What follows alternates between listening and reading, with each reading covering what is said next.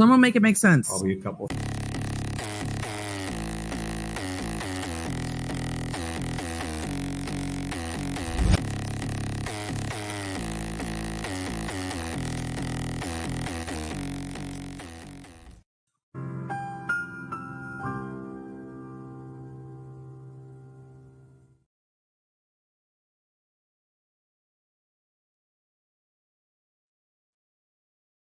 Hello, everybody. Let's get our music going.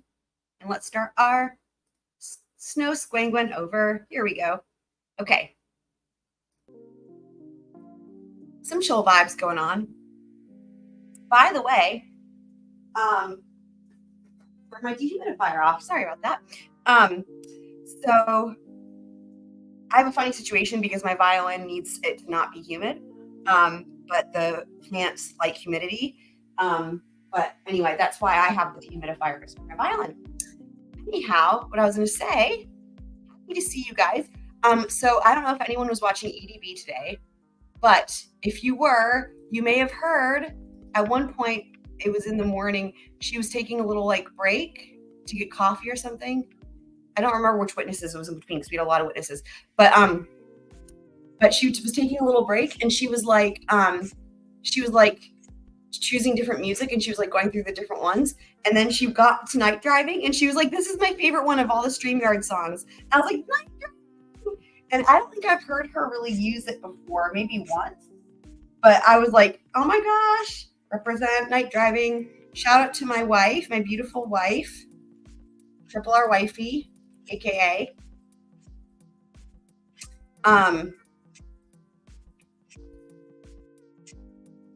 So yeah, today was definitely another crazy day in the trial. It's the one that we are covering right now. Of course, more than one trial happening, but so I hope everybody had a good day. And one thing I wanted to also mention too that was interesting. We've been talking about all these different similarities between the Murdaugh trial and this trial. And we're going to hit the one that I've referenced that is like the big one that is crazy that no one seems to notice. We're going to get to that today. I'm not going to spoil it, but we'll have it happen in the testimony.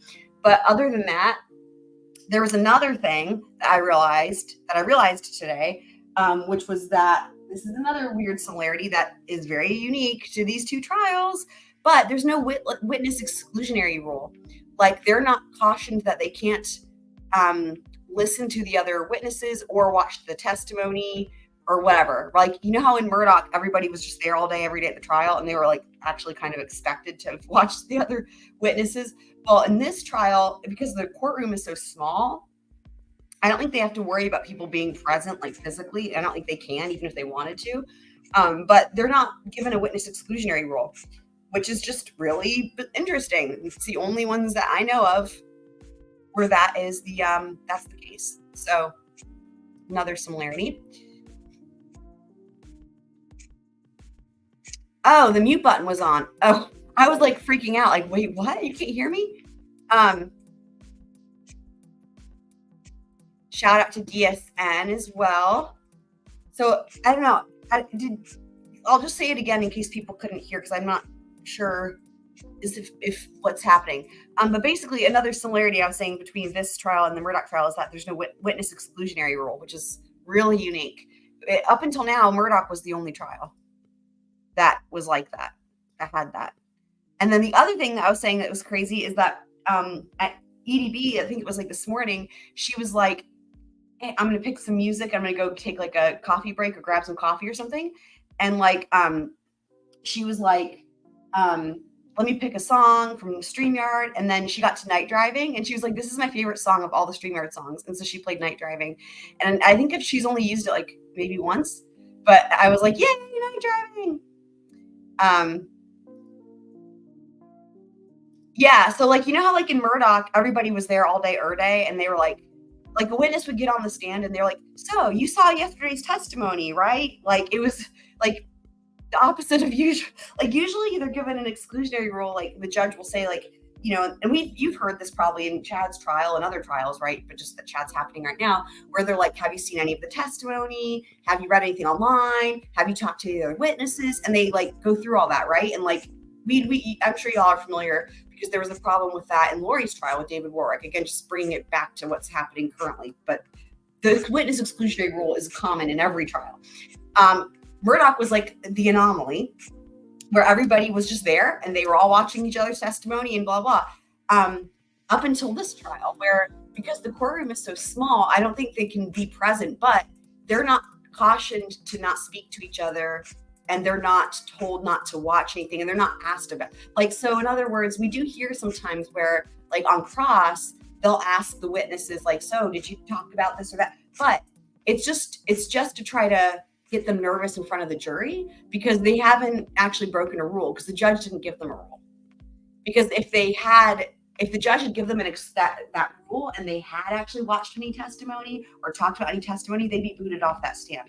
So, So it's another unique thing between those two trials. It's interesting. So DSN hasn't finished the testimony yet. That's okay because we're still recapping from last week. There's so much to digest, and it's really tough because there's so much contradicting information. Like that's one of the things I keep thinking is like it's hard on the brain sometimes because you're like, wow. But that's why I'm like writing shit down. Shout out to Copper Horse. Happy to see you, my friend. The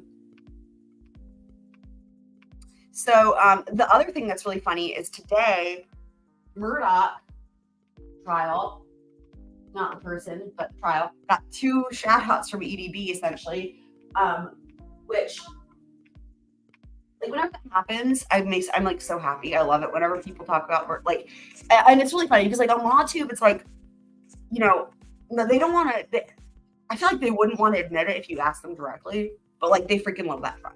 Like, because there's not a day that goes by where people don't mention it. But like shout out, like Murdaugh got 2 shouts from EDB today. The first was in reference to collecting DNA, and she was talking about how well they did with even when it was the boring chain of custody stuff at the beginning of the trial, much of which we skipped, where they're just like chain of custody, with the swabs. She was showing how important that actually was and what a good job they did of having the witnesses come in one after another to show the chain of custody. And then the second shout out they got was in reference to the cell phone data, because they were talking about, it's like whenever, I don't know, my brain, I'm forever changed because whenever that shit comes up now in other trials with like the phones, we deep dived the fuck out of that. Like, I feel like it's really kind of insane with all the different types of extractions and everything to do with an iPhone. Now, having said that, we didn't really learn much about Androids, which wasn't relevant in that trial. And I don't have an Android, never have. So I don't know much about how different that would be. However, luckily, most of the time, it seems like everybody's using my phones, at least in these trials. So, like when they're discussing these things on the stand, I'm just like laughing to myself. I'm like, oh boy, like I know just way more than I ever thought I would and ever cared to, but it's anyway. So yeah. The thing, it's Murdaugh taught us a lot, us is in terms of our group that watched the trial together, but also everyone that watched the trial period, like as a whole, like mankind. Let me just say it that way. Murdaugh, I feel like taught mankind a lot. Oh, cute, Nightbot. That is so cute. Nightbot, I love you. Also, Super Planner Girl, I don't think is here yet, but I wanted to say before I forget that I wanted to also thank her again for my chicken. I love my chicken so much, and it is the softest chicken ever. It is so, I've never had a stuffed animal with fur that's that soft. And I was I was cuddling with it last night, so. Oh, DSN says, I told you I sent my wife the 49-page PDF of the phone records and she goes, are you expecting me to? I hope you just looked at her and said, yes, like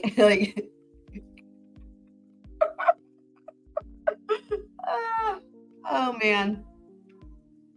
Yeah. I sent it's so funny, right? With people, like I sent, I sent my I don't know if you guys have noticed, I've been tweaking the thumbnail for this trial, the Carrie trial, um, a couple different times, and I think I don't need to do any more tweaking, but I've done some tweaking, and the most recent one, I think I was just sort of like messing around with the snow to get the snow to look more fluffy and more, I don't know, the snow. If you guys do go back and look, you'll see there's a difference between there's like maybe 3 versions, I think. Not regardless of the text, right? In terms of the picture, like I just the snow and the snowflakes and stuff like that is what I really kind of messed around with. But it's like I sent this to someone who doesn't know anything about this trial or watch trials. I sent that thumbnail just to show them, like, look what I made. And I'm like, how am I going to explain this? Because they're not going to even know what they're looking at. So I'm like, okay, so like the ceiling fan, we call it the only fan, and it's basically a character in this trial. And like that's supposed to help them. I'm sure they're still like, what? And then I'm like, and here's the thing with the red solo cups, like the red solo cups is because blah blah blah. And then they're like, why does the squirrel have a penguin head? And I'm like, oh, hold on, okay. So backstory on the penguin. Freaking hilarious. Yeah, if you go back and look at the differences, it started out with less snow, and then there was more snow, and then I added snowflakes, and then I added more snowflakes, and then I also made the snow look more realistic to match the snow in the actual picture, because the actual picture of the house had real snow, and so I wanted all the snow to match. If you kind of look back at it, you probably will see that it's progressed over time to improve in a way. Like I added the snow so that the snow could go all, so that it would look connected, right? So that it was like all the way along the bottom of the, otherwise it was just cut off where the house was. So I wanted it to go all the way along the bottom.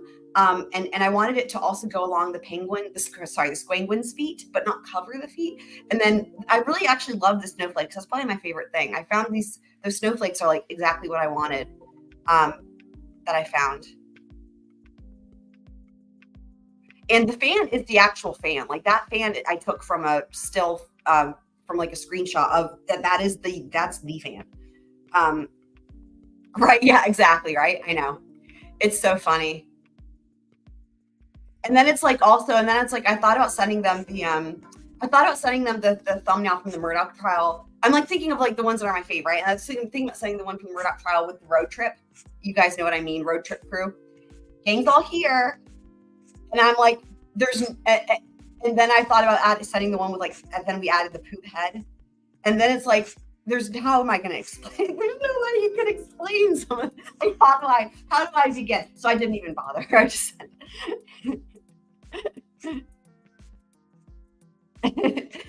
Wifey says you have to type out that in Google to get onlyfans.com actually. That fan has fans. I know. Oh my gosh. Yeah, it's so funny. So you guys, so what I'm doing too, if you guys saw like for the episode from last night, so first of all, I was happy to be able to test that out. Like, and it would, using the screen sharing to pull a video from YouTube, it would have actually worked even better if I wasn't also still trying to export a video file. But it still worked. But that gave me the confidence to know that, like, let's say tomorrow or any of these days, right? Like, let's say like some witness takes a stand. Honestly, it could be in any trial, but whatever. And I'm available. It would give me the ability to pop on and stream it live with commentary, like the way EDB does, right? Where you're pulling it from YouTube. I'd never tested that out until I had to, and now I know how to do it. So that was good. But also what I was going to say is, the timestamps are on the scrolly bar now, but if you go in the description, what I'm going to try to do going forward is I'm going to try to do, since I know there's so much going on, there's so many trials. Well, I guess really there's 2 main ones that people are following, just, but then there's of course other shit. And then there's people covering different things, and there's like a lot, right? And I get it. So like what I'm going to try to do is I'm going to try to put in bold the, like if it won't be bold on the scrolly bar because it can't be. If you go to the video description, I'm going to have it in bold where it's segments that I think are especially important points of discussion that, and what I mean, let me clarify what I mean by that. What I mean by that is things that are maybe you haven't heard from other channels or other sources, like I might do it for like especially funny testimony. It just kind of depends. But like, I mean, I guess that would probably just be a regular chapter. But for things like last night, we had a couple really important discussions. Like we were talking about the snowplow on Brian Higgins's Jeep. And no one's actually tied that to a potential cause of John O'Keefe's head injury. There were several actual things last night that were kind of important that we talked about that I haven't heard from anywhere else. And so I'm putting those in bold in the description so that if you just have a certain amount of time and you want to get caught up before another episode or whatever on a lunch break from another trial or what have you, you can skip right to those ones in bold if you feel so inclined. So that's going to be the kind of the plan going forward. Yeah, I would say definitely the ultimate fan for sure. Yeah, so DSN is saying, you guys are so funny. I'm his number one. I love it. DSN is saying EDB is really good. Oh yeah. So I just always assume that everybody watches EDB. I'm really happy to know that if there's people that weren't watching her, they now are, because that we're correcting an error. We're righting a wrong, as they say, in my mind, because I always just assume everyone's watching her. She's fucking amazing. She's like my hero. I mean, I just love the shit out of her. All of that is true. She's smart, witty, knowledgeable, entertaining. Absolutely. Great vibe. And, you know, I mean, I don't know if you guys saw this part from today, but I just love it. I mean, there were several times today where Lolly was really lollygaggling and she's just yawning, you know, she's just yawning like a person. And then of course her cat comes in and starts like fucking around. And then she's just like, I don't know. I love that she's just completely herself. Like she doesn't, I love how genuine she is. I mean, that's really what it is. Like, that's what I love about people in general. Like if you're a genuine person, you know, like that's maybe, there's so many great things about her, but that might be the thing that struck me like initially when I first discovered her channel, which was years ago. My God, let's see. I discovered her around Depp v. Heard. So that was 2020, right? Yeah. 2020 COVID. And I've not missed anything that she's covered ever since. And so it's been like, what, 4 years or more than 4 years? More than 4 years. So anyway, but the thing that I first loved about her was that she was just really genuine, like just a genuine person. Like she's just authentic. You know what I mean? And like, I love that she curses and I love that she's not afraid to like, just be herself. And she doesn't, you know what it is? She doesn't try to have an image. She doesn't try to be a certain thing to fit into a category. She doesn't try to be anything else that other people want her to be. It's all the things that I love, right? That's like punk rock vibes. Like that's what I love. I love that. Like I'm all about that. And you know, she's just very true to herself and she's just awesome. So yeah.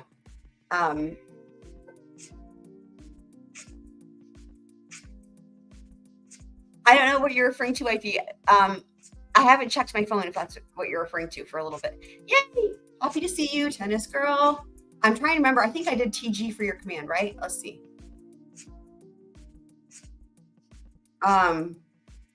So yeah, she's just super authentic and like she just she doesn't give a shit what other people think. So I love that, you know. For all you guys who don't know, my favorite, of course, okay, let me rephrase this. There's one person who's here that knows the answer to this question. Let's see if she can get it correct. I'm going to put Wifey to the test. Wifey, can you put in the chat, if you can spell it, who's my favorite composer? Well, okay, there's two, of course, tied, but the one that isn't as obvious, the one that's harder to spell, if you want to put it in the chat. I was going to say, for any of you guys, do you want to guess who my favorite composer is? Like, no one's going to guess this, but Wifey knows. So... Right, but the one that's tied with Bach.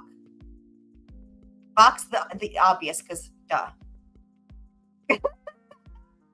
There it is. All right, close.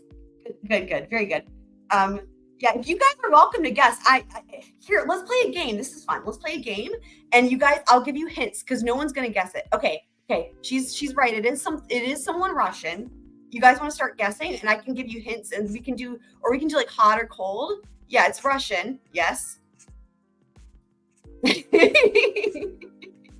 Again, I have to just say, because I've got my Bach action figure right here beside me. Bach knows I don't have to save, just to make sure. Bach is always like it's always tied. Like these two are tied for number one, right? So just again, Bach's a given. So so it is Russian. Do you guys want a time period? I don't know if this is even going to help you guys. 20th century. 20th century. In the world of classical music, this is considered to be contemporary. We call it contemporary classical music. Here we have the drum beat remix in the Night Driving. There, she did. You remember, wifey. Good job. Round of applause for wifey. Good job. She said, yes, yes. Good job. I don't even know who that is, Copper. Tanya? I don't know who that is. Is there a composer? I don't know.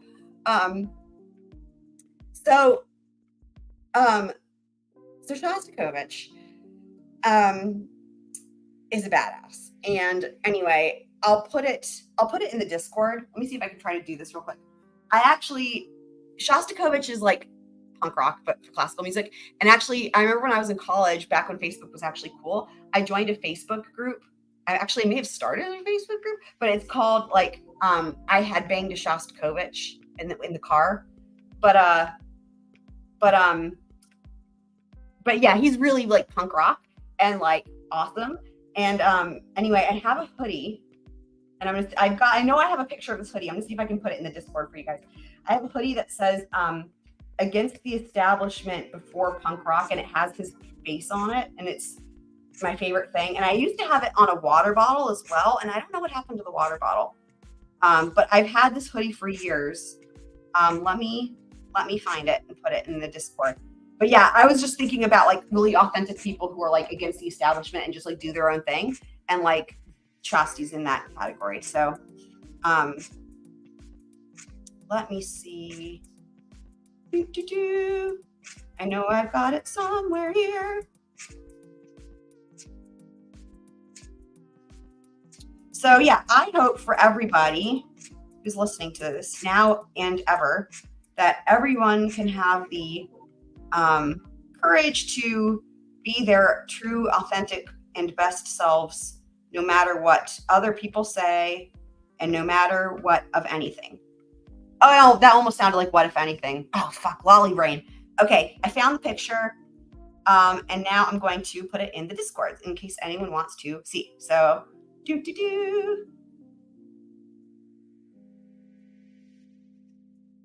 there we go. It should be there in Squirrel Crew. So, I don't know how I don't know this composer, Copper, but props to you for knowing this composer. I mean, I don't know. I'm wondering, is it like, did he only write for like a tuba or something? Like, I don't know how I don't know this composer. It's just, that blows my mind. But yeah. So,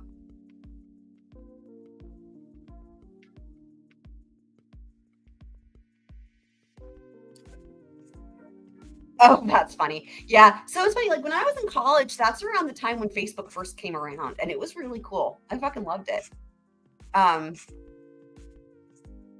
That's funny, DS. I'm sorry. I'm just seeing what y'all said. The polite applause. Yes.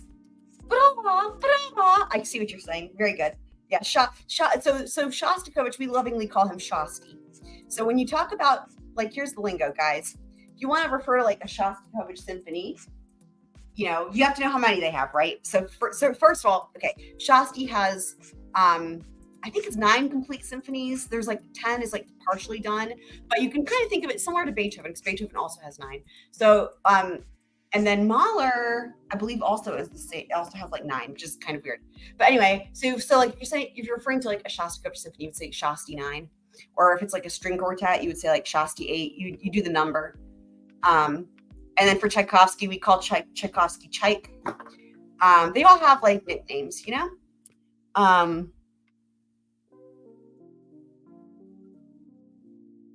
Which song are you guys talking about? A Black Eyed Peas song?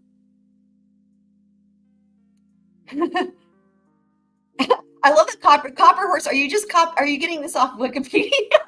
He's so informed. The skill with which he, I mean, I believe you. Like this is hilarious. I'm just like, I'm laughing because like what you're saying, like this all sounds great, but like it's even funnier because I have less context for it because I still haven't heard it, but I love it. Like, this is it's funny to me. I love it. Thank you. She's saying the skill with which he wrote polyphonic intricacies into his own music led Tchaikovsky to an even more prestigious comparison, dubbing him the Russian.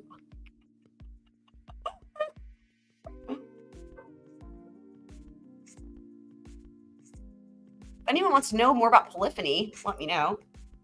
Or polyrhythms, or polymeters, anything poly.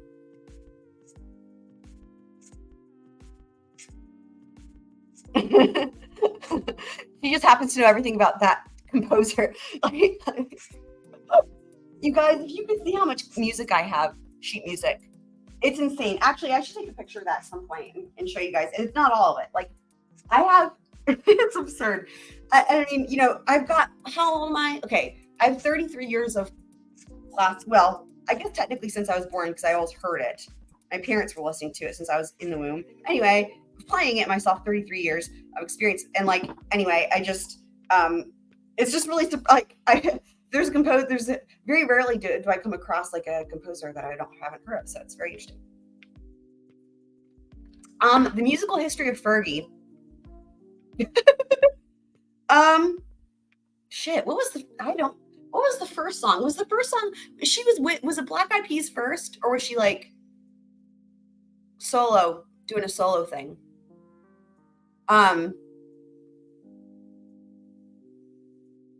Was the first song My Humps, My Lovely Lady Lumps? That reminds me, you guys, I keep forgetting, I still need to do a recording of Don't Go Chasing Waterfalls, but with the Karen Reed trial version, and do a thing and do it like we have with Murdoch, so we can pull that up and play the song. And like, I just haven't done it yet. Because I'm like, it's really a lot different when you're trying to keep up with the coverage as it's happening live. Which reminds me, there's also some fucking updates in Idaho. Of course, I refreshed the Idaho doc page. Like, I was doing it almost not obsessively, but like, I don't know, probably 20 times a day, maybe more. And there hadn't been anything. And then there was one day and then finally I just was like, well, they're having that close hearing. I may have even talked about it when it was happening. And like, you know, and then I checked right after that happened and nothing had come out. And then I think I went like 6 hours without checking. And now apparently things have come out. I don't know what. I just saw something. And I'm like, oh, of course. But it looks like that hearing that was supposed to be closed is going to be open. So I will cover that when that happens.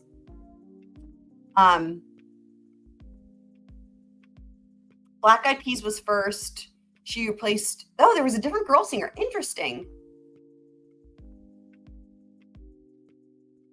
I mean, would you guys say that she has stardom? I don't think of her as a star. I mean, no offense to Fergie, because let's just be honest. Fergie will definitely see this live stream.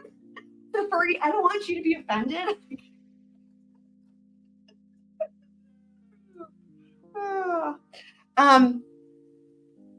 So yeah, anyway, I don't know. I'm just in my mind. Oh, that's right. That's cool. How's that going? Let me tell you guys a fun story. So my parents are both musicians. My dad's passed away, but both my parents are musicians, and my dad is actually really, really well known in the world of jazz. He played with like Coltrane and the Brubeck brothers. They're like close friends, and he played with Aretha Franklin and the Temptations, and he wrote a bunch of textbooks that they use in schools, like in universities, like colleges, like, which of course my dad was so humble. He never told us any of this stuff. So like the way that I found out that my dad wrote jazz textbooks was like when I was a music major in college, and like my friends that were jazz majors were like, hey, by the way, we were in class today and we were doing this textbook, and like, hey, that's your dad's face. Your dad, like, you know, and they're saying to me like, you didn't tell me your dad wrote this textbook. I'm like, I did not know. So that's how I would find that shit out. But anyway, but what I was going to say is that like I grew up with violin Suzuki style, which is like by ear. And so you have books, but you don't really read the music, basically. It's all by ear. And so I could go into the pros and cons of this because I have a whole lot of philosophies about it and all that. And so, but anyway, this story kind of will allude to the pros and cons. So, so again, I had so by the time I was in like fourth grade, right, the music I was playing was like 12, 13 pages long. And it was like at a high level of difficulty. And it was to the point where it wasn't feasible anymore. Plus I was starting to play in like symphonies and stuff. And like, I needed to be able to read music. And I really didn't want to, because at this point I'd already made it. I'd already been developing and playing and learning for so many years without reading it and learning by ear. And my mom wanted to be the one to teach me to read music. And it's kind of like when she wanted to teach me to play guitar. It's like, I never wanted to be taught by my mom, I've learned. So, but it didn't help that in this case with reading music, it was like something I didn't want to do anyway. And I didn't really understand. I don't know. I was just very stubborn about it. I was like, I already know what I'm doing. Like, it's just so silly, right? You have to read music, but whatever. Anyway, so, but what I will say is it was a very I hate it. I freaking hated it. I hated it. And it didn't help that my mom was teaching me. So anyway, I hope it's going better for your son, DSN, than it went for me, learning from my mom.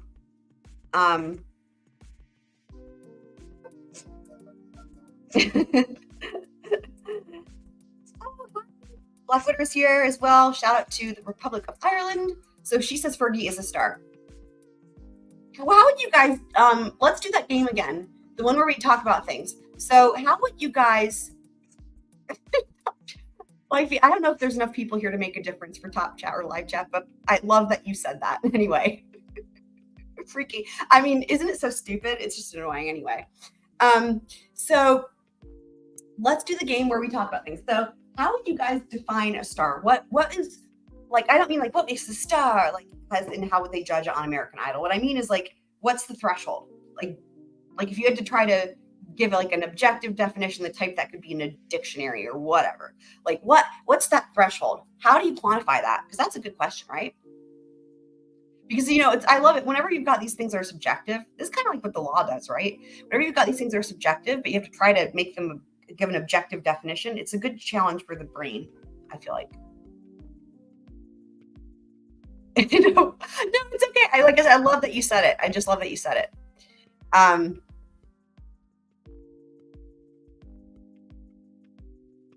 Yeah, thank you, tennis girl. This is like my life is like doing this, like trying to think about words.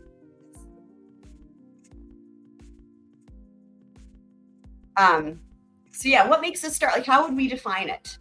Is it about, well, okay, if we were to say, is it about talent? Well, then how do you have to first measure, like, how do we define that? And what type of talent? And does the type of talent matter?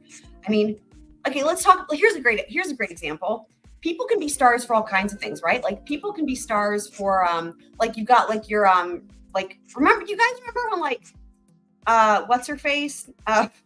Paris Hilton and Nicole Richie, that's kind of started a whole thing of people becoming stars for no reason. Remember that? Like they're just rich and then they had that show and then they became like, I mean, I guess, again, this is part of the question. Would that, I guess you could call them stars, but I don't really know. They didn't have any talent. No offense to them because they're definitely watching this live stream.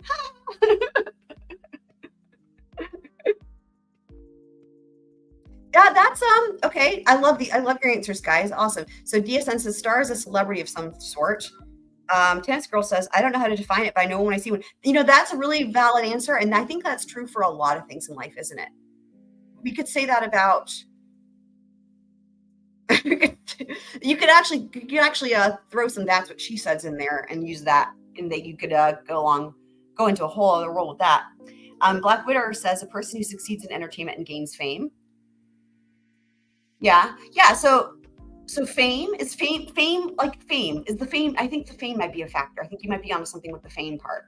A star, there has to be a level of fame there, right? I know, I agree, right? So this is why it's part of the question. Is it about the fame or is it about success and fame? Because like, I guess, or talent, I guess you could say, some people might say if you're famous, you're successful. So I guess we need to say like talent is a separate category, right? I think you're right, DSN. And as soon as I said that, as soon as those words came out of my mouth, I'm like, why am I having deja vu? I think you're actually right about that. Somebody did define something that way. Yeah. Success at getting attention.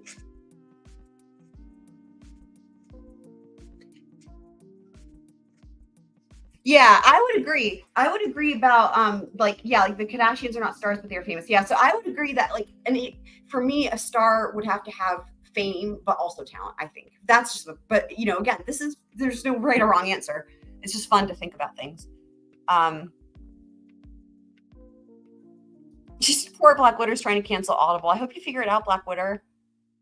I've never had Audible, so I can't really help you with that, but. You're not really missing. I mean, you're missing great conversation, but nothing trial related really at the moment. We're just having our chats, our fun philosophical chats or what have you. Yeah, so Copper Horse says stars are sports players too. Sports ball. Success can lead to fame. Right, that's great. So yeah, so in other words, not all famous people are bad, are awful. Like, I don't know. How can I rephrase this? There's some people who are famous who are actually good people, like deserve it. Like in other words, there's some people like who are really good at something and then they become famous because they're really good at something.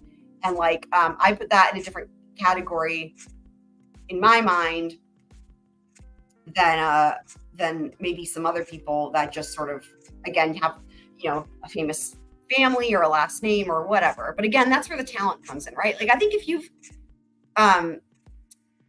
you've got talent,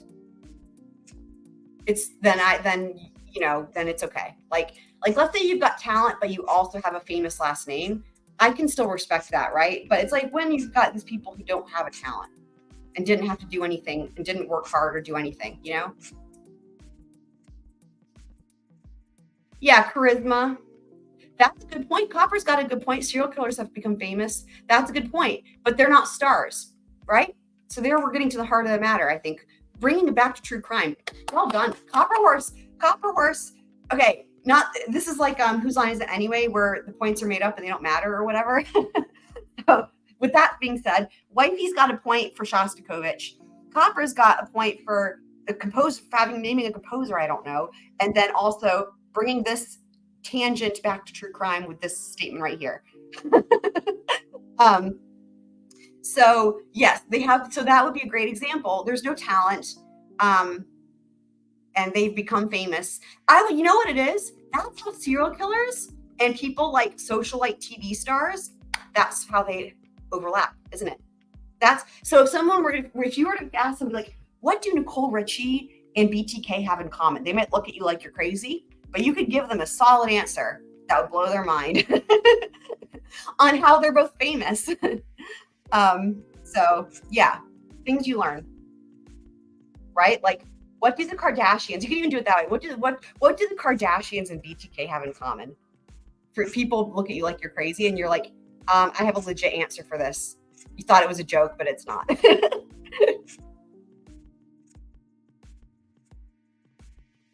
Yeah, Copper Horse has 2 points.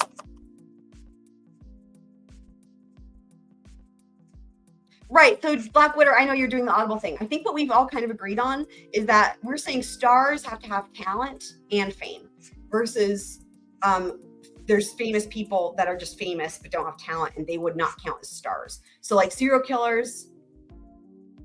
I mean, in my mind, I think, again, some people might say the Kardashians are stars. I would not put them in that category. I would put them in the fame but not star category. So that puts Kardashians and like BTK or other serial, it puts them in the same category. You could do like a Venn diagram, right, of this. That'd be fun. He senses right before they kill you, you can have a great combo. Who has wigs?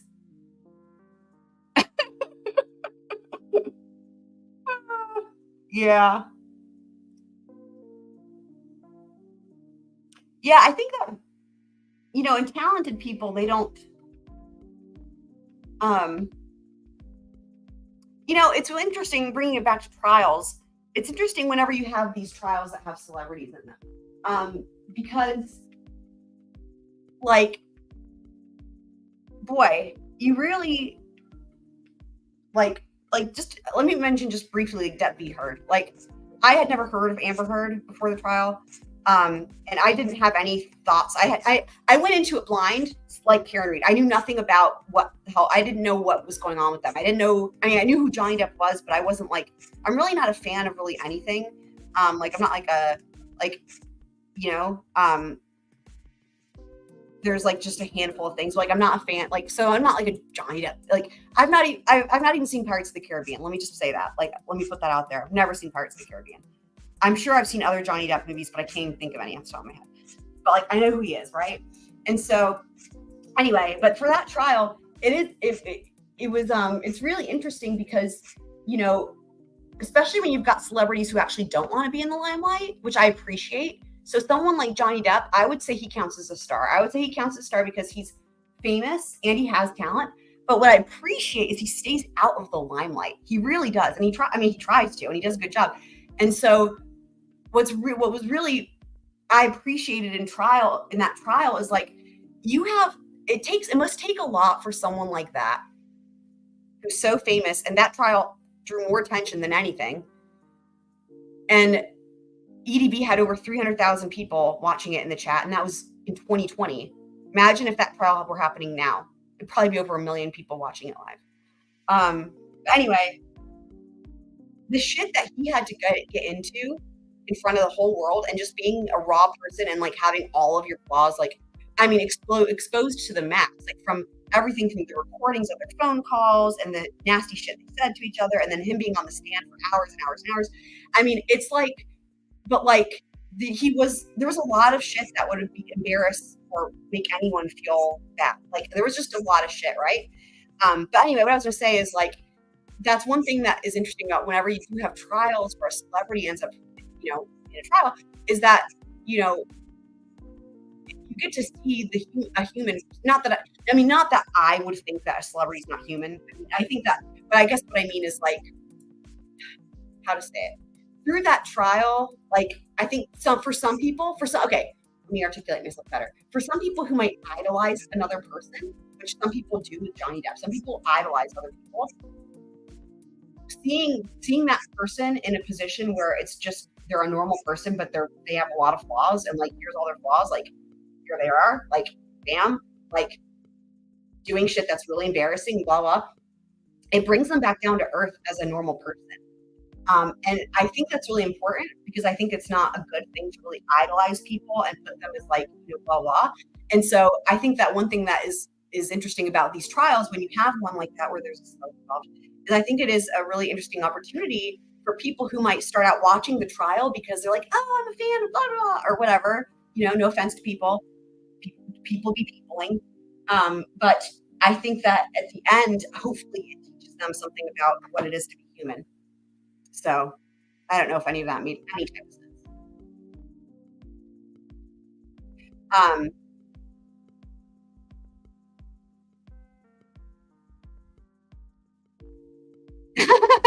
Tennis girl says, I don't know what audible is except on a football field when the quarterback calls one.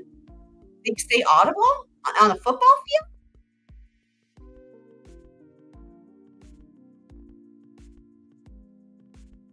Oh no, what's happening with audible? Oh no.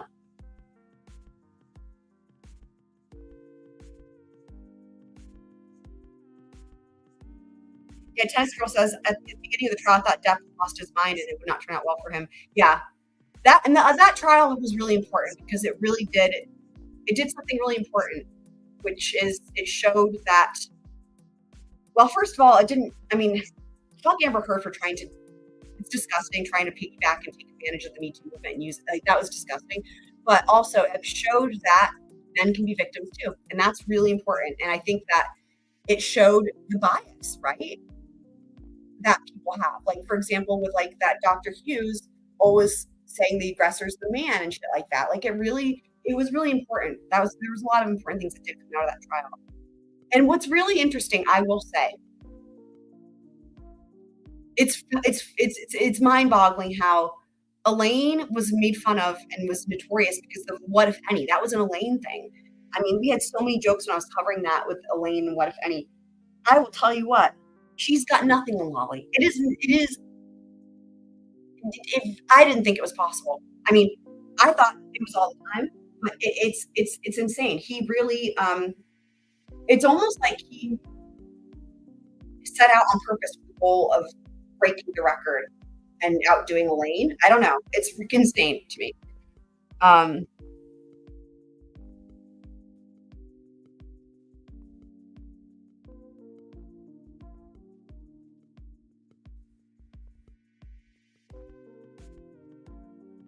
oh yeah, if there's a sports ball reference, then yeah, yeah, TV awareness, absolutely.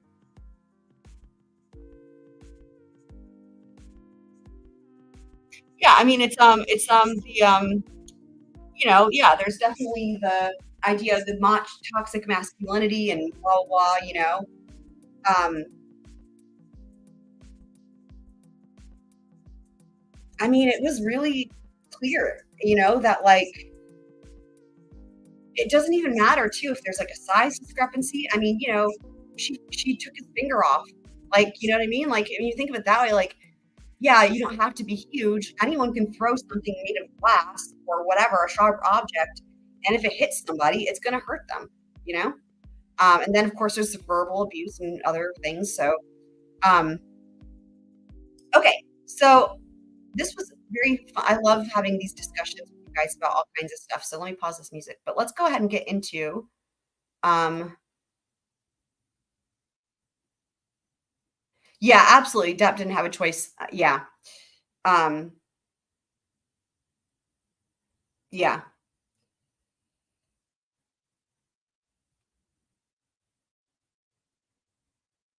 So yeah, I don't know. I mean, and the other thing too is like I don't know if you guys watched the Paltrow trial. I mean, Gwyneth um she took the stand and stuff. It's just so funny because it's like you really see people's demeanor. I think that it's interesting because like people on the stand, it always fascinates me. Every single witness I'm fascinated by, because it's like it's really interesting. Like Wally's a great example. Like Wally brings attention to this because he is so terrible at asking questions, which is like your job when you're a trial attorney. So, like for example, the way that every single witness is confused by his questions, and they're like, "I don't know what you're asking. Like, what are you saying?" And we're all confused, and you know, um, it's like imagine being that person on the stand and having someone ask you these questions and you're under oath and it's on camera and it's a big deal, and regardless of what it even is that you're testifying about, it's a big deal. And then you've got someone asking you these questions that are utter nonsense and you can't even figure out what the fuck they're talking about. And it's like handling that on the witness stand. It's just such an interesting thing. It's like it's something that you can't prepare for in life. It's like even if you've got all this acting experience, right? Or stage experience or performing experience or public speaking experience, whatever, I feel like it's probably a completely different thing being on the witness stand like that. Um yeah, and I feel exactly the same way. Tennis Girl, same thing. Yeah. I mean, I don't even know that I've seen many of her movies except for Elizabeth, which I love because Queen Elizabeth is one of my personal heroes. Queen Elizabeth I, just to clarify. Um, I think that might be the only thing I've seen her in, but that was from a long time ago. Again, I didn't really have, yeah, I didn't really have like an opinion either way. But yeah, I agree. It also improved. I would say that both the trials, like the Depp v. Heard and then the Paltrow, like it improved my opinion on both of them, like both Johnny Depp and on Paltrow. After the trials, it definitely did. Um,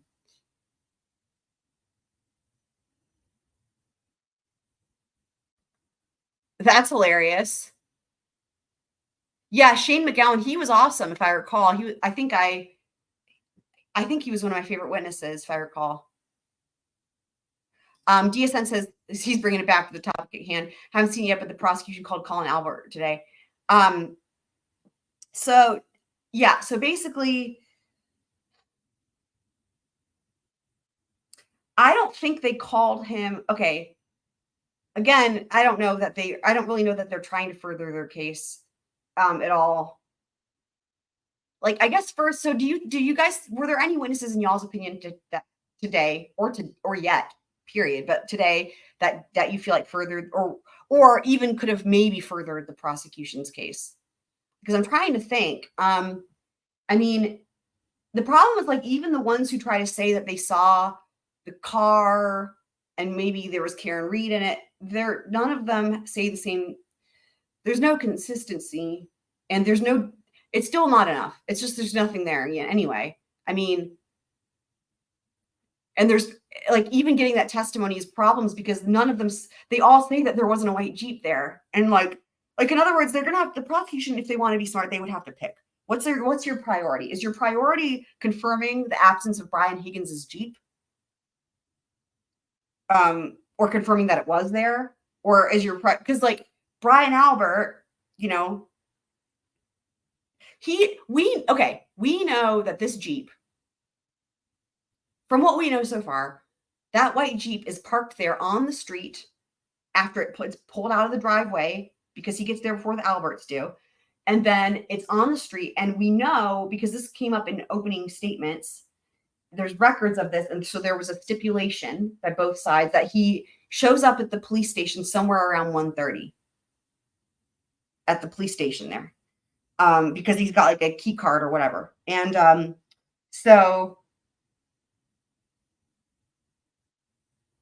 that would mean his Jeep with the snowplow on it, like, would be there, right? Unless he leaves and goes somewhere else. But Brian Albert says it's out there.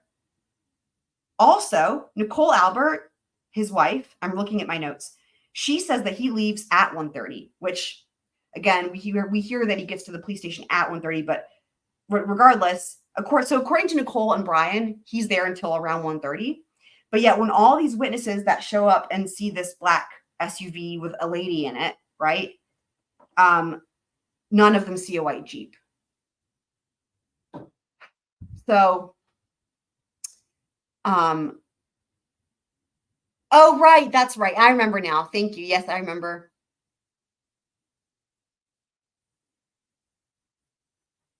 So, yeah. So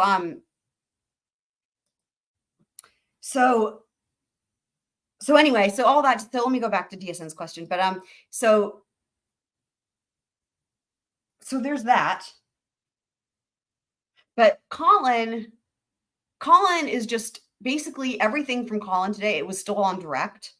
It's just, I don't remember. I don't know. I don't remember. I don't know. There's like nothing. It's just, what I will say is this. The thing that was notable to me today from his testimony, and I've only listened to it once. I haven't gone back over it. But what was notable to me was this. I thought it was notable, and again, without going back over the timeline, because I didn't have my notes in front of me, that's going to be a whole thing, and we'll do that. But like, just from a cursory listen, he mentioned that when he gets to the Alberts house, he gets a Bud Light. That's what stood up to me. Does anybody know why? Let's see if you guys can guess. Can anyone guess why? Why would that stand out to me of all things, perhaps, that he says he has a Bud Light there? And it's not because he's underage drinking, because we know that. That's been established. Long established fact at this point, sadly.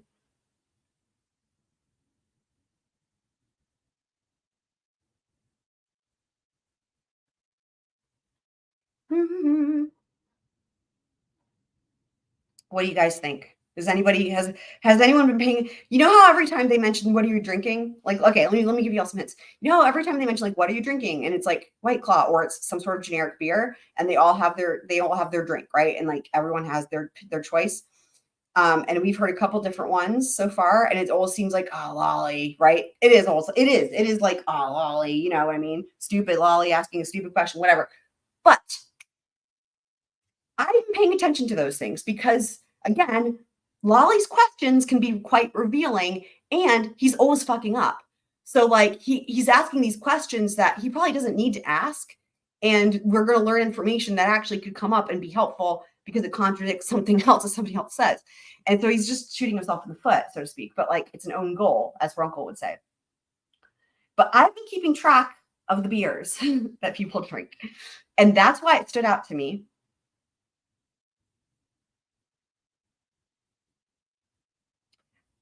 DSN's got it. That's right. DSN. DSN, you get 5 points for this one because this was a tough one. You get 5 points. DSN, round of applause for DSN in the game. Yes, no one was drinking Bud Light. So here's the thing. So here's the thing. So when Brian Albert's at the bar at Waterfall, he drinks Mich Ultra, which I remembered because I'm like, that was the first person he's the first and only person who said Mich Ultra. All the ladies are drinking White Claws. We'd heard Coors Light from some other people. He was the first, and he's the only person that said Mich Ultra. But that's his beer of choice. And he was drinking it at the bar. And then he actually says when he's back at the house, that's what he's drinking.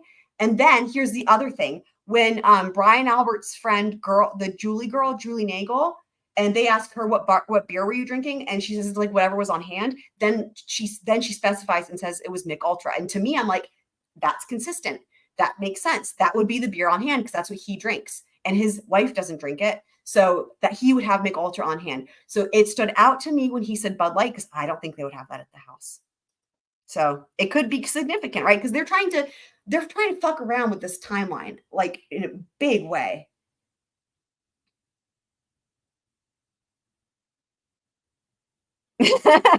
That's fucking funny.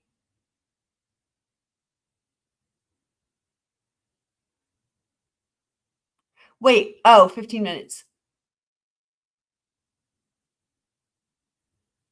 15 minutes? What are you guys talking about? So yeah, so the Mich Ultra. Yes, I was like, when he said that, I was like, ah. And it's like they're trying to. What's crazy is the testimony thus far had all been trying to make it seem like he wasn't there for very long. Like hi bye.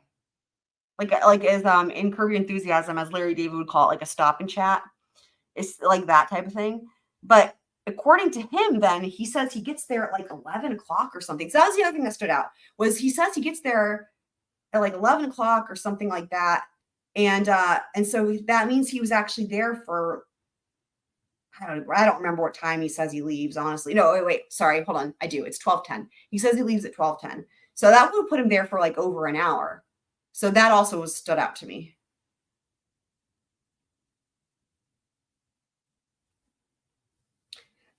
So Tennis Girl is asking if he lied about the beer, what does that mean he wasn't there? I don't know yet what it means because we haven't gone through his cross-examination and we haven't gotten through other testimony. Like it means something.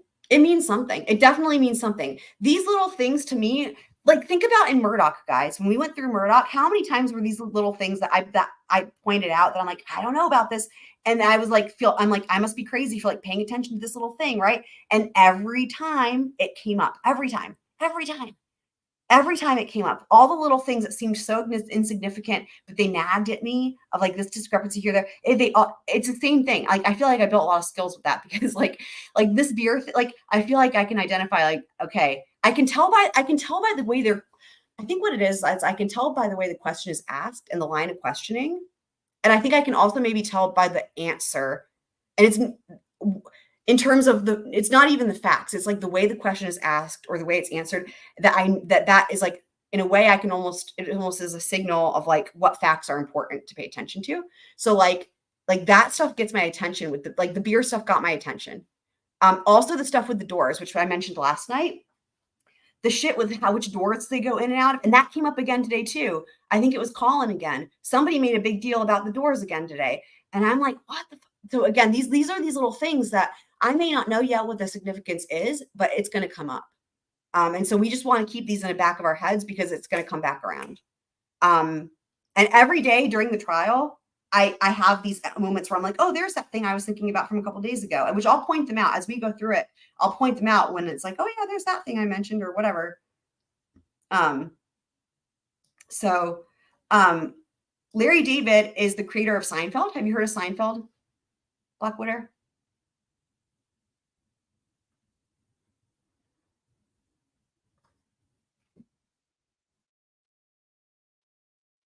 Yeah, stop and chat. So DSN is saying if he bumped into both Nicole and Brian when they arrived home, then he couldn't have left it at 12:10. You're right. You're right. And again, I hadn't, like I said, I hadn't put his testimony in the timeline, but Dia said is absolutely right, because unless somebody's lying. This is like the game of Clue, right? It's like either they're lying about when they got home or he's lying about when he left. So he's the way that they, and what's interesting is that Brian Albert, and we're going to hear, okay, we're going to hear their testimony. We're going to hear their testimony. That's what this video upcoming here is. So this is really important, right? Because now we can actually put context with it. Because what I have written down is like they say, oh wait, I actually don't have it. I don't have it written down yet because we haven't listened to it. Okay, we need to get into their testimony because that's going to be important. Let's see what they say, because I know that for him, for Colin, he's basing the 1210 on the text messages, which are screenshots. That's a whole other thing. So,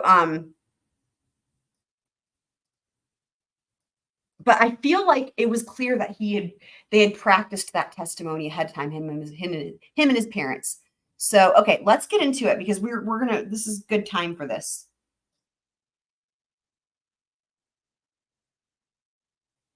Don't go chasing the house.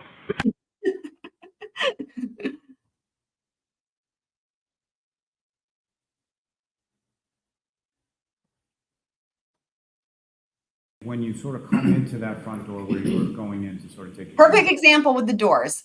So this is where we had left off from like last night. This is recapping a little snippet here with the deal with the doors. Again, I think that there's something about these doors, and yeah. Off in the foyer. You don't know yet. When you ran into your nephew, Colin? Yes. Here we go. How old was Colin around that time? It was 17. And you mentioned that he had a ride. Did he give you any indication as to who that ride was? He didn't mention at that time who the ride was. And that sort of interaction that you had with Colin in your house prior to him leaving and walking out, about how long a period of time was that? A couple minutes, not even, just a quick interaction. And then he left the home? And you didn't see him for the rest of the night? No. Now, after you arrived home, who, if anyone else, came by your house? Well, once we were there, it was me and my daughter and my husband, and Brian Higgins had come in. And then it was, Brian and his two friends were already there. And then my sister Jen and her husband Matt came in maybe like 12:15-ish. And so, Mr. Higgins, so again with this 12:15, there's all this stuff that happens at 12:14, 12:15. We talked about some of this last night. So she's saying Jen and Matt arrive at 12:15. At 12:14, that's when Jen calls John O'Keefe and Karen Reed. So I feel like let me put that in chronological order so that's better. So, okay, 12:14, Jen calls John O'Keefe and Karen Reed. 12:15, Jen and Matt arrive at their house. Also, at 12:30, that comes out we will hear this and review this in the next video after this one, because it's the one I'm working on now. But we hear from actually Alan Jackson, the attorney, that at 12:30, Karen Reed and John O'Keefe arrive at the house. And I think it might be the first time we've heard that and the only time. It's interesting because I feel like, I don't know how that, like, I feel like he sneaks that in and nobody noticed it. I don't know. It's interesting. So we're going to talk about it. But anyway, I wrote it down. 12:30, Karen Reed and John O'Keefe arrive at the house. So that's important. Or did he come after or before? Yeah, he came in the same time. I mean, I think he might have pulled up to our house before us. But we got out of the car and went right into the house. So I assume he just came in, basically around the same time. Do you have any idea sort of what Mr. Higgins was driving that night when he came to your house? I believe it was a Jeep. Do you have any idea where, in reference to your house, where Mr. Higgins parked? I'm not sure. I thought it was out on the curb facing up Fairview, maybe by our mailbox, but it could have been in the driveway. I'm not 100% sure. I mean, this is a fucking mess because Brian Albert says it's on the street and then the other people say they don't see any other car there. Not something you were. So this would make it seem like Brian Albert leaves. I would trust, for example, the kiddos that come and pick up their friends at the house and all that. Many of them testified today. I would trust their testimony before I would trust this lady and her husband's testimony when they say there wasn't a Jeep there. So why does that matter? That would mean that Brian Higgins left earlier. And so what was he doing? Like, what was going on? Like, also, I had this thought too, which is like,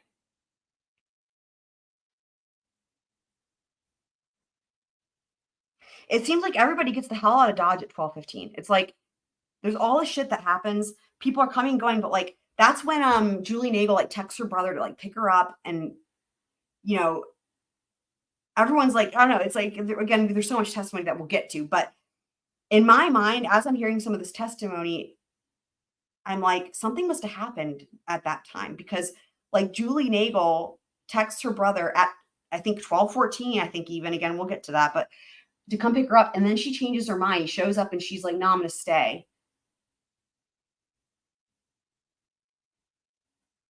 I don't know. There's a lot. Particularly paying attention. No. And at some point after Yeah, I know. you and your daughter and your husband and then Mr. Higgins comes along, about how long a period of time is it between your arrival in the home and then when Miss McCabe and her husband come? 15 minutes, 20 minutes. And as far as your nephew Colin, when he had left, was Miss McCabe and her husband there yet? No. And when Miss McCabe and her husband come, where is it that, while you're at your house, where is it that everybody sort of congregates? They came in and they sat down at the kitchen table with Brian and his two friends, and then I believe my daughter Caitlin was sitting at the table as well. Did she say, hold on, let me back it What up. was sort of the- Did she say, okay, I'm going to ask a question that sounds stupid, but it's not. Did she actually say what time she got home? Now, here's why I'm asking this. Last night, when we were going over her testimony, I was like, wait a second. Did she actually say what time she arrived at the waterfall? We went back and listened to it. She did not.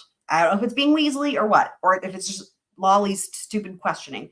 But she says when he asks her like something, he's trying to figure out what time she gets to the waterfall or whatever. I didn't write down the question, but her answer is that she says that Julie, her sister, picks her up at like 7:45 or something like that, right?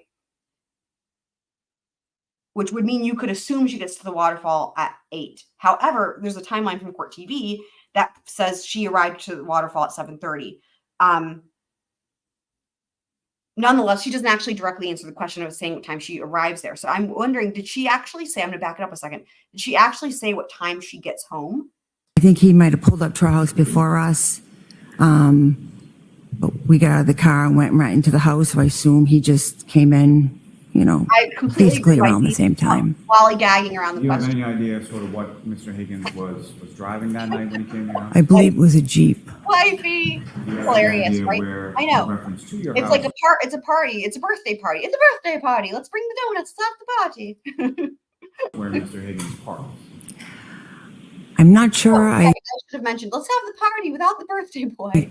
thought it was out on the curb facing up Fairview, maybe by our mailbox, but it could have been in the driveway. I'm not 100% sure. Not something you were particularly paying attention to? No. And at some point after you and your daughter and your husband and then Mr. Higgins comes along, about how long a period of time is it between your arrival in the home and then when Miss McCabe and her husband come? 15 minutes. So Tennis Girl is saying, don't insult yourself because you're amazing. First of all, second of all, how much have you been watching all of the trial? Because the thing is that I have two thoughts on this. First of all, it may not be obvious unless you have heard other testimony, and so there's just so many contradictions. So it's like somebody can't be right because there's just everybody's contradicting. This timeline is a disaster. It's honestly, it's like when you look. Okay, let me give it an example. Compare it to Alex Murdoch's timeline, which just doesn't add up. It doesn't make sense with like getting to Alameda and making the 911 call and checking the bodies and look at that timeline. Like that timeline's a mess. But imagine if you had like 50 people involved, which is maybe a slight exaggeration. There's a lot of people involved in this timeline. I mean, really, a lot of people involved. And imagine that then you've got all of those people and all of them have a timeline that just as weaselly. That's this situation that we're in here. So I mean, it's just a mess, if that makes sense. And the other thing is that it's always with these witnesses, with any witness really, sometimes the best the most, let me put it this way, the most reliable testimony will come out on cross-examination. And this is still direct examination. Yeah, I don't blame you that it makes your head hurt, for sure. They're all very careful with their words.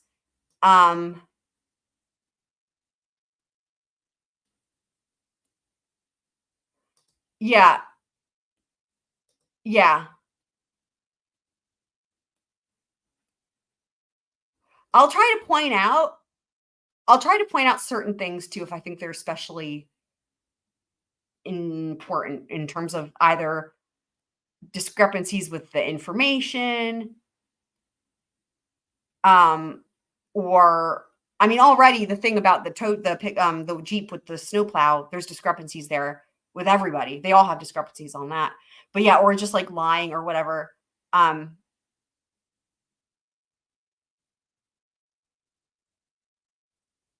Yeah, I know what you mean, wifey.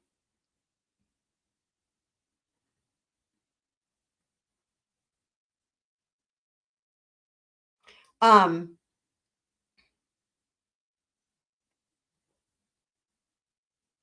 yeah, I mean, I don't know, but also he's a cop though. I agree. Yeah, the 40 chest of the defense and the 1D tiddlywinks of Lolly. I agree. I completely agree. Yeah.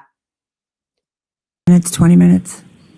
And as far as your nephew Colin, when he had left, was Miss McCabe and her husband there yet? No.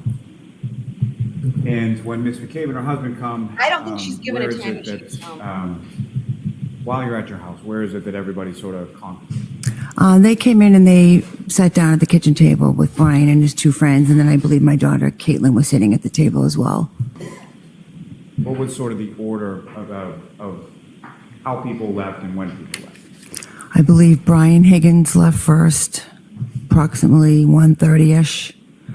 Then Jennifer and Matt and Brian's two friends left 12:45, 12:50, and then 1:45, 1:50. I'm sorry, and then Caitlin was probably closer to 2.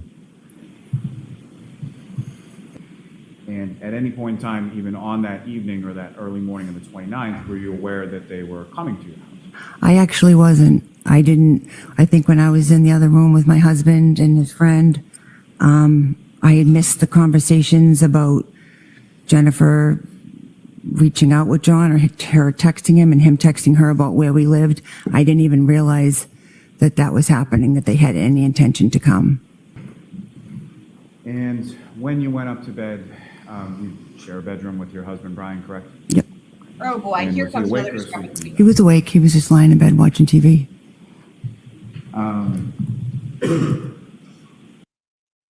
Now, as far as over the course of that evening after you come up to bed with your husband, do you recall anything about him talking to anyone on the phone or any phone conversations or anything like that? I do not. So we're gonna get okay. So sometimes you don't know there's a discrepancy till you get to another witness, right? So like for example, her testimony, like at least my experience is that there were things in her testimony that I wouldn't have known if there was a problem until we hear from her husband, who we'll hear from next. So he's coming up soon. So then it's like when there's conflicting testimony, it means somebody can't be right. If, in other words, right? So it's either a problem with her or a problem with his testimony. But that's why I'm pointing out for you guys, like, okay, take note of this because there might be a discrepancy coming up in terms of what happens when they go to bed. At some point you fall asleep and then you wake up the next day, is that right? Yes. And turning your attention to later on that morning. Sorry, on the 29th. it's like his question was at some point you fall asleep and then you wake up the next day. It's like, no, Lolly, I never woke up. I'm still asleep right now. Like, stupid question. So you had gone to bed about what time? Probably 2:30ish, somewhere around there. And it's a little unclear for my question, but when you go up to your bedroom, about what time is that? About 2-ish. And so the 2:30 that you're talking about, is that sort of when you fall asleep? Yeah. Okay, so I'm making a note of this. So she says she goes to bed at 2. and falls asleep around 2:30, which I don't know how one knows when they fall asleep. Like, one can guess, but that's not good enough when you're under oath on the stand. Anyway, goes to bed around 2. I'm just writing it down, asleep at 2:30. Now, this is all going to matter because we're going to have some phone calls happening, right? That are mysterious, these mysterious phone calls. So,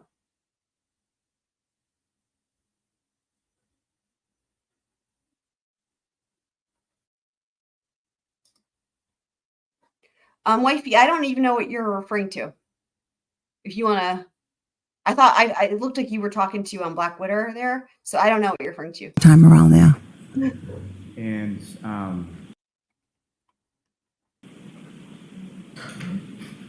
from that next morning, how is it that you wake up the next morning? Well, at some point, But wait, what are you directing to Lolly? I don't know what you're directing. You can direct whatever you want to Lolly. I just don't know what you're referring to. Just make sure you say Lolly. between 6 and 6:30 that morning, my sister Jennifer came bursting into my bedroom. Oh. Okay, gotcha. I didn't know what the note. Right, gotcha. Okay, I know, right? Yeah, exactly. I know. Lolly asks a lot of questions like that. It's like where the answer is so stupid. If you actually really pay attention, like a lot of his questions are like that, where it's like, no, I'm still there, or no, I never woke up, and shit like that. And comes bursting into your bedroom. Is that correct? Yes. And what, if any, how can What if any? That's what I used to always do with Elaine. how would you describe your sister Jennifer, and how was she sort of I don't know why it's being glitchy. Sorry, guys. acting at that point? Well, she came in, my husband and I just kind of sat up in bed, and she's saying, he's out in the snow. We found him out in the snow. We don't know if he's okay. And my immediate... So I think, okay, let me back that up just a second. Let me ask you guys this. Is there anything weird? Let's listen to the question and then let's listen to the answer. Is there anything weird here or something missing or whatever? Comes bursting into Hold on, I didn't back it up far enough, even though I hate having to hear more of Lolly speaking, but whatever. your bedroom. About what time is that? About 2. And so the 2:30 that you're talking about, is that sort of when you fall asleep? Yeah, sometime around there. And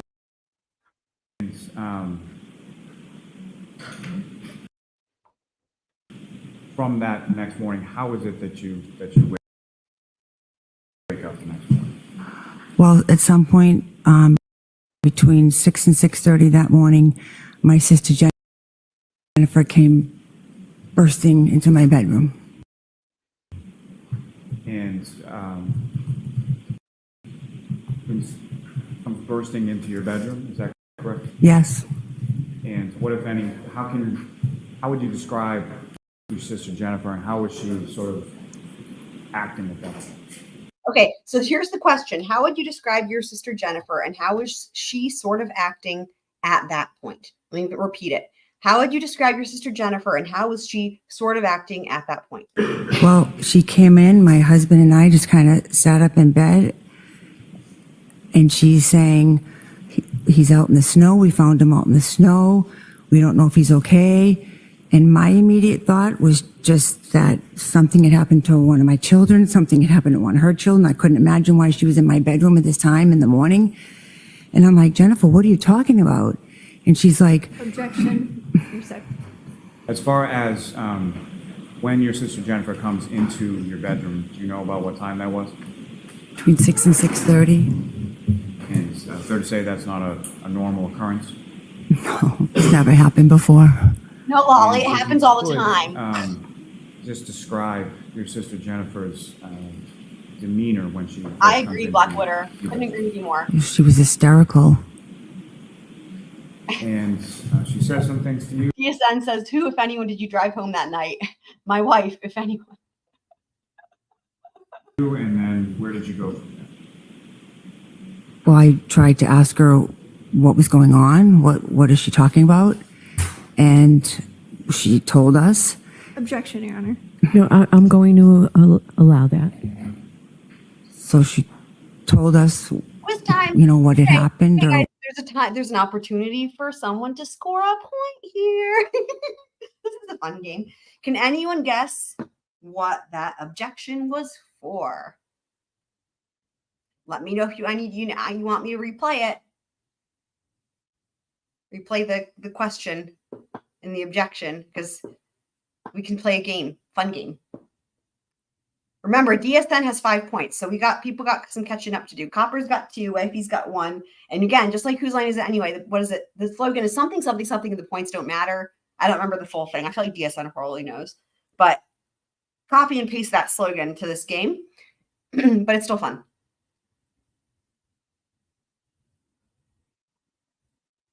Anybody want to guess?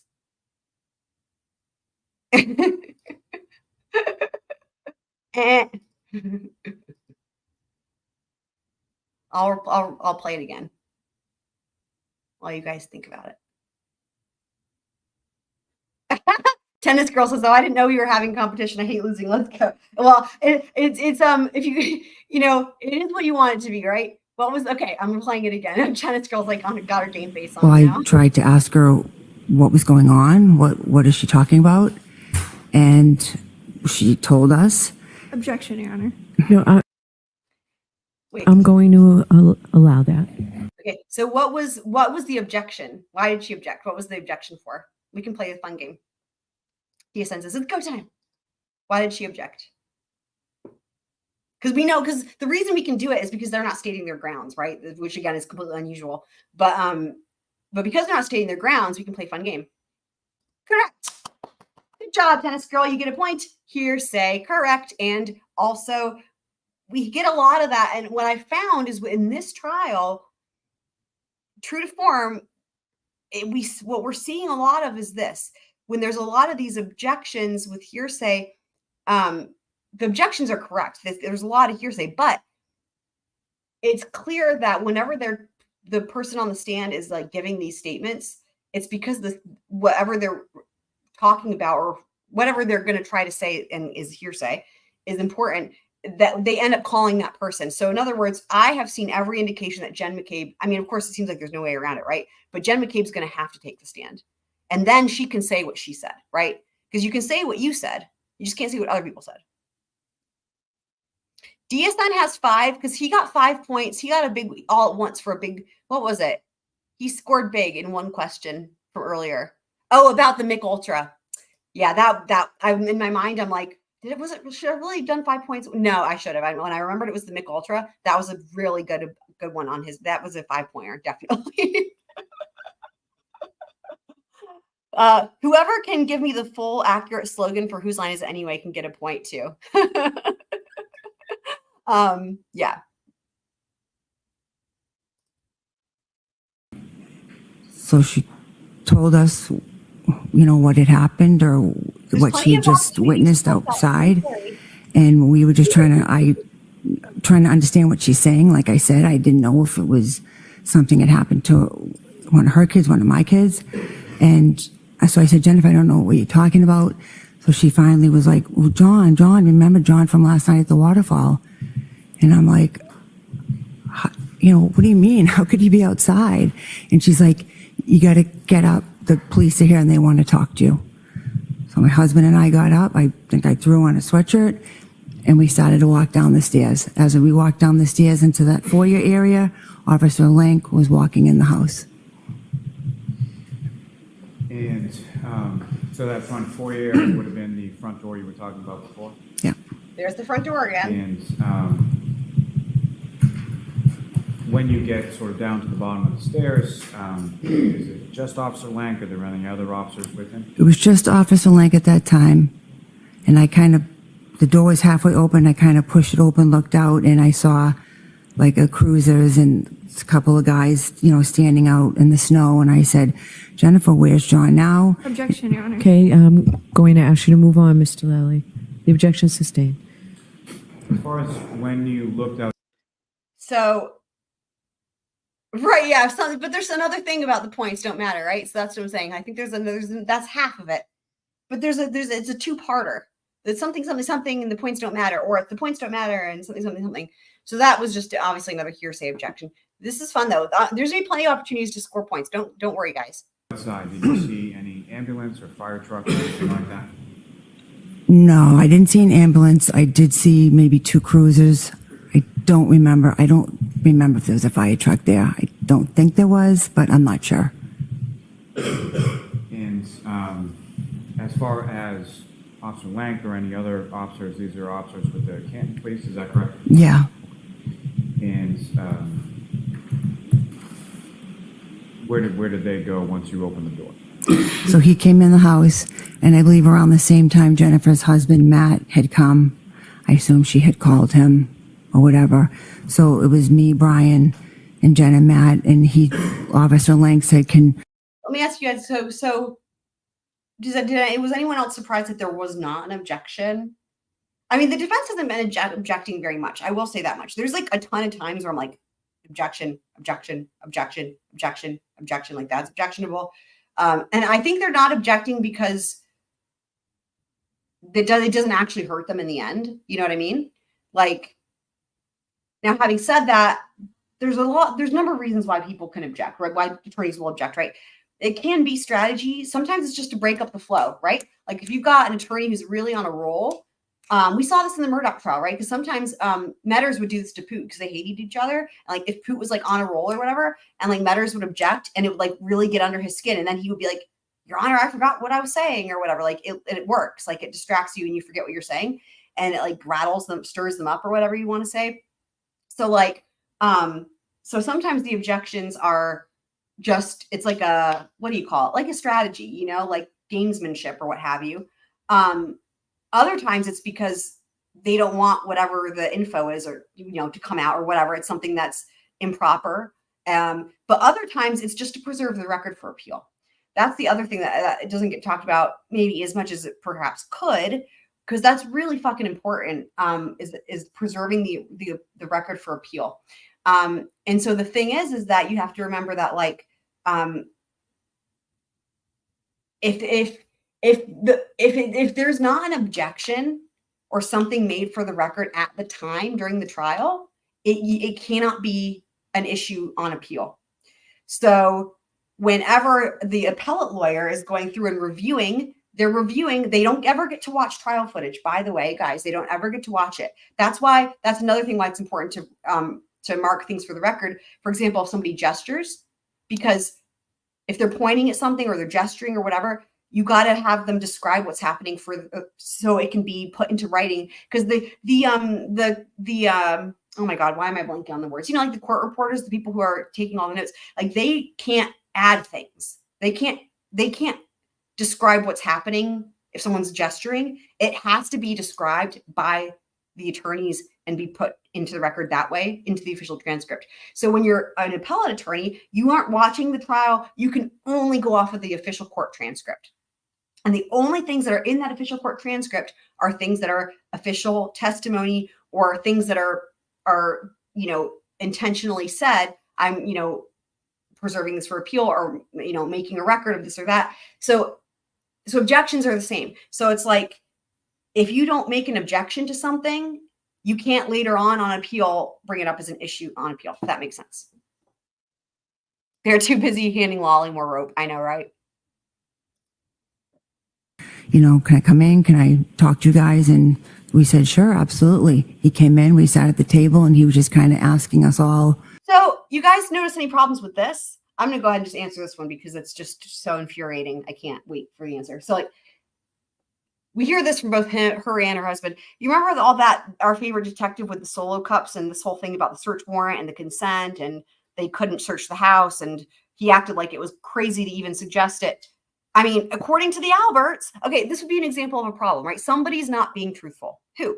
So either the Alberts aren't being truthful or the detective isn't being truthful. I mean, my guess is probably they're all being not truthful. But in other words, you know, there's contradictions here because they're saying, oh, we invited them. They're pulling an Alex Murdoch, right? Of like, you know, yeah, here you can have you can search whatever you want. You here have the phone, have the car, sure, blah, blah, which you know, they actually did do an investigation, obviously, in that trial. But here, the detective is like, no, we couldn't go in and we couldn't search and we couldn't do this or that. And we didn't have consent. And that's why we didn't search the house. But they were hearing the opposite from the homeowners. So, Okay, you know, where were you last night? Objection, Your Honor. Okay, sustain. Next question, please. I know, right? The table that you're Tennisville. talking about, I know. where in the house did you talk to officers? That same dining room area. Courthouse, by the way, just got Wi-Fi the week before this trial started.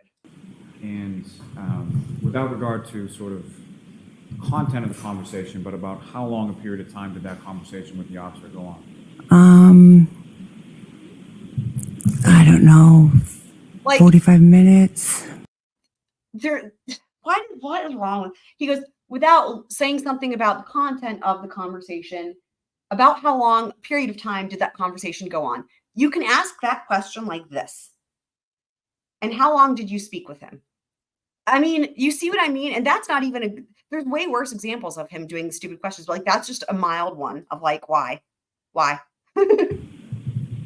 Maybe, I'm not exactly sure. As far as how the conversation ended, at any point, Like, during one the thing I can conversation, say- did yourself In terms of, there's an objection we don't hear as often in trials. It's objection compound. That objection could be used with every sentence that comes out of Wally's mouth. It could be, I don't think he asks a question ever that isn't compound. So all of it's objectionable if it's compound. Compound is like, by the way, if anyone doesn't know, so compound would be like you're asking for more than one thing. Like I'll point it out next time there's an example, which will be soon, I'm sure. or your sister or your husband or Alrighty. Did anyone ever sort of end the conversation or tell the officers to leave the home or anything? Okay, this is compound. Perfect example. Let me back it up. He starts by naming a bunch of different people. He says, did your, and then he names like all these different family members. So those answers could be different just for that one part. Let's say, did Sally do this? Whatever this is, right? That's a question. But if you say, did Sally or John or Maria or Johnny do this, right? Well, those could all be different answers because those are all different people. But he takes it a step further by adding in more shit. Here, let's back it up. I want you guys to hear this because this is really interesting. Officers to leave the home or anything like that? No. And you welcome them inside once you realized what was going on? Yes, absolutely. And I believe another officer had come in as well. Now, after the officers leave from your home, what happened then? So I believe they left and said that someone would be in touch with us, the state police or somebody. Did I not go back far enough? So they left and we were all just kind of sitting there. Yeah, I think I didn't go back far enough. Hold on. Sorry, Not guys. exactly sure. As far as how the conversation ended, at any point during the conversation, did yourself or your sister Here. or your husband? Okay, this is insane. Let me back it up to the very beginning of this question now that I've got it. Not exactly sure. Okay, here. As far as how the conversation ended, at any point during the conversation, did yourself or your sister or your husband or did anyone ever sort of end the conversation or tell the officers to leave the home or anything like that? No. I don't even know what And question you he's welcome asking them there. inside That's once you insane. realized what was going on? Yes, absolutely. And I believe another officer had come in as well. Now, after the officers leave from your home, what happened then? So I believe they left and said that someone would be in touch with us, the state police or somebody. So they left and we were all just kind of sitting there in shock. You know, I'm asking Jennifer, like, you know, what happened? How did you end up here? Like, what's going on? Objection, Your Honor. Sustained. Next question, please. Hearsay. And so, Ms. Albert, without any sort of specifics of your conversation with Ms. McCabe, you had a conversation with her, is that correct? Yes. And about how long did that conversation go on for in the case? With just her? I mean, we were all just kind of sitting around the table talking. And just to be clear, when we say all, who is all at this point? It was me, my husband, and Jennifer and Matt.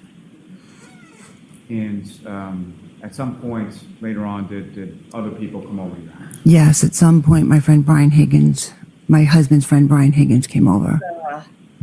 And do you know how he came to be at your house that morning? I believe Brian called him to let him know.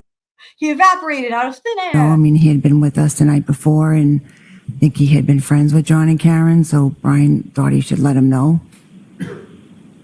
And do you know about what time that was or how long it was after the officers left that Mr. Higgins came over? Could have been 15, 20 minutes. I feel like he came somewhere around 7:38, and maybe the link had been done by 7:15. If he was around 6:30, I'm not really sure of the specifics. Clearly. And Black Witter, I'm going to say something. This is going to make me sound like I'm stupid, but whatever. I'm just going to say, I don't know. I know that I've heard that expression. I honestly don't know what that expression means. So if anyone wants to enlighten me, you get a point. Whoever can enlighten me as to what that expression means, you get a point.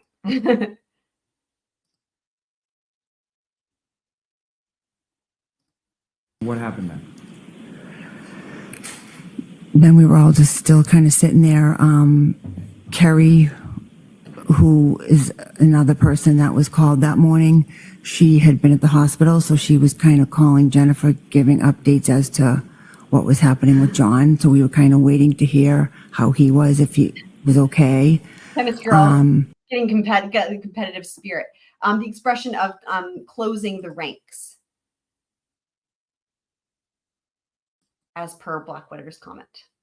Then around, I don't know if it was 8:30, I had noticed my sister-in-law, Julie, had pulled into the driveway, and I saw her get out, and she was putting a box of donuts in my son's car, whose birthday it was, because they had a bit between them where every year she did that. She got him donuts, and she would leave them for him. So I saw her, and I said to my husband, "Oh."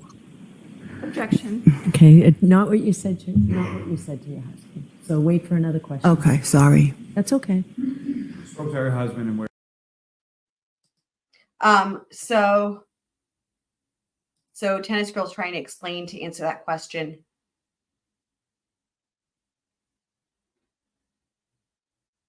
So it's interesting because they objected there.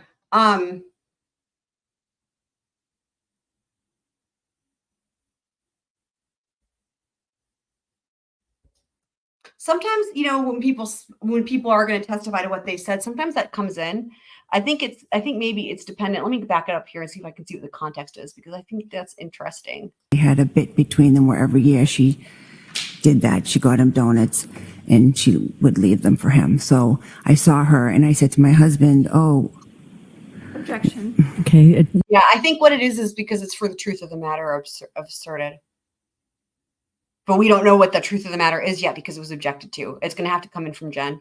Because if whatever is being said is not offered for the truth of the matter asserted, it's not hearsay. So, yeah. Not what you said to your husband. So wait for another question. Okay, sorry. That's okay.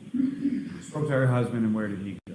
Oh, yeah. Okay. He went to the door They because definitely Julie was are. about to get back in her car and leave, and I thought that she should be made aware of what was going on.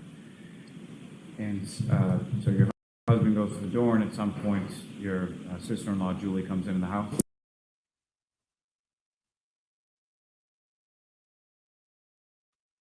Sorry, I'm just going to pause it real quick. Hold on. Okay.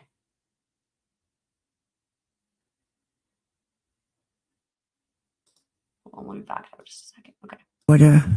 Because Julie was about to get back in her car and leave, and I thought that she should be made aware of what was going on. And so your husband goes to the door, and at some point, your sister-in-law, Julie, comes into the house. Yes. And if you know about how long a period was Julie at your house initially that morning? An hour or two. I'm not sure. If you're not sure, you're not sure. So as far as people that were over your house,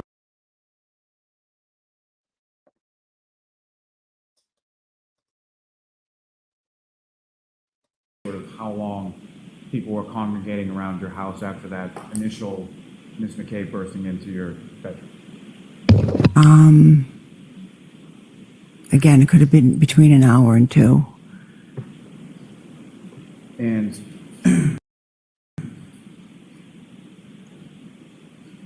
some point, you had mentioned that the Canton officers had indicated that you may be spoken to at some subsequent time by troopers from the state police, correct? Yes. And when was it that you, if you know, when was it in relation to this date that you spoke to anybody from the state police? I wasn't interviewed for a couple days later. And do you recall where you were when you were interviewed? I was at my house. So better than being interviewed over Skype or over telephone the week before, which is the case for other witnesses that we heard from yesterday and today. Now, with reference to, you indicated that on the way back from the waterfall to your house at Fairview on the night previous, on the 28th into the 29th, it had just started to snow, is that correct? We know, Lolly, we know it had just started to snow. Yes. Now, when you looked outside or opened the door for Officer Lank as he came into the house, what, if anything, did you observe as far as the weather and how it had changed in the incident? Well, to me, it was starting to look like blizzard conditions. It was very windy. It was snowing. It was, the snow was starting to come down a lot now, and it was probably a couple inches More accumulated. snow. Simple. And it was, Now, at any point in time over the course of that day on the 29th, did you yourself, did you go outside from your house into the front yard or the driveway or anywhere else? I didn't. And anyone else from your house other than the people coming and going? The people that live there, did you observe them going out into the front of the house area? No. And again, Ms. Allen, do you recognize what's up on the screen there? Yes. And what do you recognize there? It was my home at the time. And from this photograph, do you see that front door area where the foyer is and the side door area that you were talking about on your house? Yes. If you could, using the laser pointer in your hand, just direct the jury's attention to where each of those are and indicate where they are. That would be the very front door, and then the side doors over here. So that's where, if you remember from like the intro video here, let me pull it up real quick because we've got a picture. And I think I'd made a comment on this at some point because I thought it was interesting how the house looked like it could have been divided up. Let me see if I can find the right picture of it. Bloop, bloop, bloop, bloop, bloop. Like into two portions, like it could have been two separate houses, kind of.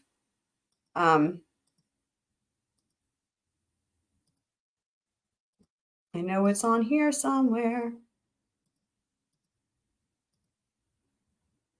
You can kind of see it there, but I know there's better. I know I've got like a frontal view of it somewhere here. Aha, there it is. Yeah, so you can kind of see there too, how it's like two portions of the house. So each one has a door. That's the deal with the doors. But then there's also a basement with a basement door. So yeah. In between. Good night, tennis girl. We love you. Oh, you said you're going to be back in a bit. Okay. Well, hopefully if you mean back, that'll be awesome and we'll see you later. But if not, we'll see you tomorrow. Love you. Hope you have a great night. And as far as the sort of what's in the front portion of this photograph, do you recognize that as if I'm standing and facing as this photograph is your house? Cute, Nightbot. He's so nice. Oops, sorry, didn't mean to do that. And as far as the sort of what's in the front portion of this photograph, do you recognize that as if I'm standing and facing as this photograph is your house, where you lived at 34 Fairview Road? What, if anything, do you have as sort of a landmark or an item that you observe in that sort of left area of the yard? Flagpole? Is there a fire hydrant there as well? Objection, Yes. leading. And do you see I mean, come on. anything as far as Well, like a box or something like that? Yeah. Leading. Now, okay. Here is a good one. This is really interesting to me. What I want you guys to pay attention to here, because I think it's fascinating, is how she describes this weird box, how Brian Albert describes this weird box, and then later on how who was it today? It was Julie Nagle's brother, I believe. I forget his first name. It was one of the just adjacent friends that picked somebody up that was on the stand today. It was a dude. We'll point it out when we get to his testimony. But what's interesting is, so in other words, there's somebody who doesn't live there and has like less connection to the family and how they describe this thing. And then there's the way the homeowners describe this box. So that's what I want to point out as she's about to describe this. Do you recognize that as if I'm standing and facing as this photograph is your house, where you lived at 34 Fairview Road? What, if anything, do you have as sort of a landmark or an item that you observe in that sort of left area of the yard? Flagpole? Is there a fire hydrant there as well? Yes. And do you see anything as far as like a box or something like that? Yeah, I believe there was some electrical box that I don't think we ever actually knew what it was or what it did. So fair to say all the years that you lived there, it's not something that you utilized or even knew what it really did? No. How many cars would there typically be when everyone's home parked in the driveway? Could have been 4. Let me think. 1, 2, 3. I think 4. And who would those vehicles be typically operated by, and what kind of vehicles are we talking about? I had my car, which was a Cadillac SUV. My husband had his work car.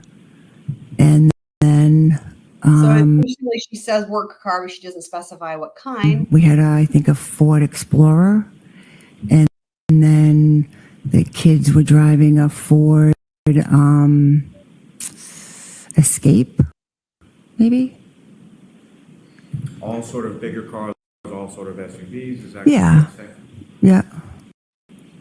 And again, what's up on the screen, is that just another depiction of your home at that time? Yes.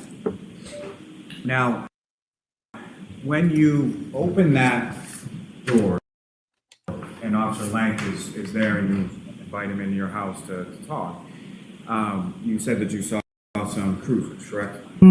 Where in relation to your property were the cruisers when you opened the door and saw them? If you could direct the jury's attention to this photograph. I believe they were right here. Somewhere here. So with respect to this photograph, as far as the sort of side door, do you see that in this photograph? Yeah, the side door would be right here. And there's sort of another door off to the right of the photograph, is that correct? Yep, that door would go into the garage. And typically, at least around this time of January or late January 2022, as far as the vehicles that you were talking about, would any of those vehicles go in the garage, or what was in the garage? The garage was a little bit cluttered, so if there was a storm coming, we would try to arrange things so we could at least maybe get 1 or 2 of the cars in there, but otherwise we didn't put the cars in the garage. Only if it was gonna, be a storm, we would try to get some of them out of the driveway. And with reference to these specific dates of January 28th, Oh, good night, guys. and this specific Good night, storm, do you recall wifey. anything as far as Good night. any vehicles Oh, in the good. Yes, I'm garage saying good night to wifey. Okay, good night, Those wifey. I love you. I don't, I'm not sure.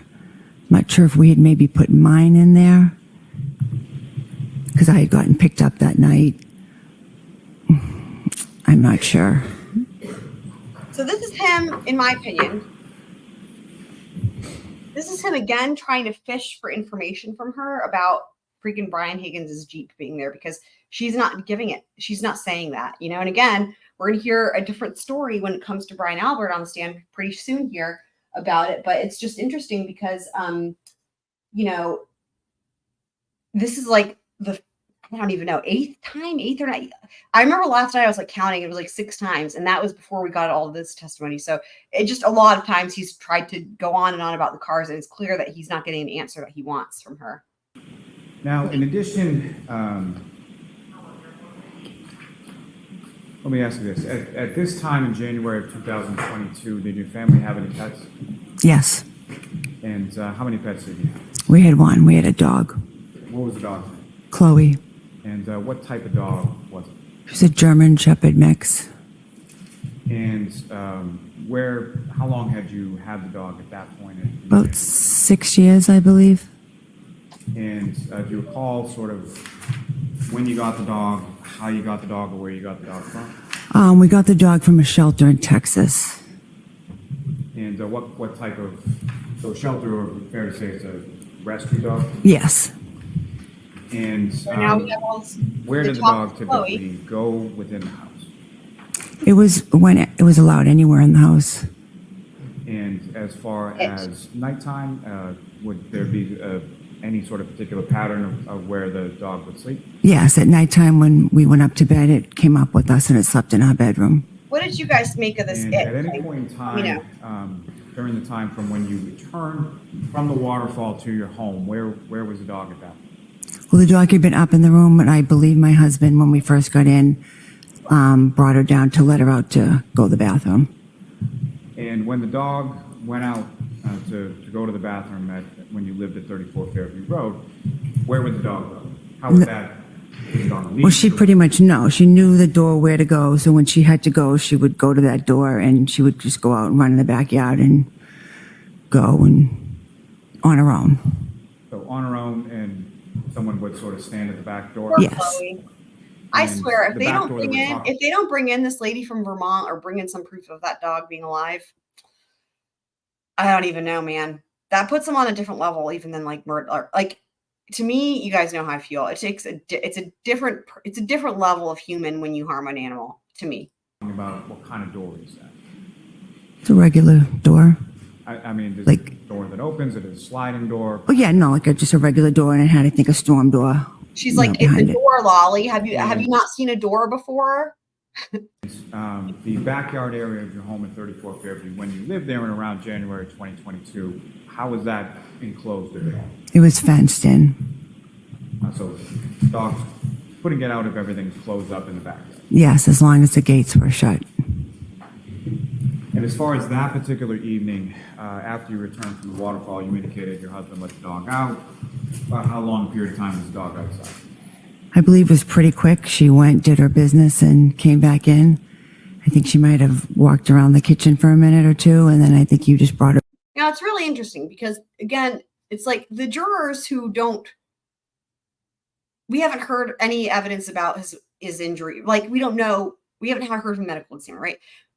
So I would keep wondering to myself, I wonder what the jury's thoughts are on this whole thing about the dog, because they're like, why do I would imagine they're thinking to themselves, why do they keep mentioning this dog? Like, this, what's the deal with this dog? And it's like, of course, it's so funny because it's just so unusual because the prosecution is the one bringing up all this stuff about the dog's whereabouts. It gets even weirder. Like today when they had the dog DNA person take, like we haven't even heard from the human medical examiner. We have a dog DNA person on the stand, and it's like, it's so unusual, right? Because they, like, in other words, if the jurors haven't started guessing anything about the involvement of the dog, the prosecution is essentially proving to them, if you will, that there's some discrepancy or concern or whatever that the dog was involved, because it's like the dog's not on trial. Like, it's just so bizarre. It's like they're trying to prove that the dog wasn't involved instead of proving that Carrie was involved. And I don't know. Anyway, it's just, but this is where they start. I think if I were a juror, this is where you start to hear enough. You start to think, okay, we heard a little bit about this dog, but now it's going to become like a real talking. We're back upstairs. And to your knowledge, did Chloe the dog, did Chloe go outside at any other point over the course of that evening? No. Now, at some point, obviously you've moved from 34 Fairview to North, correct? Mm-hmm. And when about was it in relation to this incident of January 29th, 2022 that you moved?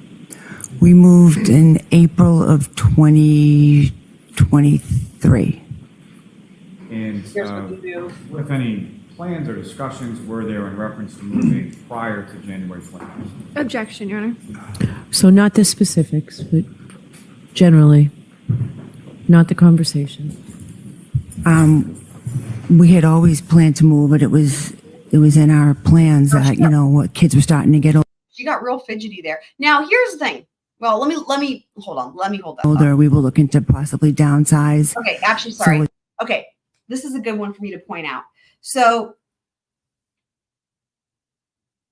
again, just like classic Lolly here, he's trying to he's asking basically, why did you guys move like right after the murder or whatever, right? Like we're getting to one of many things that happened.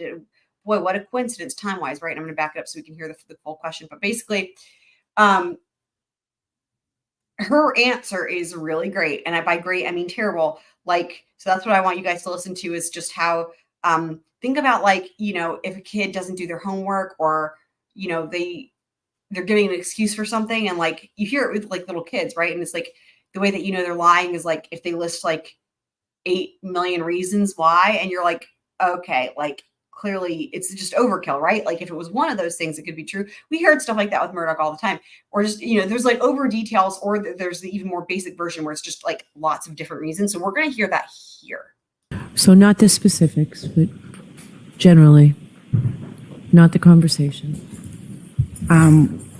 We had always planned to move, but it was in our plans that, what kids were starting to get older. We were looking to possibly downsize. So at the end of 2021, my husband's brother had sold his house. Objection. No, I'm going to allow that.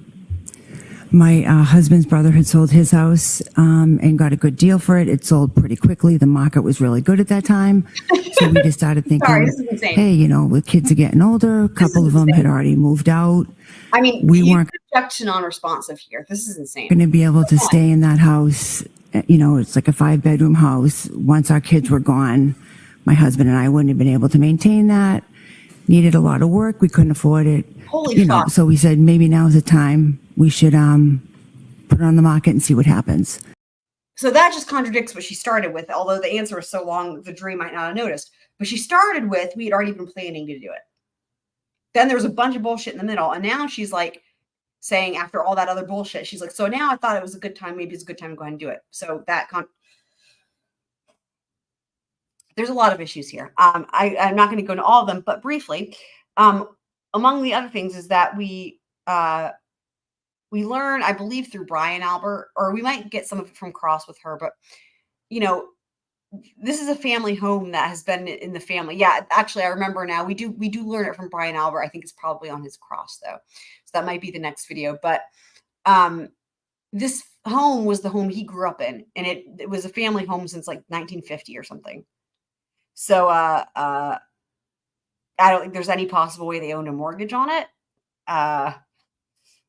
I'm sure that it was already paid off well before, it was passed down. I would imagine, right, from his parents to him.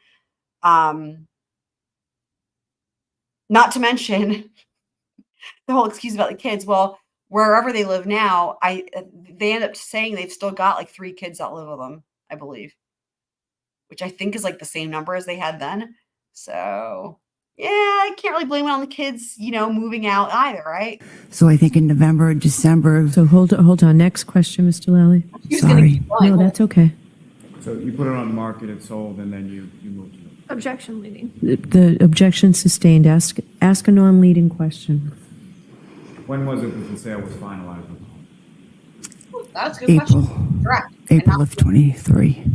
And as far as selling the house, what, if any, relationship did that have to what occurred on January 29th? He is, dude. It had no relation. He is suggesting it. This is insane. This is normally what the defense attorneys do. Let me back that up. I just can't. I mean, we hear this from time and time again, and it still surprises me every time. So I think in November, December. So hold on. Next question, Mr. Lally. Sorry. No, that's okay. So you put it on the market, it sold, and then you moved it. Objection leading. The objection sustained. Ask a non-leading question. When was it that the sale was finalized? April of 23. And as far as selling the house, what, if any, relationship did that have to what occurred on January 29th, 2022? It had no relation to it. We had already had thoughts and plans of doing it before that happened. We had reached out to a realtor in the end of 21. I have nothing further for this witness, Your Honor. All right, Ms. Little? Thank you, Your Honor. Good afternoon, Ms. Albert. Hello. You were at the Waterfall Bar and Grill on January 29th for approximately 4.5 hours. Is that correct? Oh, Miss Little. I was there from, say, 8:15 till about midnight. So about 4 hours? Yeah. And you were there with a group of individuals, including Brian Albert, Jennifer McCabe, Matt McCabe, Julie Albert, Chris Albert, Caitlin Albert, and Tristan Morris, and then were later joined by Brian Higgins, correct? Yes. Okay. You testified that John O'Keefe and Karen Reed joined your group around 11 p.m. Is that right? Approximately. Over the course of those 4 hours that you were there, did you see any sort of tension whatsoever between John O'Keefe and Ms. Reed? Well, no, they were only there for an hour when I was there, but I didn't have really any interaction with them. But no, I didn't see anything. So based on your observations, everyone appeared generally happy and in good spirits, correct? Yes. Yep. Ms. Albert, you testified earlier that you left the waterfall around, I believe, 11:45. Is that correct? No, I said I think closer to 12. Okay. Could I show you what's been previously marked as Exhibit 53?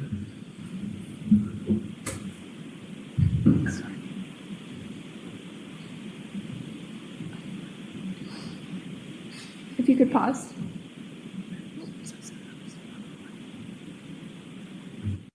Black This Widow video? can top chat also. Oh, bless your heart. No, I don't. Freaking top chat will beat you every time, Do you man. see the woman that's in the lower quadrant? Do you recognize that individual at all?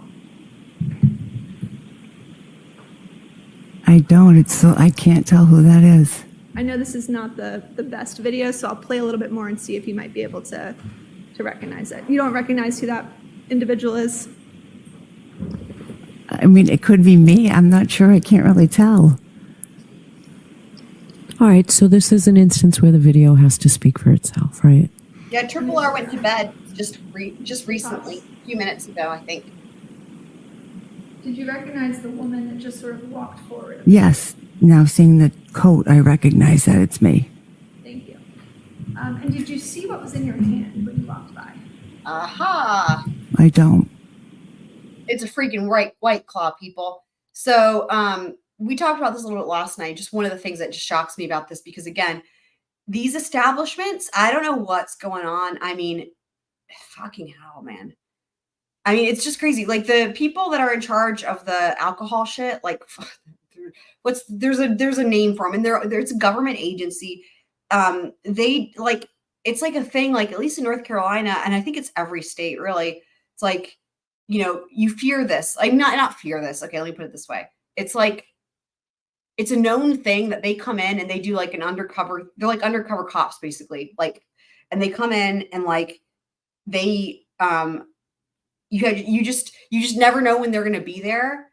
And like, if there's anything that you're doing that's breaking these rules for like alcohol stuff, like your ass is in, I mean, you're in big trouble. And like, there's some of the ones like, they are things people might not even know. Like, and it varies by the state, but like in North Carolina, for example, you cannot have 2 drinks at once unless it's a beer and a shot. So let me make a better example. So in other words, you can't have like a glass of wine and a cocktail at the same time, like at your table, if you're at a restaurant or a bar, or a cocktail and a shot or whatever. The only way you can have, like legally, 2 drinks at the same time is a beer and a shot. That's it. If you buy a bottle of wine, for example, and you're going to take the rest with you, which you're allowed to do, it has to be packaged a certain way, has to be put in your car a certain way. That the reason is exactly what I'm referring to with this open container thing, right? Like if you are going to leave an establishment with the rest of your bottle of wine, it has to be corked, it has to be in a bag, it has to have the receipt, and it has to be placed like in the back seat of the car or the trunk or something like that. But you have to have like proof of purchase, and oftentimes they might even contact the restaurant. So like there's a lot of these rules, and people, it's like the biggest thing you learn because you have to follow them religiously, or again, like the consequences are real and there's no warning. I've known people who had like simple little mistakes that were easy to make that they really weren't at fault for. It wasn't like they did anything wrong. So it wasn't like akin to serving someone underage. It was just something silly. Like they packaged the bottle without the receipt, something like that, something silly like that. They got fired from the job. They got fined. The restaurant got fined. It was a whole big to do.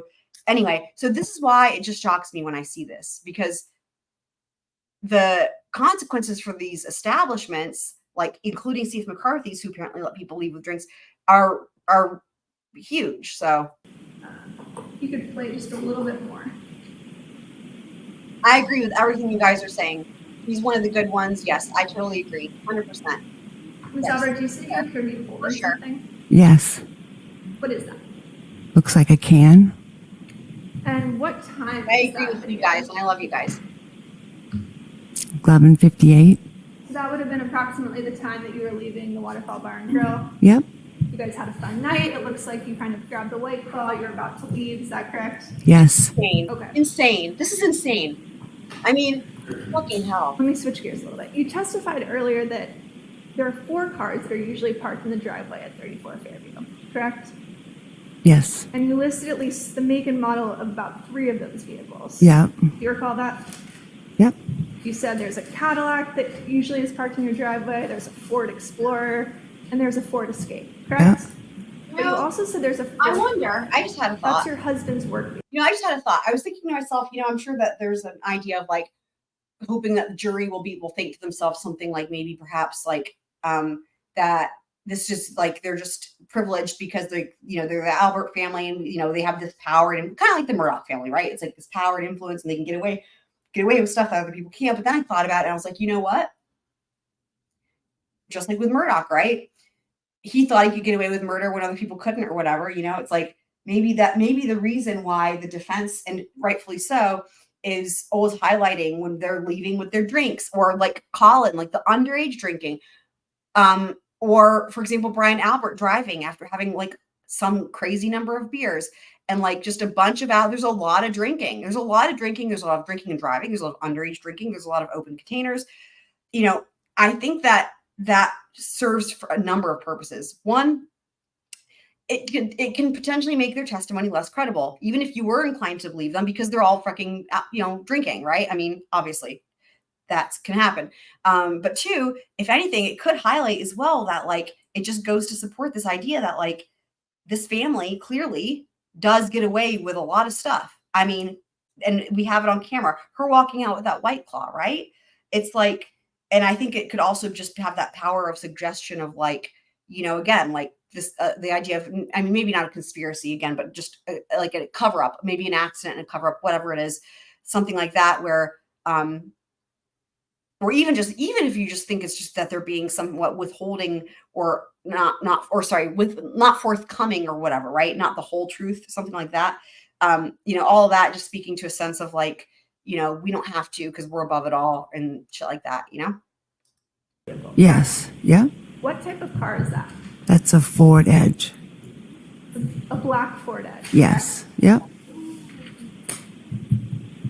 Is there a reason that you didn't want to state or commit to that in front of this jury when you originally testified? No, there's no reason. I was just trying to think of all the different cars. Lies. We have 5 kids. We've had a lot of different vehicles. This is an example. I know Tennis Girl's not here right now. This is an example of what I would say. This isn't even just, we've had discrepancies and stuff like that. This I would say is just she's lying. She's just lying here in my personal opinion. But we're going to see why in a second. Vehicles. I was just saying it as I remembered it. News coverage in this case has revealed the importance of a Ford Edge. Objection, Your Honor. Sustained. In your mind, a Ford Ford Edge has significance to this case, doesn't it? Objection, Your Honor. No, can you answer that? Does a Ford Edge have significance in this case to you? I've heard it talked about. Yeah. And what you've heard talked about is that an eyewitness saw a Objection, Your Honor. I'm going to stop you on that. The objection sustained. I figured that would happen. Ms. Albert, you know So- there's significance. So here's the thing: is that I love it because I don't actually know what this eyewitness saw or I don't know what they're referring to, and I don't want to know unless and until it comes in at trial. But the only way that's going to get in is if the eyewitness testifies to what they saw. My guess is the defense is going to call them, right? If they get to present a case in chief. Again, I'm still wondering about this motion for direct verdict, but that's the thing, right? This is why she's lying, because the Ford Edge is her husband's car. And I don't know, and I don't want to know, no one tell me if you know, but somebody saw something that would implicate her husband. I don't know what, but doing something, right? But in other words, there's something about this Ford Edge. And so everybody's being cagey about the Ford Edge and talking about it, they're trying to just sort of distance themselves from it. So this is obviously her lying when she's like, oh, I just forgot, or whatever bullshit answer she gave. Yeah. It's the Ford Edge, and that's the one Objection, Your Honor. that you did not mention in your initial testimony, correct? So I'm going to allow that question. Can you answer that? I just was trying to think of all the different makes and models. I did not purposely say that. No. I did not purposely. You testified earlier that you weren't sure exactly where Brian Higgins parked that night when he arrived at your house, correct? Right. And you said, I'm not sure, but then It's interesting again because maybe that's her trying to take. It's just so fucking weird because of course we know that. God, it's like she's damned if she doesn't. She's damned if she doesn't because she's already committed to the fact that he leaves at 1:30. So she has to testify that he's parked there at the house. However, there's also a bunch of witnesses who are going to come in after her and say that there was no white Jeep there.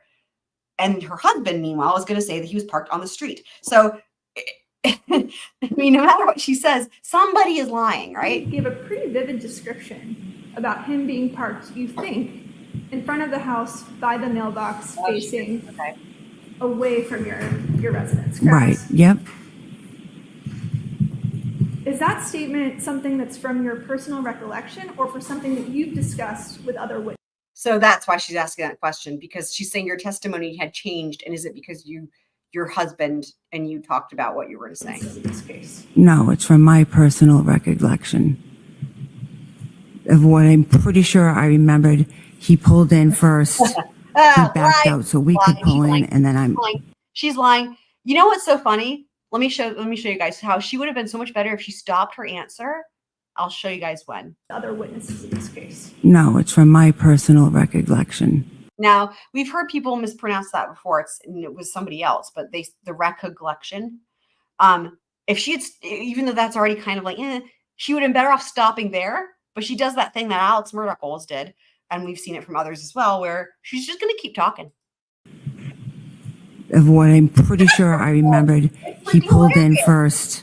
He backed out so we. I have to say that I'm not a huge fan of Miss Little, but her not talking, I don't know if that was intentional or if she was just looking for her next question. But the fact that she didn't start talking, now Nicole felt like she needed to keep talking. So that is good. That's great. He could pull in, and then I'm pretty sure he pulled out and parked along the curb where the mailbox was. So you haven't discussed that statement with any other witnesses in this case? I don't remember. I don't think so. You testified earlier that when you arrived at 34 Fairview, your son, Brian Albert Jr. was there, Julie Nagle was there, Sarah Levinson was there, and that your nephew, Colin Albert, was also. Well, of course, too, it depends like what type of beer and what, over the course of time and, all kinds of other things, right? If you've been eating. But like what we know from these folks is like they seem to have, some of them, it was in a pretty short period of time. And then you've got some other folks like we heard from today where they had it was a longer period of hours while they were out and they went from one establishment to another, but then the total of drinks was a lot higher. And I have to say, I don't drink beer. I don't like beer. So I don't actually have any, I can't even relate to like what it would be of like a beer. If, you know, I have no idea. But having said that, like, yeah, I mean, I think that even one drink probably is enough to where potentially, if you're on the witness stand, you know, again, in the eyes of like giving testimony under oath, it could be enough to be like, well, like, okay, if you say, whose testimony do you think is going to be, or who do you think is going to have a better memory? Someone who had no drinks or someone who had one drink or more than one drink, right? In the eyes of maybe a jury, you know, it's just, that's just like a normal thing, right? Because people are going to think that could be, that can affect memory, you know? Even if it's like not nefarious or whatever, right? Present, correct? Yes. Okay. Of course. Can you describe sort of your interaction with Colin Albert when you walked in the door? It was literally, I was coming in. I think we almost bumped into each other. I said, I didn't realize he was there. I said, hey, what are you doing here?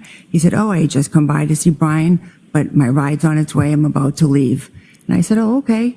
And I said, all right, I see ya. And he just kind of continued on. I think he must have went out the door. So when you I love this part, the disappearing, vanishing Colin, because nobody sees him leave. No one. It's great. It's good stuff. first It's like a testified, movie. I believe you stated that you saw Colin seated at the table with Brian Jr., correct? When I testified when? Earlier today. I don't believe I said And that. shortly after he got up. No, I don't believe I said that. You never said that he was initially seated with Brian Jr. No, I'm pretty sure I said when I walked in, I immediately saw him. So when you walked in the door, you're saying he was already leaving to go get his ride, correct? He was standing and looked to me like he was getting ready for someone who was coming to pick him up. Got it. And when you pulled up with Brian Higgins and Brian Albert, that all happened around the same time, correct? Yes. And you have never mentioned seeing any other vehicle waiting outside the house for Colin when you arrived, correct? No.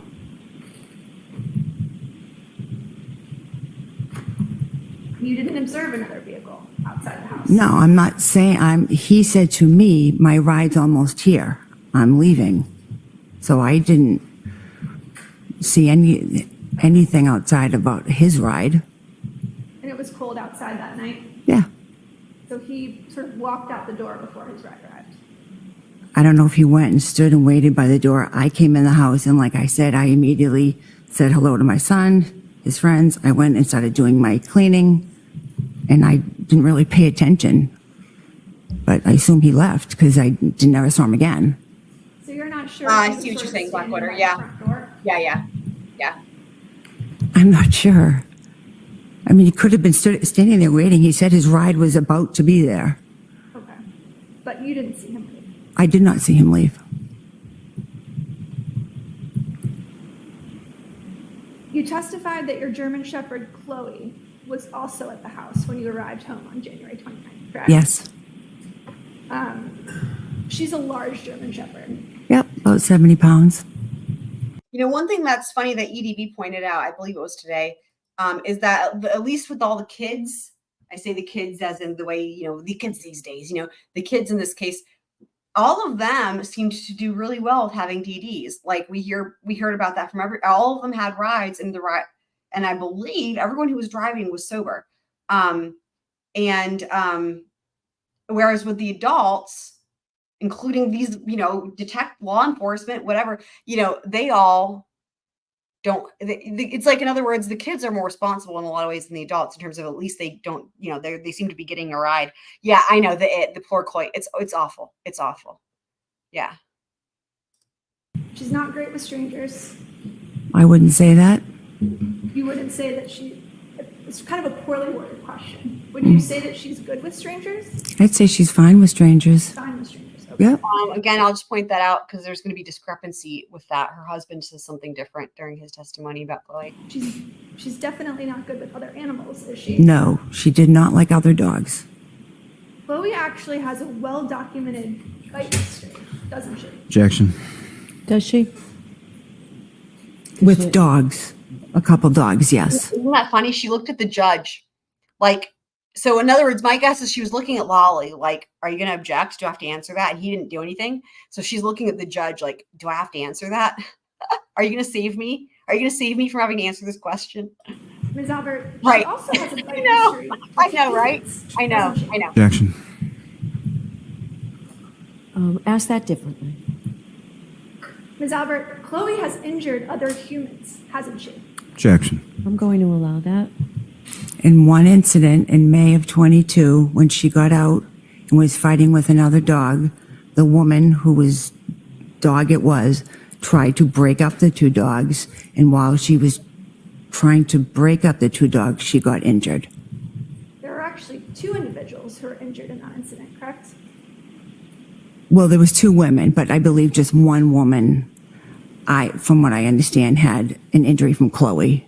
The other one may have fallen or something, but I'm not sure 100%. There were 2 women who were actually taken to the hospital after that incident, correct? Yes, a neighbor had called the police or called an ambulance just to make sure they were okay.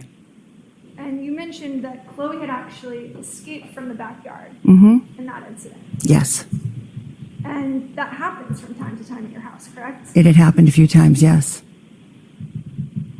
And Mr. Albert let Chloe out when he arrived that night, correct? Yep. Ms. Albert, you don't have Chloe anymore, do you? Nope.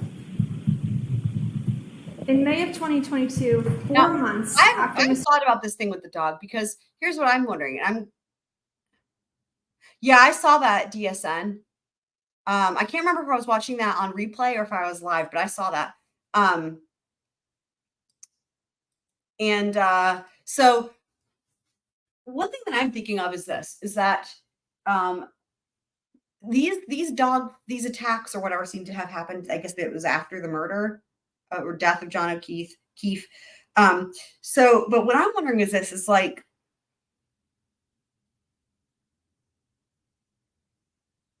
I don't actually know how it would help them to get rid of Chloe or rehome Chloe or whatever. Regardless of if Chloe, let's say that Chloe was involved and Chloe did kill him or whatever, you know what I mean, or hurt him. I don't know, or let's say she didn't. I don't know how rehoming her or getting rid of her would actually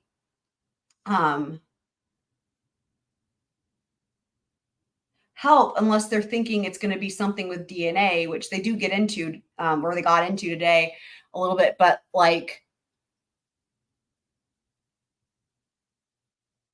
I don't know that would have made a difference because, again, it's sort of like, you know, it's a little bit different than people, right? Because like with the animal DNA, they're just looking for, is it what type of animal, right?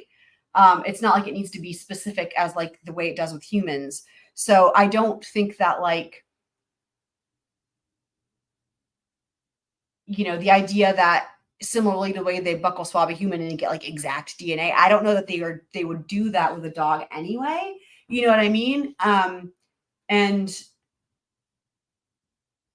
And regardless, if they know it's a dog that's involved, I don't see how getting rid of the dog or rehoming the dog would change anything, right? It's like they never, like, in other words, it's established, everyone knows they have a dog, right? Everyone, like that doesn't help anything, clearly, right? It doesn't actually change anything. Like the only thing I could see it changing would be if it's found out that the dog killed somebody, like a person, and then perhaps the animal people might come and like maybe euthanize it, or there could be maybe a lawsuit or something like that. But again, that would only happen if and when it's determined that the dog did cause the death, which isn't going to be determined from the dog. It's going to be determined from the human, if that makes sense, right? Like, in other words, they can't determine if John O'Keefe died via dog bite or dog attack by examining the dog. They have to examine him to determine it, right? So like, I agree. Yes, no such thing as bad dog, only bad. Yeah, 100% agree. So, yeah, I tried to do a doggy DNA test on Frodo one time to just see what all the cute dog breeds that he has, and he tried to eat the swab, so it didn't work. So yeah, does that make sense? Like, I'm not quite sure how, like, my guess is it could be because of like worried about being sued. And it could be that they were just worried about being sued by the people that were in the hospital. Or I don't know. It could be that maybe the animal people do give them a warning. There's probably motions in limine regarding this that aren't coming in, regarding the dog. Like, my guess is like, in other words, let me put it this way. I think that the actual negative consequences in terms of like repercussions with the dog probably came from the dog attacking these people and these people ending up in the hospital, in terms of either getting reprimanded by whoever, animal control, or potential of being sued or whatever. I think she says that they do pay for the medical bills. But I think also it maybe would draw attention to the fact that this dog is violent, and then people would start asking questions regarding John O'Keefe's death, maybe. So,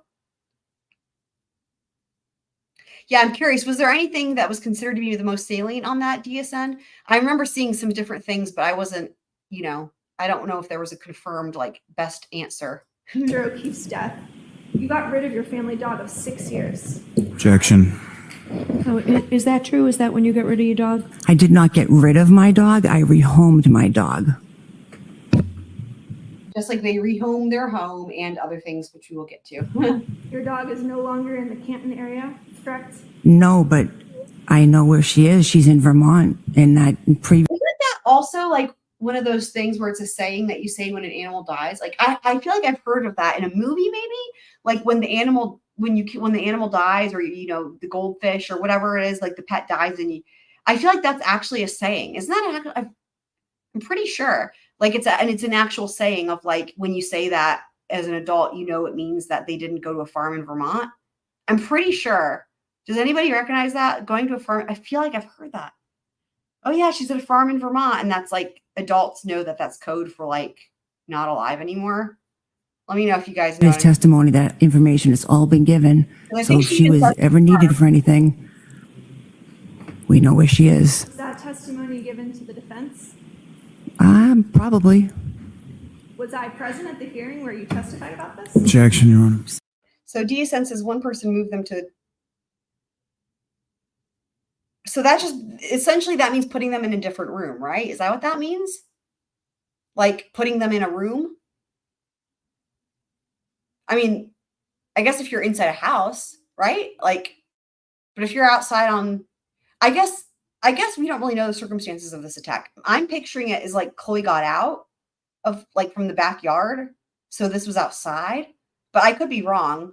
Like I'm talking about for the instance with the people that in the hospital, right? I feel like they said it, unless I missed something, but that was my thought.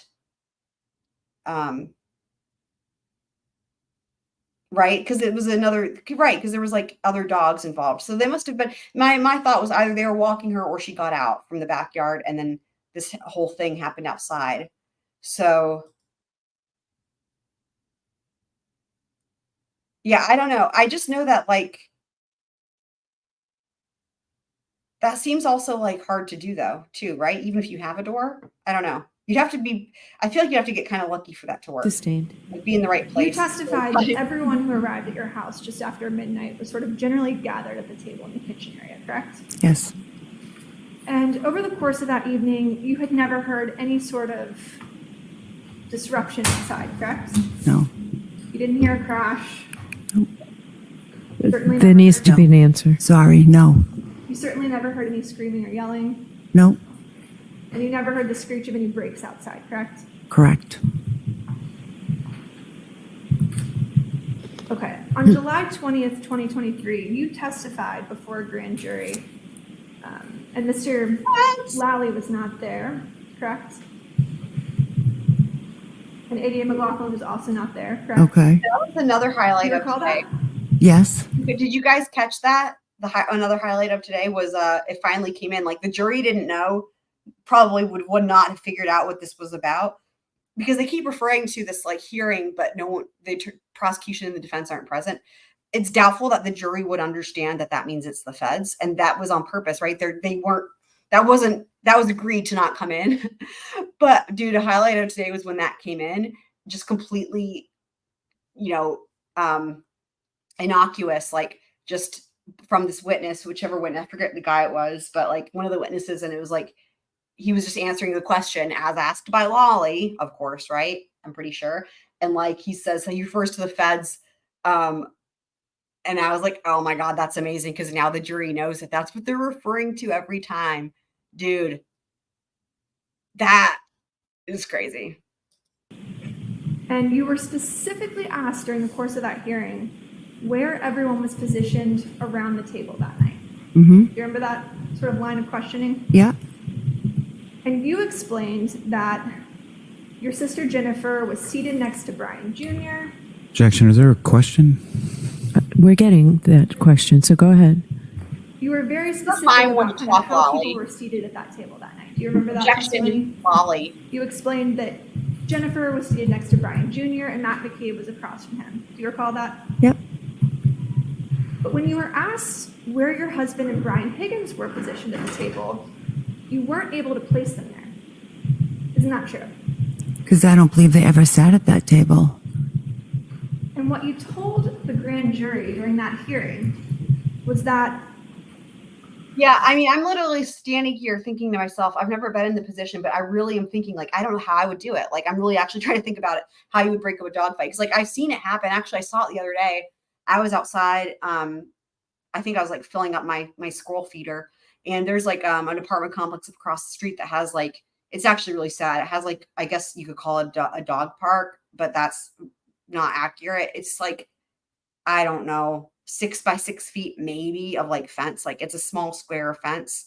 Like I'm not good with like measuring of like that. Like I'm better at long distance estimates, but it's small. It's smaller than any room in my house. And it's like, it's just a square bit of fence with some grass. And like, that's where you can, and so like, it's actually kind of sad because it's like people can go, but like you can't even throw a ball or like the dog can't run in that amount of area anyway, but it's for this apartment complex. Right. And so I was outside my front yard and I saw, and they had like, there were 2 dogs out there and like they started, I mean, it wasn't serious. Like it's, sometimes like it'll sound serious. I mean, like that's what it was, like it sounded serious. Like it was like, holy shit. Right. But like the owners were able to like separate the dogs or whatever. And they were laughing. So I guess they knew each other, whatever. It was okay. Everything was okay. No one was hurt. Thank God. But like, in other words, but the sound, it was like, oh, like I haven't really been involved in anything like that. And but that happening, when that happened, yesterday or whatever, I actually thought to myself, God, how do you handle that situation? I don't know what I would do. I really don't know. But like, that's good advice though. Don't get near their mouths and teeth. Definitely. Because you would easily you would get bit without, they wouldn't mean to.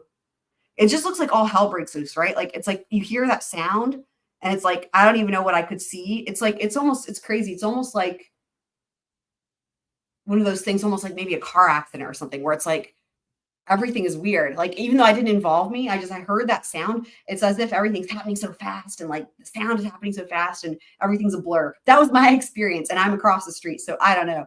It just seems scary. I hope I never have to be involved in that. Luckily, Frodo doesn't fight dogs. Thank you, DSN. AI says, the wheelbarrow method is considered one of the safest ways to break up a dog fight between 2 people. Have 2 people grab each other's dogs. Sorry, I'm laughing because the wheelbarrow method is a really fucking funny name. Have you grab each other's dogs' back feet and lift them off the ground. I wonder what the lifting them off the ground part. I guess because you're assuming the front paws stay down. Oh, okay. I think I understand. Initially I was picturing the dogs like levitating and I was like, this doesn't make any sense. Now I see, because in other words, their front paws would stay. Okay. Interesting. That seems like the best option I've heard so far. I don't think the doorway method is possible in most cases because usually this is going to be outside. So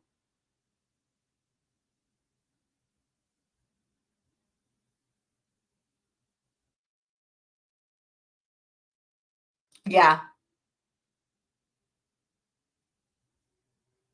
Thank you, DSN, for that.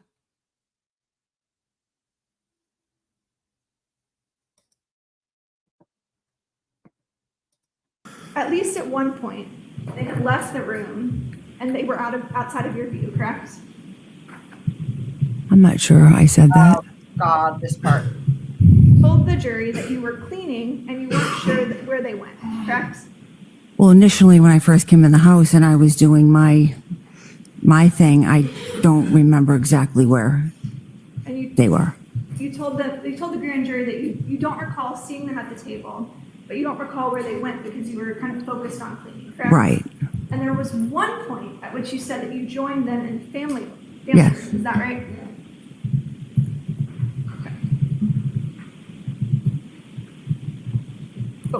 This is that story that I'm sorry, I don't buy it. I don't buy it at all. We're going to hear more about it too from when we get to Brian, but about him and Brian Higgins leaving for, in his words, I believe he says 1 to 2 minutes. Again, we'll hear it. To go look at the pictures. I'm sorry, it's bullshit. It's complete and utter bullshit. And I was saying this last night too. This is an attempt to explain why they leave the group for a short period of time and can't be accounted for, in my opinion. While you were cleaning, you said, I don't really know Or what attempt, they I were should doing, say. but they weren't there, correct? Yes. So you recall your husband and Brian Higgins left your view and went to some other place in the house that evening, correct? They could have. They Ms. did. Albert, how many steps is it from the front door to the basement? Steps. Yeah, you know the things you walk Poorly on. worded question. I will rephrase it.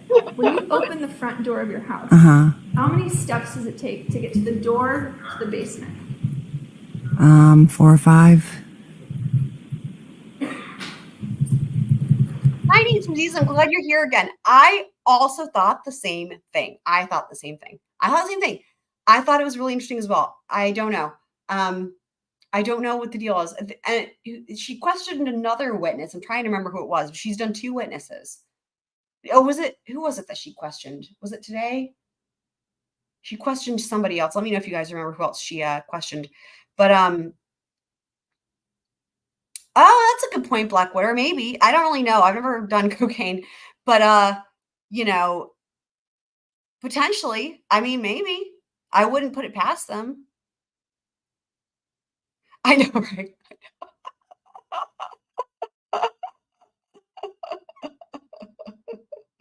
I'm just laughing because of yeah, I know. Exactly. Well, it's also like the way he describes it, you guys, we'll get to it, but like the way he describes looking at these pictures, he describes it the way it is when you show someone a baby picture. When you're like, oh, do you want to see my baby picture? And they pull out their wallet, and there's like a joke about it, right? That you see, and they say, oh, do you want to see a picture? And then it's like 100 pictures, and you're like, 10 hours later, you're like, okay, whatever. Like I've seen it, I don't know, movies or TV shows or something. It's like that, but it's plausible when it's a baby or a puppy, right? So that's what's so funny is the way he talks about it. Is it's like he doesn't even say, I asked him if he wanted to see a picture. He's like, yeah, I thought he would want to see this picture, so I took him to go show him this picture. And I'm just like, you're describing it as if it's like you're forcing baby photos on somebody, but this is an adult, and I don't know, it's just really good. It's some good stuff.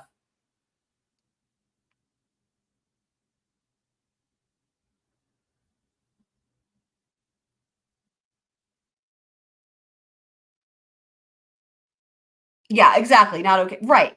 Something not okay in the group. Exactly. I mean, maybe they are having some sort of secret relationship. I mean, I'm saying that as like a half joke because of all the jokes about their behavior at the bar.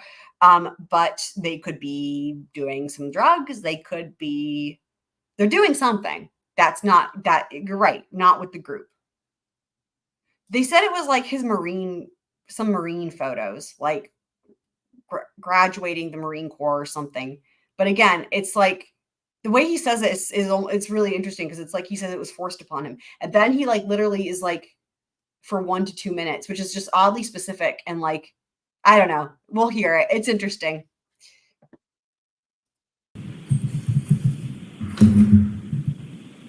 Right? I know. Well, she is. You testified earlier that Brian Higgins left 3430 first, correct? Yes.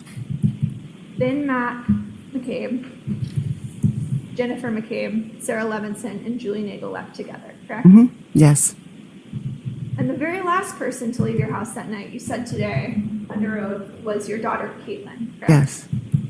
And you said she left your house close to 2 a.m. Is that right? Yep. Ms. Albert, that's not what you told Sergeant Lank on January 12th. I just remembered something. I'm glad I remembered. And I'm wondering if anyone knows the answer to this because I can't remember. Has it come into trial yet? Does anyone know if it's coming to trial, what Jen McCabe does for a living. Because I can't remember if that's come in yet or not. And let me know if anybody knows that and can remember if it has and knows the answer. 29th, 2022, is it? I don't recall what I told him. Would it refresh your recollection to take a look at your statement to Sergeant Lang? Sure. Isn't it true that you told Sergeant Lang that your daughter left at 12:15 on January 29th? I do not recall saying that. I've maintained in every interview testimony I've had that she was the last to leave. So I don't know, it was very confusing that morning. Officer Lank was trying to ask everybody, where had you been? Where had you been? When did you get here? When did you leave?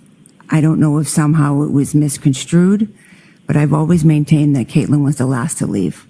Understood. And that's because Sergeant Lang was talking to everyone at the same time, correct? Yeah, I mean, we're sitting around the table. It was a little, everyone was, we're all in shock, and it was a little confusing.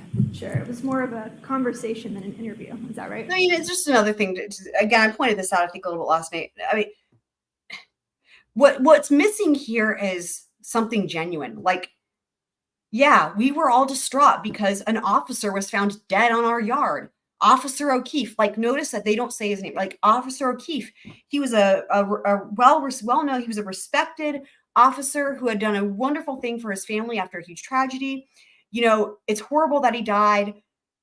It's insane that their attitude about this is they just they don't say his name, and they talk about it like it was a inconvenience to them. And whenever they talk about, and we'll hear it more, whenever they do talk about it was chaotic, it was this and that, it's like, again, it's out of this idea of like, this is inconveniencing us. And it's not they don't acknowledge the tragedy. It's just, I can't even wrap my head around it. Because it's like, if I had a stranger in my lawn, regardless, it doesn't matter if they were someone I ever had met or not, or had any connection to her, like, I would never, that would be so, it doesn't matter if you're involved or not. Like, anyway, it's just insane that, like, and let alone somebody who you actually knew and whatever, it's just crazy. So, okay. Thank you, Need Some Z's. That's what I thought too. And the reason I'm asking is because, we heard, like, yesterday, and I think also today, about how Jen McCabe said to freaking Brian Albert's friends that she was investigating this death. And that's why she needed their phones or needed their texts. I mean, of all of the things, and there's been so many, that was just one of the things where I'm like, okay, I don't know how we're not, like, I mean, I don't know. This is insane. And, like, but also I'm like, well, hold on. Is she law enforcement? Or is she, like, how did she say that to people where people thought that was legitimate? That's why I was wondering if her profession had come in yet. Yeah. I guess you could say that.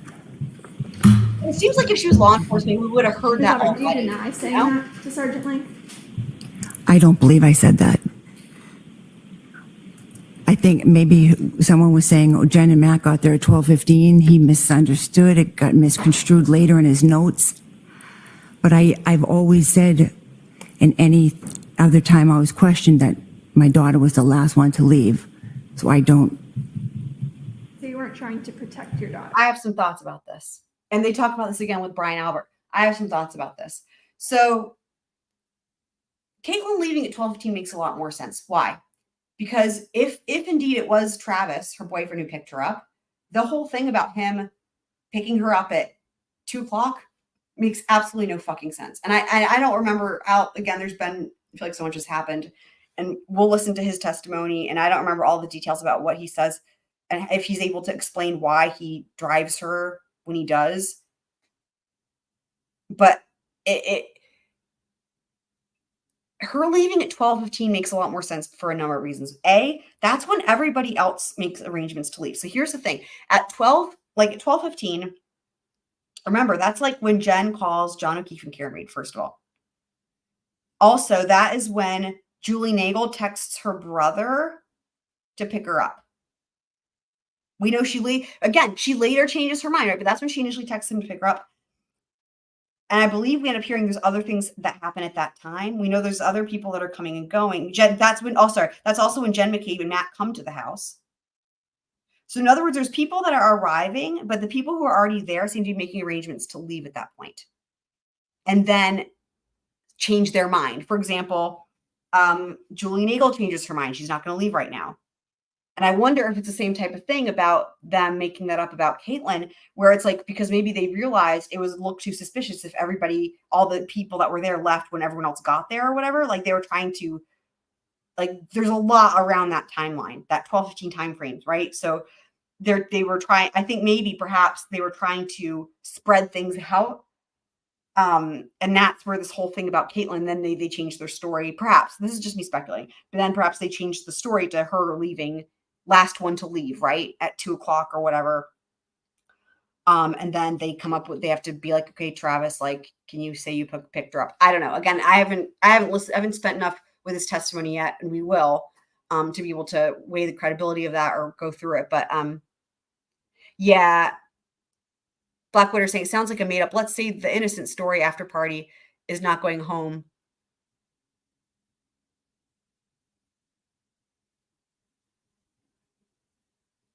Yeah, I know. Yeah, absolutely. Yeah, absolutely. Absolutely. I mean, it's a lot. Everything is right around that time period. 12-15, 12-14, 12-15. I have so many things written down that are like literally, I mean, Chris Albert, this is on camera. This is verified. This is on camera. Leaves the waterfall at 12-14. I mean, it's weird. It's just weird. No. You were forthcoming about always providing the troopers with information about the individuals who were present that night. Yes.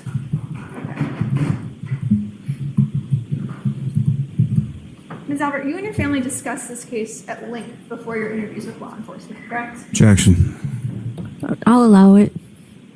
Did you? Of course, we discussed the case, but just everything that was going on, we were trying to figure out what happened.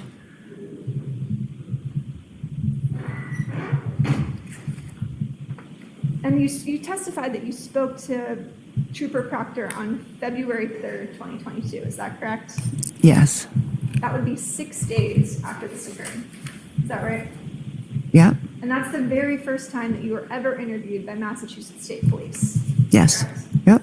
Aside from that sort of conversation you described with Sergeant Lang. Yeah. Yep. When you spoke to Trooper Proctor on February 3rd, 2022, you left a lot of names out of individuals who were present at your house on the morning of January 29th, 2022. Isn't that correct? Oh, I'm not sure who was left out. Did you I see I see Copper Horse has a question. What's people talking about the Black Blob? Black Blob. The Black Blob, that was from the testimony yesterday, although I think her cross-examination continued today. Yes, I believe it did this morning. So that was because that's the first thing so far that's the first testimony in this trial that has anything to do with maybe something happened at this house involving a dead body, but it's like not even close. Like basically it was the first time that there was any witness who sees anything that could account for a person being in the yard. Because so far, all of the testimony, nobody saw him in the yard. Nobody saw anything. Nobody saw, so far, no one even saw Karen. No one's even identified that Karen and John and O'Keefe pulled up, right? I think the only way we end up, well, it hasn't come in yet, but like, it's known that Karen shows up there, I guess, because she says so. I can't even fucking remember, but like, we haven't had any testimony that puts either of them at the house, first of all, which is crazy, right? And so this girl is a friend of Brian Albert's who had been over at his house since 5 o'clock in the evening. And when I say 5 o'clock, I mean, I think it was 5 o'clock. She says she comes over there and they were drinking the whole time, first of all. And then she texts her brother to come pick her up to leave. And at that time she texts, again, it's at time 12-14, 12-15 time frame, right? She texts her. So think about how long, first of all, that is of drinking. That's what I think about with that. I'm like, because they were drinking the whole time. That's a lot of hours. But then she changes her mind. Like he shows up and here's what she says is like, she shows up, they show up and like, she changes her mind. Then it's the reason she changes her mind is because apparently Jen McCabe, again, convinces her to get a ride home with them. And then there's something about when she gets in the car with them, she sees what she calls a black blob in the yard. Couple things important here. No one else sees this. So far, there's been no testimony that anybody sees anything in the yard except her. She's the only one. Now, and she identifies it as a black blob, but also this didn't come up in her testimony until recently. Like, in other words, it came out in cross about how, I don't remember exactly the details. I was going to have gone back and re-listened to it. It just happened. But it was something like she'd been interviewed many times and this only just came up. Like, it was added recently to the story, essentially. Or something about the size of it. Like, initially she says it's a black blob. And then after meeting again with the prosecutors just recently, she says that it was about 6 feet or something along those lines. But she doesn't even identify it as human. And that's the closest we get to anything of anybody seeing a person in the yard. So hopefully, does that answer your question? Like, does that, I mean, I'm sure it doesn't make sense because it doesn't make sense. It's atrocious. Like this, that's like the best they could do. Right. So, I mean, I know, right? That's the best they got. Like, and that's the best they got. And that still doesn't even identify anything as a human, let alone John O'Keefe, and doesn't have anything to do with Karen Reed either. So, I mean, it's pretty insane, right? Like, and after all the drinking. And there's so many people there, and she's the only one that sees anything, and that's the best they got. Okay, cool. Glad that makes, I was going to say make sense. Of course, it doesn't make sense. It's crazy. So, yeah. Tell Trooper Proctor that your son, Brian Albert Jr., was home that night? Was home the night of his birthday, or what do you mean? Yes, the night of his birthday. Well, yeah, he was home with his friends. Did you tell that to Trooper Proctor? I assume I did. So if it wasn't in his report, that would have been his mistake? Objection, Your Honor. Sustained. Did you tell Trooper Proctor your daughter, Caitlin Albert, returned home with you after the waterfall? I believe so. Did you tell Trooper Proctor that your son had 2 female friends at your house when you arrived? I believe so. And notably, did you tell Trooper Proctor that Colin Albert was present at your house? I probably didn't, because anytime I was questioned about who was there, to me it was who was there afterwards, hanging out from like the 12:15 point on. I didn't consider Colin as being there because I literally. What I want you guys to do is pay attention to her answer, because we're going to hear verbatim the same bullshit answer from her husband in this video when he takes a stand. It is, or actually it might be in the next video. It's either this one or the next one, but it's the same exact wording. Let me just rewind it again. It's the same exact bullshit reason. Did you tell Trooper Proctor that Colin Albert was present at your house? I probably didn't, because anytime I was questioned about who was there, to me it was who was there afterwards, hanging out from like the 12:15 point on. I didn't consider.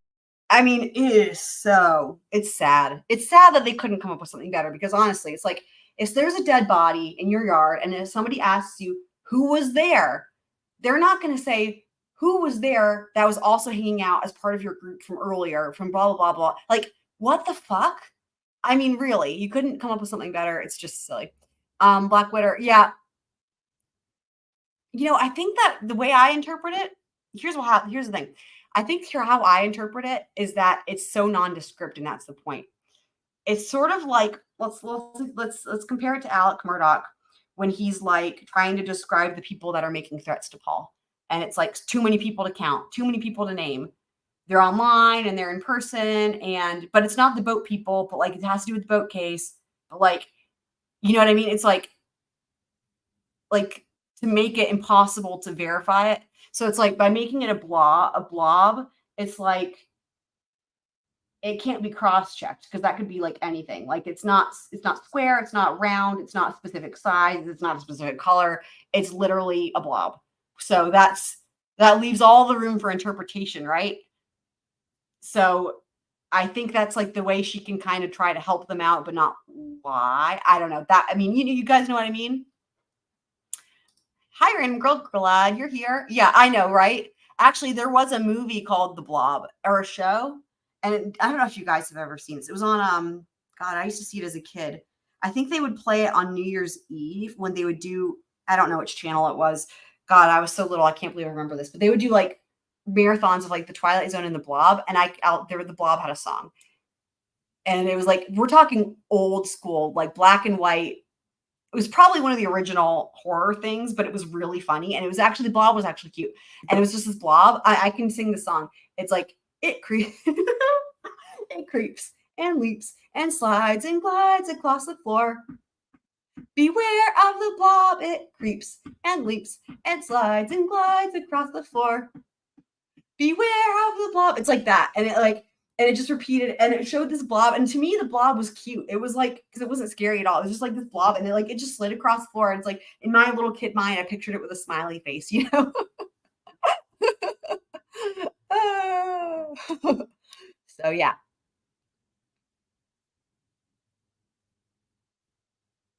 Boat people. Yeah, boat people. Like from the boat crash. I'm referring to Murdoch again. I was comparing it to Murdoch with like the boat crash case. Because like he was saying that the threats to Paul were because of the boat people. Sorry, I just left the word crash or case out. But yeah, hopefully that makes sense. Oh, did you ever see it? I also thought Are You Afraid of the Dark was scary, but I thought the blob was cute. Consider Colin as being there because I literally crossed paths with him. He left, and I didn't consider him being a part of the group that was there. Were you asked who was at the house that night?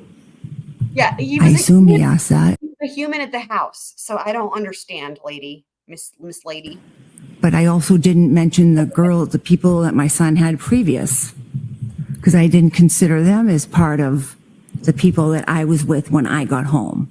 You never mentioned Colin Albert to Trooper Proctor, correct?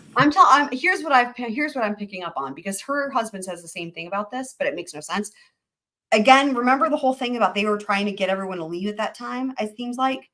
I think that something was going to happen or did happen. And initially the plan was perhaps to get the kids out of there, right? So they're not involved or they're not witnesses or whatever the case may be. Get them out of there, right?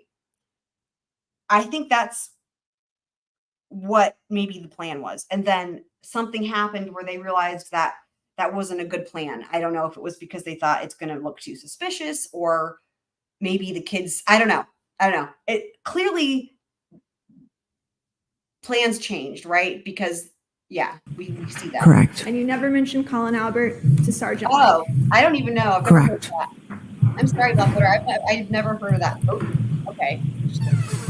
Yeah, no, I just Ms. meant the boat Albert, crash. you knew that if you gave Trooper Proctor the name of your nephew, that he would have to interview him, correct? Objection.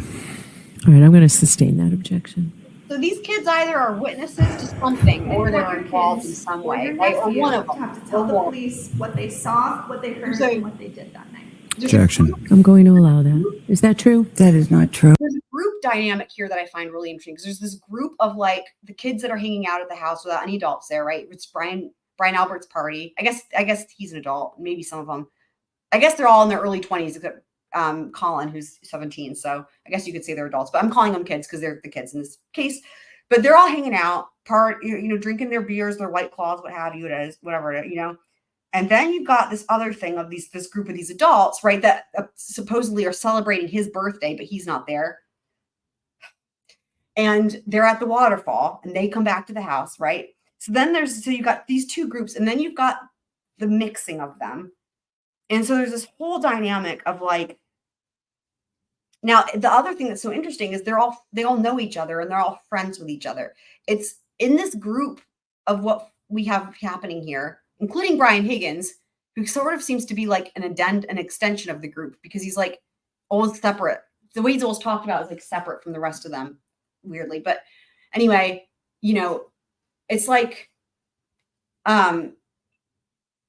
we learn, because we end up hearing from all the kids, and like the kids are all friends with the adults. And that's why, again, I mentioned it before, it's weird to me, because I feel like this is not very common, where you've got younger generations that are like really good friends and hang out with the older generation. Like for example, when it's like you've got Julie Nagle or whatever, or Leslie Nagle, whatever her first name was. I'm blanking on it right now.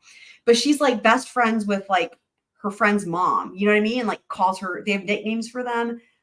Like I was not friends with my parents' moms or dads or like hanging out with them. You know what I mean? Like it's very odd to me that, I don't know. But you have a little bit of that in Murdoch, but it's not as weird because they hang out like to do something specific, like hunting, right? Like that makes more sense. But to like party together is weird. I don't know. So they all know, like, I don't know. It's like, it's almost like it would have been less weird if the parents and the kids weren't all friends. But see, now in this case, it just adds to like the collusion element or like the, you know what I mean? Cover up, like, they're all so intertwined and they're all friends and they're all related and they're all so close. And okay, let me look and see what you guys are saying in the chat. Oh, good. Super Planner Girl made it. Cool. Hey, I said something earlier and you weren't here, Super Planner Girl. I was saying earlier that I was thanking you, even though you weren't here yet. I was thanking you again for my wonderful present because that chicken is the softest stuffed animal on the planet. And it is just, I was snuggling with it last night. Don't tell anybody. But like, it was so soft. It's the softest stuffed animal I've ever had. And I just wanted to say thank you again so much. Who's Steve McQueen? I know. I agree about that. It really is. It really is. And it's a shame because, you know, at least with this trial, there's just, as you guys know how I feel, I didn't give a shit about. Had nothing to do with it until opening statements. But it's such a shame that a lot of the which I don't know. I guess you guys have been saying that some of the division or divisiveness and all the toxicity has gotten better. I think maybe perhaps surrounding this it's gotten better. I feel like somebody said, but like. But that was why I never was like, I'm staying a million miles away from it. I'm not going to get involved with that. That's not me. It's not for me, you know, but again, after I saw the opening statements, as you guys know, I was like, holy shit.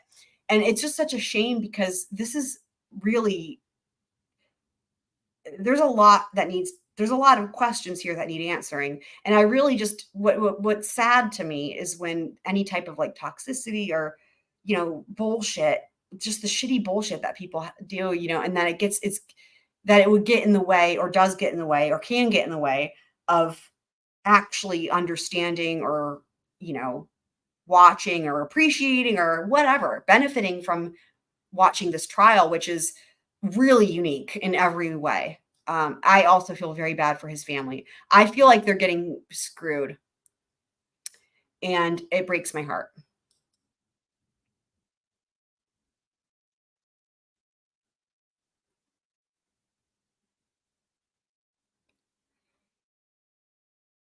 I know. I totally agree. Yeah.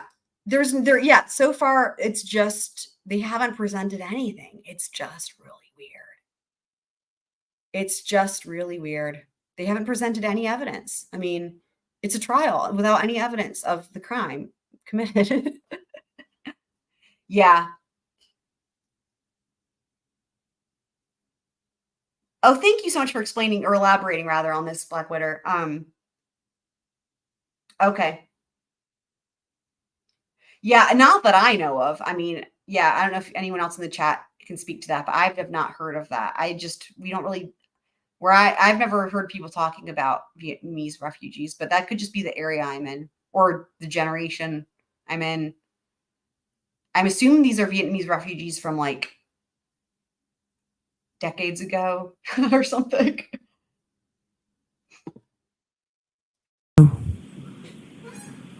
But you never told Trooper Proctor about Colin Albert.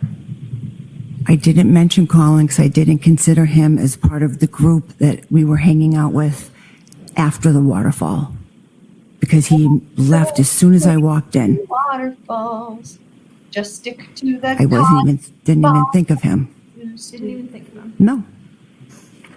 Didn't think it might be important for the state trooper who was investigating this case to know the individuals who were leaving at the precise time. You know what it's just like? Mr. O'Keefe and Ms. Reed arrived at the house. You know what it's just like? it's just like with Alex Murdaugh, and I know I keep comparing it to him, but there really are a lot of similarities with things, and that's what I'm picking up on. It's just like with that and the way he's like, oh, I didn't think to tell you about being at the kennels. It's the same fucking thing, because it's like, how would you know what time you needed to make yourself disappeared by, like the timeline of when you left to go to Alameda? Like, the only way you would know what you need to lie about is if you are lying because like, it's the same thing with this Colin, like, because we hear this from her husband as well, where it's like, didn't even think of him. It's like, oh, we just deleted him from my memory. It's like the only way that of all the people that were there, you could have picked anyone to just accidentally forget or actually forget. It's like, but yeah, everyone says this about Colin. So it's like, the only way that it's just, to quote Judge Newman, it's a bridge too far. Objection. Sustained.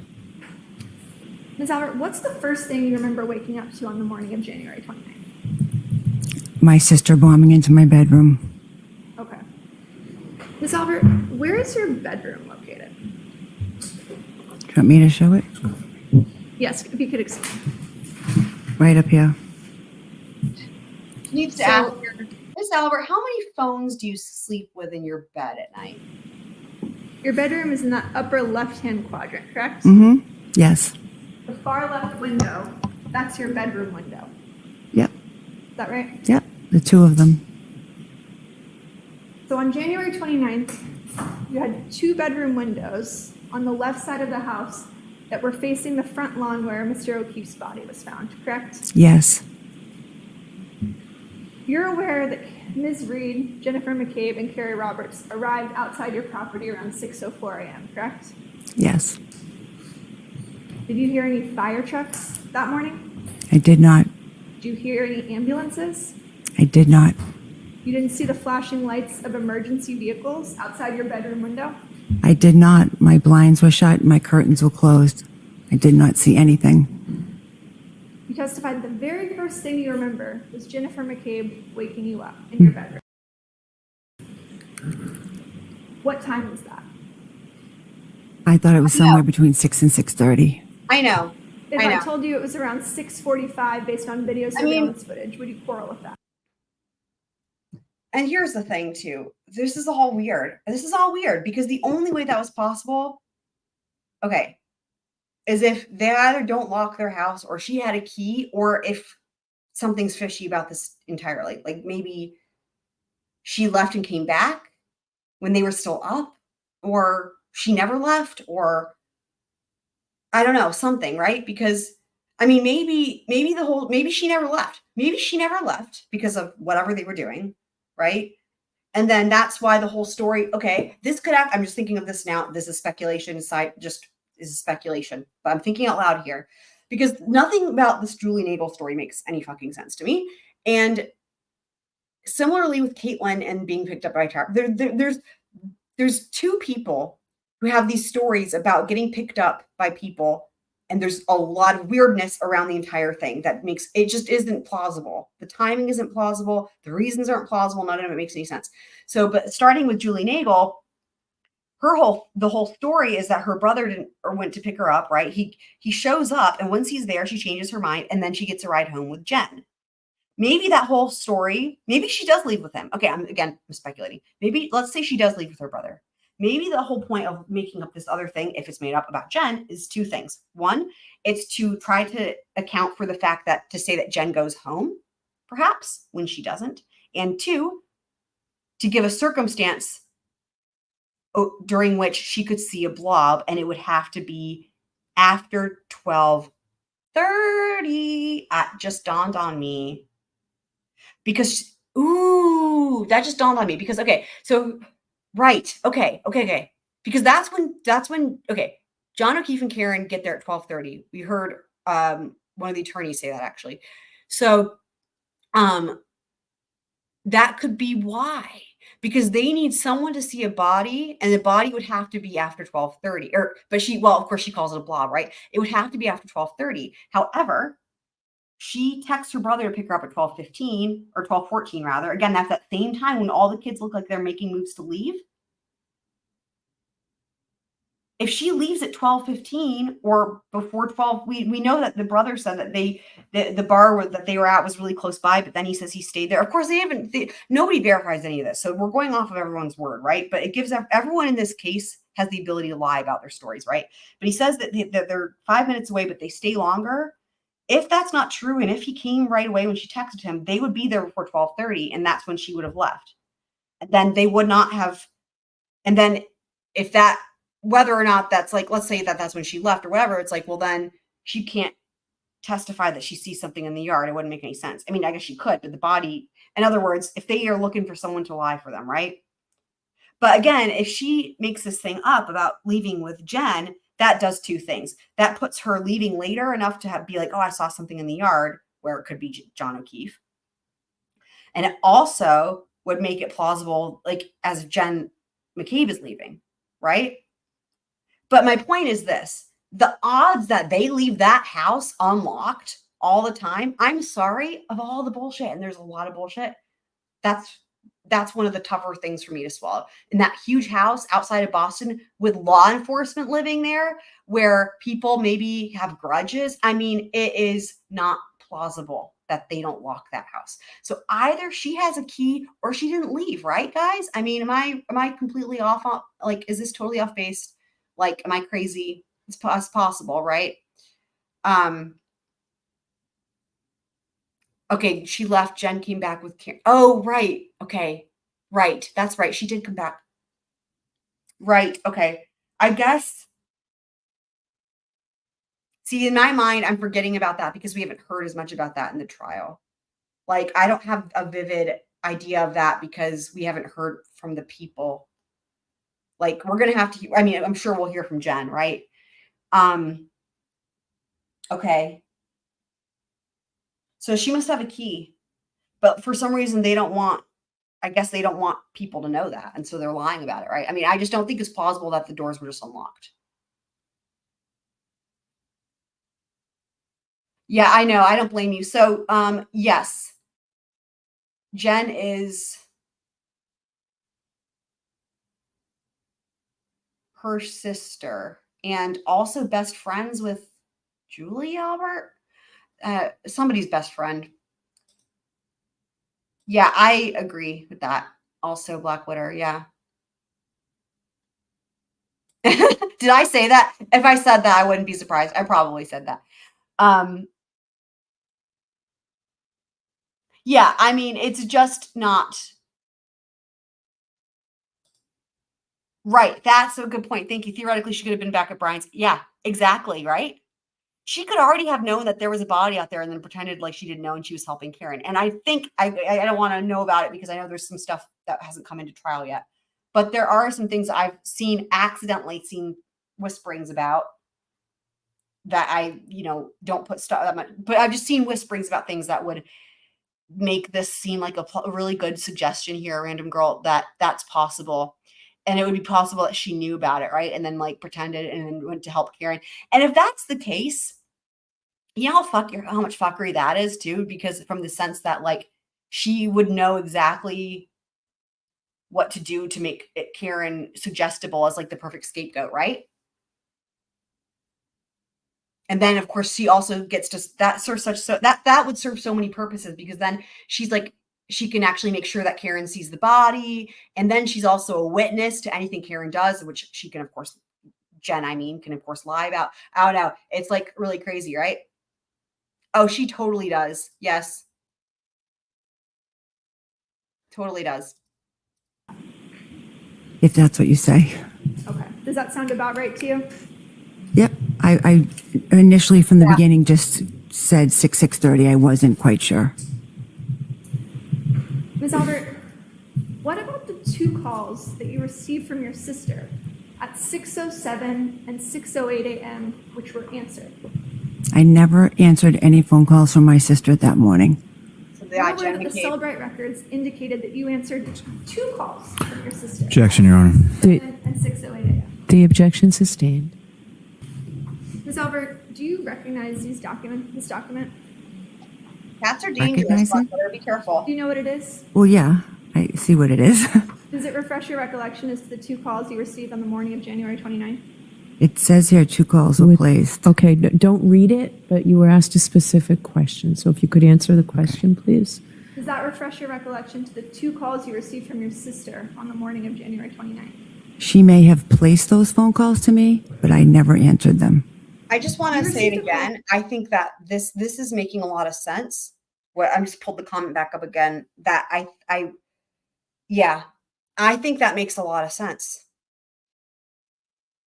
And I think she could, maybe she did take those girls home or whatever, the friends home, that maybe she did that and came back, or maybe she didn't even do that at all. And maybe they left as their initial plans had been, right? Which would actually make more sense. So yeah, that's really chilling, isn't it though? Fuck. I mean, she could have been fucking over there, like discussing it or even looking at him. I mean, and then like Karen calls. I don't know. That's messed From up. Jennifer McCabe on January 29th at 6:07:42 a.m. that lasted for 9 seconds, correct? She may have placed a phone call to me. I never answered it. I never spoke to her that morning. You also received a second call from your sister at 6:08:17 a.m. that lasted There's for like- 7 seconds. There's like all these calls. We got all these calls from Jen McCabe to Nicole, and she's like, I never answered them. I don't know anything about him. Then we have all these calls with Brian Higgins and Brian Albert. Same thing. Nobody knows anything about these calls, right? That's correct. Objection. I know, right? Go ahead and answer that. You're telling me, right? Especially after all the work we did with Murdoch. Like, I feel like this group has a good understanding of that stuff, and it will be really valuable. Like, yeah. And also, I have to say this too. This group also has a really good understanding of why it was such a big deal today for anyone who saw parts of the trial today, when they have these screenshots and they're like, here, let me present to you these screenshots of text messages. I mean, there's people who maybe can't appreciate just how ridiculous that is, that like utterly ridiculous, absolutely insane, and all the reasons why that's insane. Like, it's a joke. It's just a fucking joke. Like, here's the screenshots of like, pardon? Anyway. But yeah, we learned a lot. It says that, but I never answered a phone call from my He is sister smart. Jennifer that Oh morning. yeah, I know. You're aware that cell phone companies have what are called tolling records, correct? That show if there's a voicemail or something of that nature. Objection, Your Honor. Sustained. Ms. Albert, it's your testimony here today that you never spoke to your sister that morning. I never spoke to my sister on the phone that morning. Who else was in your bedroom that morning? Me and my husband. You and Brian Albert were the only 2 individuals who could have answered those calls that morning, correct? There's only 2 people in the room, besides the dog. You know what? And at 6:07, Your planner girl makes a great point. Maybe his butt had fingerprints on it. Very good point. Also, I'm really glad the feds are looking into this investigation. I just have to say, and it'll be really interesting to see what happens. But I'm glad that's happening. Another similarity with Murdoch, right? Because like the feds are also looking into like, well, obviously the feds had been looking into him clearly, but what I mean is, I guess I would say it's more like the similarity being that the feds are also looking into like the Becky Hill shenanigans. 7 a.m., someone had a 9-second call with Jennifer McCabe, correct? Objection. All right, sustained. Ms. Albert, you testified that Jennifer McCabe woke you up around 6:45 a.m., correct? I believe I said Black between Witter. 6 and 6. Black Witter, dude, you are right. And I have not heard anyone mention that. Holy shit, game changer, man. You're right. You know what? I can't believe I didn't think of that, because I actually had to buy a leaf blower when I moved into this house and spent my first autumn here. Or maybe it was the second autumn. Yeah, it was the second autumn. I learned my lesson after the first autumn. Because I have this big, beautiful maple tree, which I love because of the squirrels. But it's like, you guys have no idea what happens in the fall. It is, I think I have pictures that I could maybe put in the Discord. You won't even believe the leaves. You wouldn't even believe it. It's like when I pile them up to the street, it's like taller than my house. It's insane. And so like the first fall that I lived here, I tried to keep up with raking, and it was like, I would be like raking for like 12 hours and it like wouldn't put it like, and then I look and then it's already refilled. I mean, it was insane. And I like it literally, I was raking so much that my hands were torn up and I started wearing gloves even, and it didn't even work. It wasn't enough. Like my hands were like bloody. I'm not even joking. Like it was a problem. So I was like, okay, next fall I'm getting a leaf blower because that way I can save my hands a little bit if I combine it with the raking. So, all that to say that I can't believe I didn't think of that, but it's so true. And I learned that when I was researching all these leaf blowers, a lot of them, actually, I would say most of them have that mulcher setting. That's like a normal thing. And I got one without it because it was just like cheaper and lighter weight and stuff. And, but that is a really fucking good point. And I can't believe I've not heard anyone say that, dude.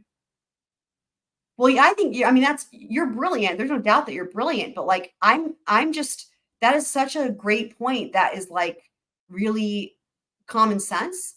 You know what I mean? Like, that's just so, it seems like, I don't know. It's brilliant. It's brilliant. It's the right kind of brilliant for a trial, right? Because it's like, yeah, everyone knows that, but no one thought of it. That's why it's so smart.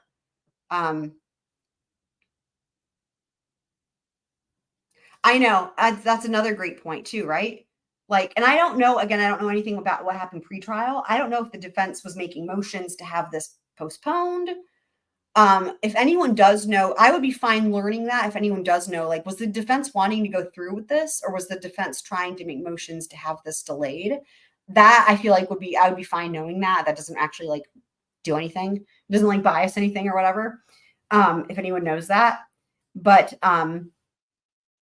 I would be curious. I mean, it potentially maybe the defense wanted to go ahead and get it done. I don't know, or like it would just if in case the defense was trying to have it delayed and then it wasn't delayed while it's still with this federal investigation pending, then that would just be fucked. So there it is. That's fucked up. Yeah, that's problems, isn't it? That's problems.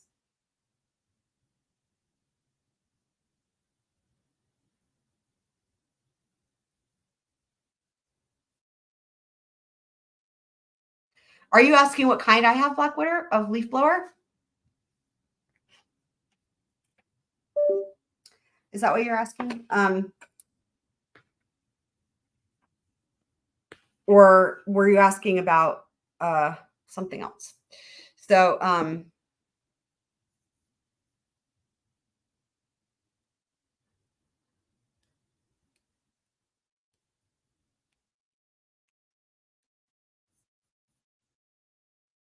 yeah, I can't believe I can't believe it. It's crazy. 30, but could have been That 6. was what woke you up, correct? Yes. She obviously had access to the house. Yes. The door wasn't locked. Nope. That's sort of a typical practice for you. Yeah, it was just sometimes with the kids, the last one in supposed to lock it. They didn't, it just wasn't always locked. Bullshit. Ms. Albert, you had blankets in the house, correct? Yes. You were also lying next to a first responder Objection. that morning, correct? You can answer that. Yes. And neither you nor Oh, so I can go look, Black Widow. I'll go look and I'll keep playing the video while I go look. It's just in the other room. But I love it. And I got it on Amazon and it was it's like lightweight and it's like it's like you have a battery that you charge or whatever. It's not like gasoline or whatever, and there's no cord. So while it doesn't last for very long, like the way I use it is I just use it by like charging it and then I do it in like bursts. Like I go out and like I use it until it dies and then I charge it and then I would go and but it's very lightweight and it's very cute. Like I wanted one that was cute because so by cute I mean it's little and it's like lime green. But I'll go look and see what it's called.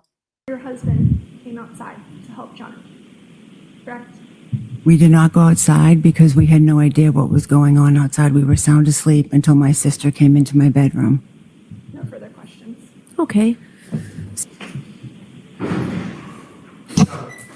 regard to phone calls from your sister Jennifer McCabe that morning, shortly after 6 a.m., did those phone calls wake you up? No, Did you answer those phone calls? no, Did you speak to Jennifer McCabe on the phone prior to her, or at any point on that morning prior to her coming into your room? I did not. And you were shown something that's a Cellbrite extraction report, correct? Yes. And not just that specific one, but have you ever seen any Cellbrite extraction Oh. report before in your life? Oh, of course you're asked. That makes a lot more sense. The scene of the crime. You know, I don't think they said it. I don't know if DSN is still here, but he might. I don't think they said. I don't know. Does anyone else remember? I don't think they said though. It belonged to the neighbor. You know, yeah, that's smart though. You're right. If we knew that, we could look that up. But fuck. Yeah, I was like, oh, I got the name. If anyone wants to know what kind of leaf blower I have. I know, right? You know, the funniest thing too is he was practicing earlier with Brian Higgins, practicing his moves. No, So fair to say you don't know how to interpret the data that's on there? no, Fair to say that you don't know whether or not an answered call or something that's listed as answered was something that was actually My guess is the neighbor that owns the leaf blower moved away, rehomed his dog, and rehomed the leaf blower as well after. answered or went to voice. correct. Now, Don't be sorry, Blackwater. regard to your dog, Chloe. Mm-hmm. Following Yeah. that incident in May of 2022, what, if anything, did you and your husband do with regard to the person that had been bitten? Well, we had gone over to their house to apologize for what had happened and, offered to pay any bills, that they may have had Let's just hope you aren't a witness to any crimes right now. for any injury to the dog or anything. And then after that, we just decided that we thought the best thing to do would be to try to rehome it because I just didn't want something like that to happen again. And can you explain to the jury sort of what are the Super Planner Girl, and I don't remember if on you and Random Girl, I don't remember if y'all were here, but have y'all heard their saying of like, there's a saying that I feel like I've heard where they talk about, going to a farm on Vermont or farm in Vermont. And that's like a saying for like that adults use when they're talking around little kids about like the animal dying. Have you guys heard of that? Like, oh, where did Tommy go? And it's like, oh, he moved to a farm in Vermont. I just feel like that's from something. I don't know if I'm just crazy. So let steps me know. that you took guys in the have heard process of rehoming your dog? Well, initially I had called a bunch of shelters and they were pretty much telling me that it would be hard to rehome Yeah, her if she was exactly. dog aggressive and they would probably have to put her I feel like down. that's the thing. I didn't want to do that. The family, we love the dog and so I did not want to do that. So I reached out to the woman in Texas who we got the dog from to see if she could help. And she said, she couldn't take it back, but she would try to help me out. So she ended up finding a woman who lived in Vermont. I think she lived alone. She had big property. Vermont It seemed like a stuck good out to me. fit. I'm like, She Vermont, why is wanted it to take here? Chloe and we made arrangements and I went and met this woman halfway and I gave her Chloe. And what, if any, conversations or contact have you had with that woman in Vermont since rehoming your dog? For a few months after I, Man, it's just So too much. not the substance of I it. don't know. I don't know. Have you had contact with the woman in Vermont? yes, I did for a few months, back and forth. Now, with reference I know. to Chloe, when your sister Jennifer McCabe comes into your bedroom hysterical that morning of January 29th, was Chloe in the room at the time? Yes. You were asked some No follow-up questions question. about the... It's like, does Chloe, the normal question after that would be, did Chloe bark? But does Lolly ask it? Of course not. evening or the early morning when people had come from the waterfall back to your home, correct? Mm-hmm. And at some point, you were cleaning and Mr. Higgins and your husband were out of your line of sight, is that correct? Yes. How long a period of time are we talking? I don't, it wasn't very long, a couple minutes. Wasn't watching where everybody was and what everybody was doing. Fair to say, relatively short period of time. Yes. Yes. I have nothing further. All right, whenever you're ready, Mr. Lally. Thank you, Your Honor. Good afternoon, sir. Good afternoon. Good afternoon, Your Honor, and good afternoon to the jury. Good afternoon. Could you please state your name and spell your last name? Sure, it's Brian, last name Albert, Albert. And where do you live, sir? I live in Norwood, Massachusetts. And how long have you lived in Norwood? Approximately a year. And who, if anyone, do you live in Norwood with? My wife, Nicole, and my son, Brian, and my son, Brendan. And as far as your brothers Again, and sisters, I just wanted to point out that it's interesting because one of the reasons that Nicole, sorry, let me be more specific. One of the long laundry list of reasons that Nicole gives for why they move when they move, one of them is she says the kids were moving out of the house and we didn't need the space anymore. And I pointed out during her testimony that they still have kids living with them, if I recall correctly. And anyway, just to verify, he just said they still have two. And I think actually we end up hearing there's a third, the one that's in the Marines or whatever, that like isn't there now but would be type thing, if I recall. So, but the point is that they didn't move because they needed to downsize. I mean, we all know it's bullshit, but it's just nice to point it out, concerns, what are their names, and if you could rank them sort of by Sure. The next sibling after me is my sister, Kathleen. Then I have a brother, Chris, brother, Kevin, Yeah, I brother, agree. Keith, I agree. a brother, Brendan, and a brother. I would say definitely on direct with under cross.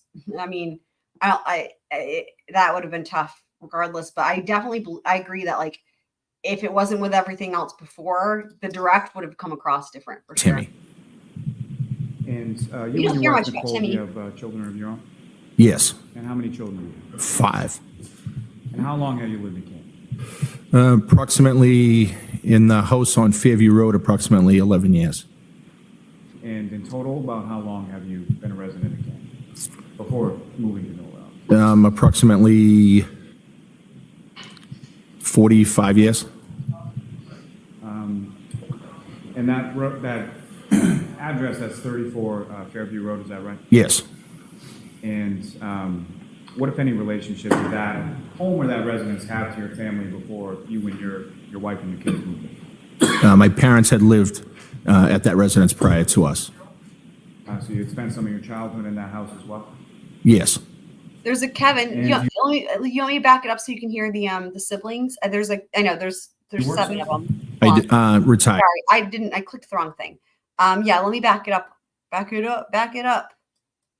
that thing up, or whatever the songs are. Approximately 4. Then I have a brother, Chris, ERT. Here we go. And where do you live, sir? I live in Norwood, Massachusetts. And how long have you lived in Norwood? Approximately a year. And who, if anyone, do you live in Norwood with? My wife, Nicole, and my son, Brian, and my son, Brendan. And as far as your brothers and sisters are concerned, what are their names, and if you could rank them sort of by Sure. The next sibling after me is my sister, Kathleen. Then I have a brother, Chris, brother, Kevin, brother, Keith, a brother, Brendan, and a brother, Timmy. And you and your wife, Nicole, There do you you go. have children of your own? That's right. Yes. And how many children do you have? 5. And how long have you lived in Canton? Approximately in the house on Fairview Road, approximately 11 years. And in total, about how long have you been a resident of Canton before moving to Noel? Approximately 45 years. It's stuck in my head too. And that address, that's 34 Fairview Road, is that right? Yes. And what, if any, relationship did that home or that residence have to your family before you and your wife and your kids moved in? My parents had lived at that residence prior to us. So you had spent some of your childhood in that house as well? Yes. And do you work, sir? I retired now. Retired. What did you retire from? Boston Police Department. And how long were you a member of the Boston Police Department? Approximately 30 years. And within the Boston Police Department, were you assigned to any sort of specific unit or special duties? My last assignment, is that what you're referring to? Yes. Yes. My last assignment was the Boston Police Fugitive Unit. Now, sir, if I could turn your attention to January 28th, 2022. Do you recall that date? Yes. And do you recall what day of the week that was? The 28th, I believe, was a Friday. And when you first sort of got Well, up on the 28th, they'll be where coming were back you with that? when we get to the On the 28th, I was in New York City. Although I think And that's why on the had you next gone to New episode York? because. So I went to New York for a funeral of a New York City police officer who was killed in the line of duty. And about what time or what day did you go down to New York for that? We went down the day before, so I believe that was Thursday. Do you recall how it was that you got down there? Yes, I flew to New York. And when you say we, who, if anyone, went with you on that trip to New York for the funeral? I flew with a friend and a coworker named Eddie Hernandez. And do you know a gentleman by the name of Brian Higgins? Yes, And was Brian Higgins at this funeral service as well? yes, he was. And how is it that you know Brian Higgins? So I know Brian Higgins initially from work, a professional relationship.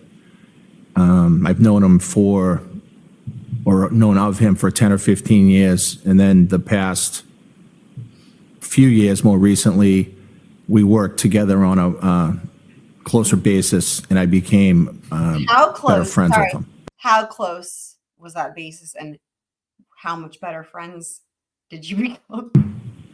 And fair to say that when you became better friends with him, you also So they flew. Well, he's about to explain it, but like they flew out there and then they drive back apparently. But he's about to say it. socialized with him outside of work. Yes.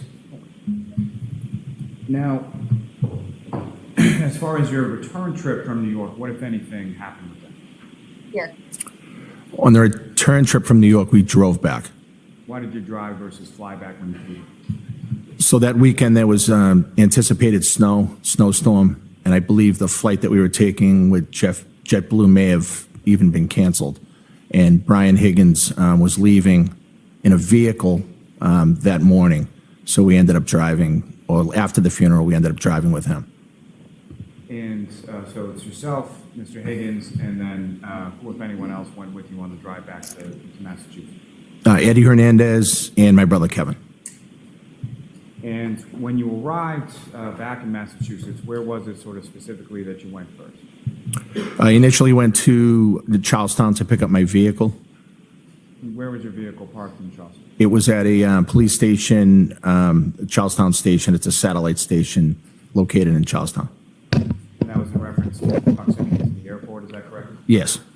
So that would have been Logan that you flew out of and intended to fly back into? Logan Airport, yes. And after you were dropped off with your vehicle, what kind of vehicle was that? That was a Ford Edge, Was that a personal vehicle or work vehicle? work vehicle. Edge. And so you get dropped back off at your work vehicle. Where did you go? So from Charlestown, I drove back towards the Canton area, and I met Brian Higgins at a restaurant bar called the Hillside. Is that in Canton as well? I believe so. It's on the Canton-Milton line. I believe it sits in Canton. And what was the purpose of you and Mr. Higgins going? After the drive home, he asked if I wanted to get some food and stop off, and I said yes. And if you know about what time was it that you got to the Hillside with Mr. Higgins? I want to say around 9:30, perhaps. Not entirely sure. When you arrived there, what did you do? So we went into the establishment, and So you got another stupid question. It's like, when you go in there, what did you do? Well, we didn't. We just stood there at the front door. We just stood there. We just didn't even go inside. Of course, you I went. drank and hung out for a while. And did you order any food there? I did not. I believe Brian did, though. And while you were at the Hillside with Mr. Higgins, what, if any, communication did you receive from your wife, Nicole? So around that time, I talked to my wife, I think more than once, and she had let me know that her and a few people were at another location in Canton, and she had asked if I wanted to come by and see them. Oh, for anyone who didn't see it yet and cares, by the way, I got a new orchid today, and I put pictures. There's pictures in the Discord. It has all three. Well, it has the two that I have had that I already had, and then the tallest one is the new one, and she's beautiful, and I named her Aphrodite. So anyone that cares. What was that other location? That other location was the waterfall. Totally, yes. Is that an establishment you were familiar with? Yes, You've been there before several times? I had been there before, yes. And so you drove then from the hillside to the waterfall? Yes. And about how long a drive is that? Maybe 7 minutes, between less than 10 minutes. And so as you're going on that drive, the snow that was anticipated coming in, had that, anything related to that started yet? No, I at that time, I don't recall any snow. And in relation to the waterfall, where did you park? In the parking lot for the waterfall. Wally was like on another level today with these different witnesses that were friends of like the kids, as I call them.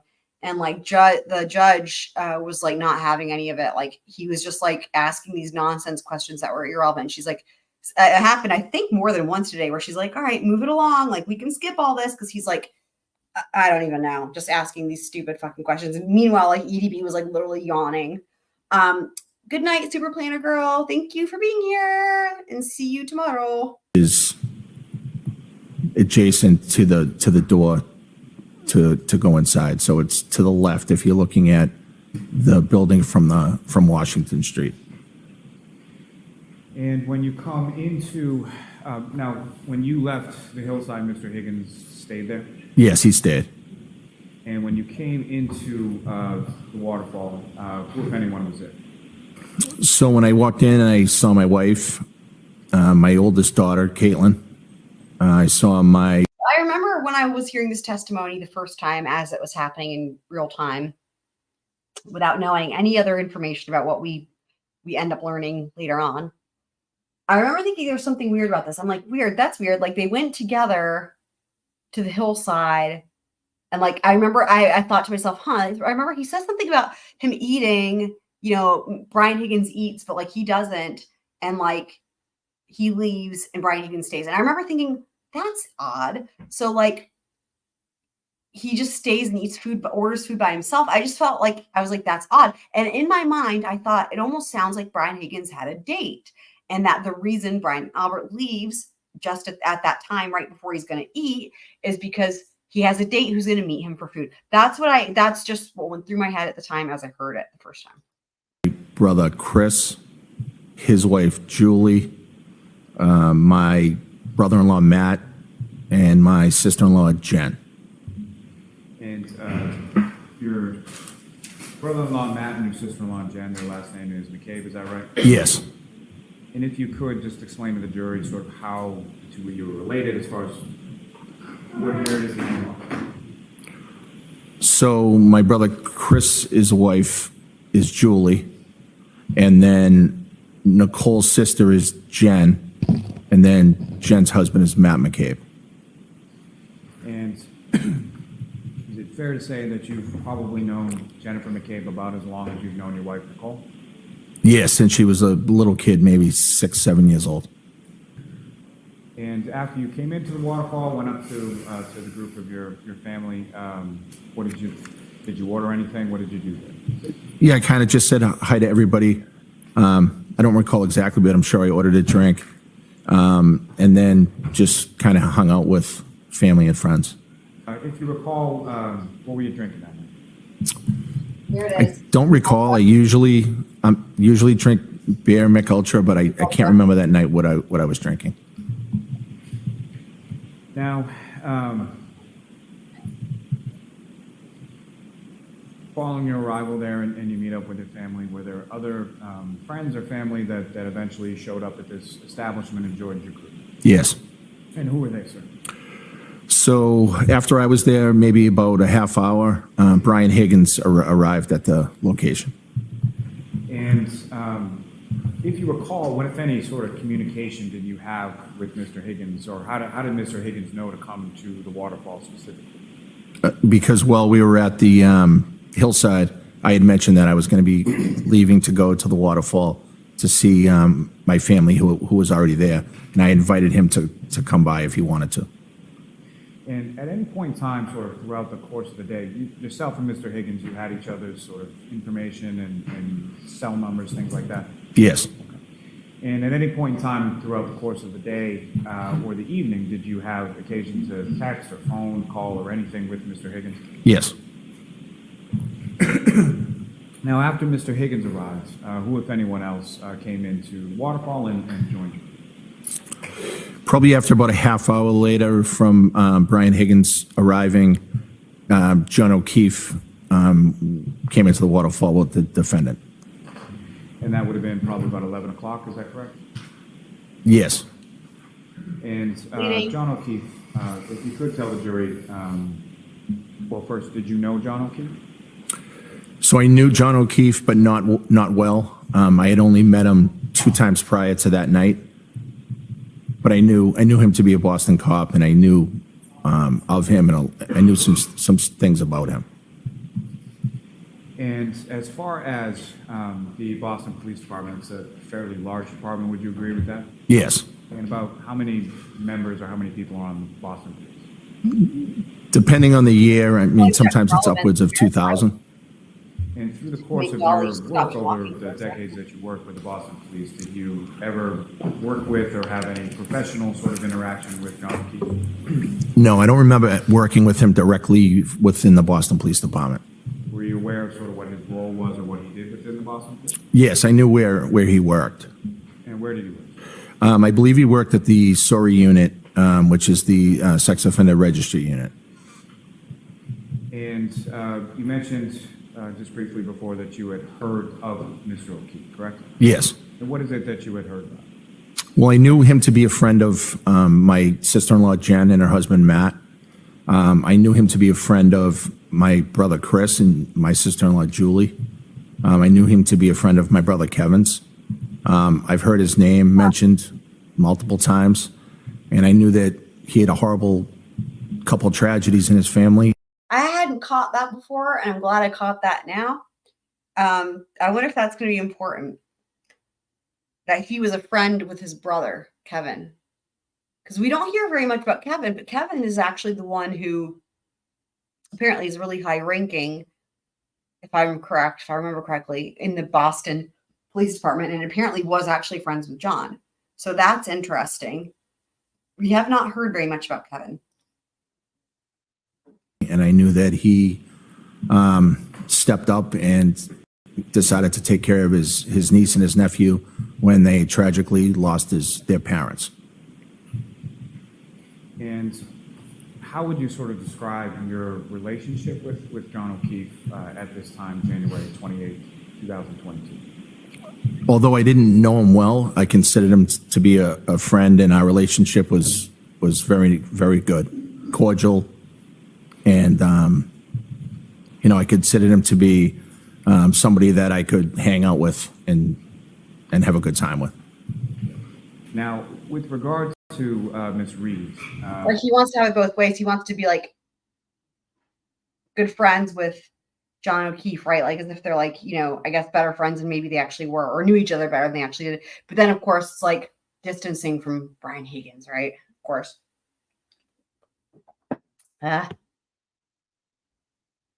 had you met Ms. Reed prior to that date of January 28th?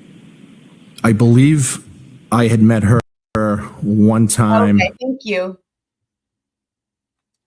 Right. Okay. I always get it confused as to which ones are in Canton and which ones in Boston departments. And it hasn't actually come up a whole lot yet in the trial. That's might be why I get it confused. But thank you for specifying that or clarifying that, Random Girl, that Kevin is Canton. Okay.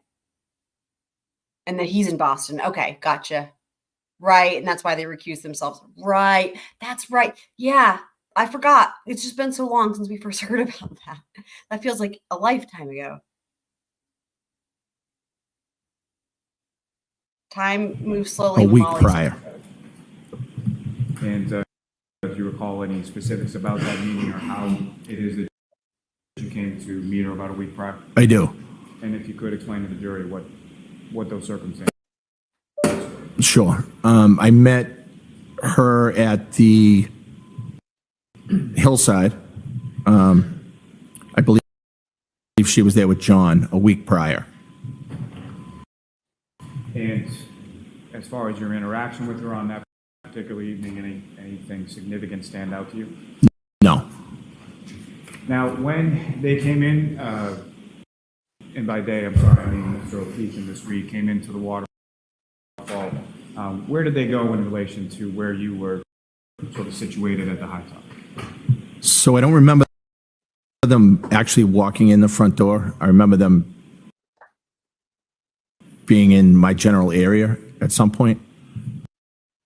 And they went towards the other side of the table where my sister-in-law, Jen, and my brother-in-law, Matt, were standing.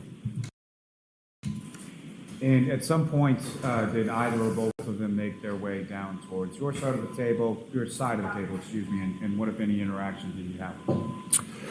Yes, I remember having an interaction, or more than one interaction, with John. Came over to say hello, and we had some conversation, not for too long, but yes. Do you remember anything specific about that conversation or anything stand out to you? No, I think we were talking mostly about work. I think he What is let that? me know that I don't know what that is. the sergeant, I guess, that worked in his unit was leaving, or left, or transferred, and he was jokingly saying that I should try to get a job over it where he works. And as far as the defendant, Ms. Reed, what, if any, conversation or interaction did you have? I don't remember having any interaction with her whatsoever. And as far as just his general features, as far as what you could observe, what, if any, sort of injuries or anything did you observe on his person at that time? I observed no injuries at that time. And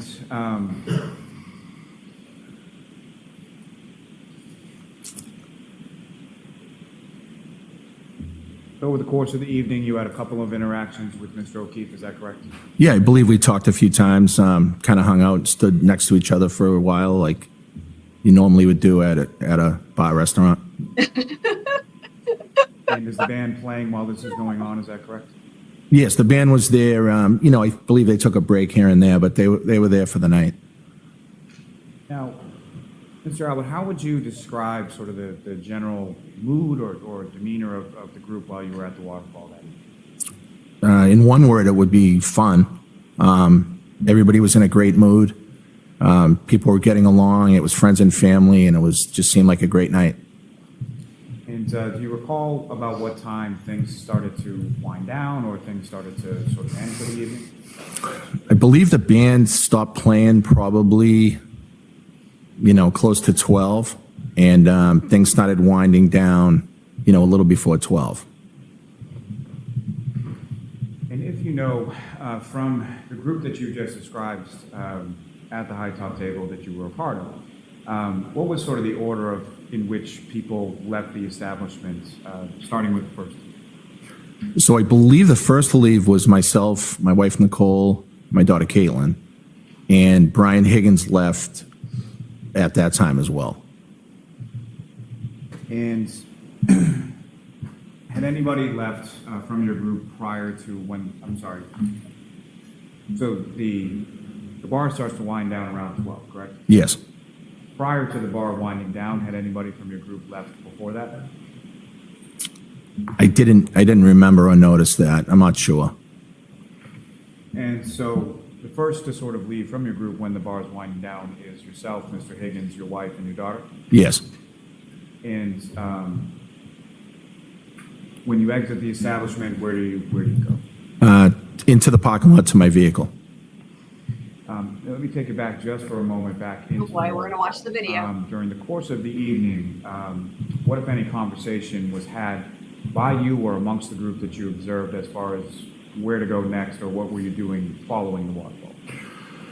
Okay, so there was some conversation relative to people going to my brother's sub shop. This is another one of those things that keeps coming up, and I haven't figured out the significance of it yet. But it's just another one of those things that I remember we started hearing about this actually really early on in the trial, this whole talk about going over there, and I can't figure it out. I don't know what the point is, but I'm sure it's going to come up at some point, maybe in the defense's case, if we get there, that this is going to be, but there's some reason why they're all telling, it's another one of these pointless stories, right? Where it's like, it just doesn't make any sense, and there's no point to it. So just pointing it out now. which is across the street. And he was maybe going to make some pizzas for people if they were hungry. So that was discussed. And did that end up happening? No, some people didn't want to go over there, and for whatever reason, it just didn't happen. And beyond that, was there anything else that was discussed as far as where to go after the waterfall? Yes. And what was that? So it ended up being my son Brian's 23rd birthday. So at 12 o'clock. That's weird testimony, because I thought the whole thing is like everybody says the reason you guys are there in the first place is because it's his birthday party. That he's not there, right? But the way he says it is if it's an afterthought. He's like, oh, it ended up being his birthday, as if it was like a coincidence, which honestly is probably a mistake that he didn't mean to say it that way, but is more honest, because it seems like they didn't invite him to his birthday. So 23. So there was some discussion about if anybody wanted to go by the house to kind of say happy birthday to him. And I know my wife Nicole mentioned it to Jen and Matt, and it was said, I believe, in the group where we were standing. And so was that sort of an open invitation that was extended to pretty much anybody that was around the high top table? Yeah, sure. Anybody that was there was welcome to come by if they wanted to. And as far as you knew, as far as awareness of who was coming over to your house at 34 Fairview, who from the group were you aware of coming over? I don't really remember the responses. I don't think I knew for sure if anybody was going to come, except Brian Higgins said he would come by. And he had left around the same time as you? Yes. And had Brian Higgins been to your house before? I believe he was at my house for a high school graduation party. And so, as far as you can recall, prior to January 28, 2022, had Mr. Higgins been physically sort of inside your house for anything beyond using the bathroom? Besides that graduation party, I don't believe he had ever been at my house. I'm sure he walked into the house, to use the bathroom or something that day, but I didn't really notice, whether he went in there or not.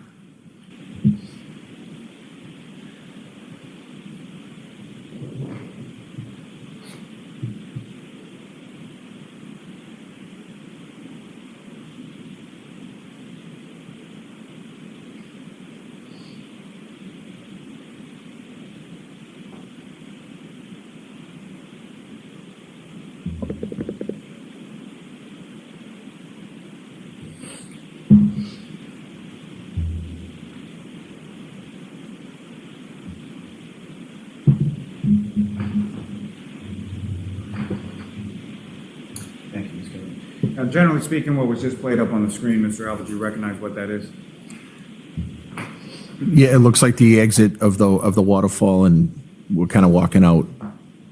The same group that was just walking to the front door, now walking out the front door and into the parking lot? Yes, and I believe there was somebody else there. I don't know if it was somebody from the band or looks like a different person out front there. Thank you, sir. Ms. Cummins, you can take that.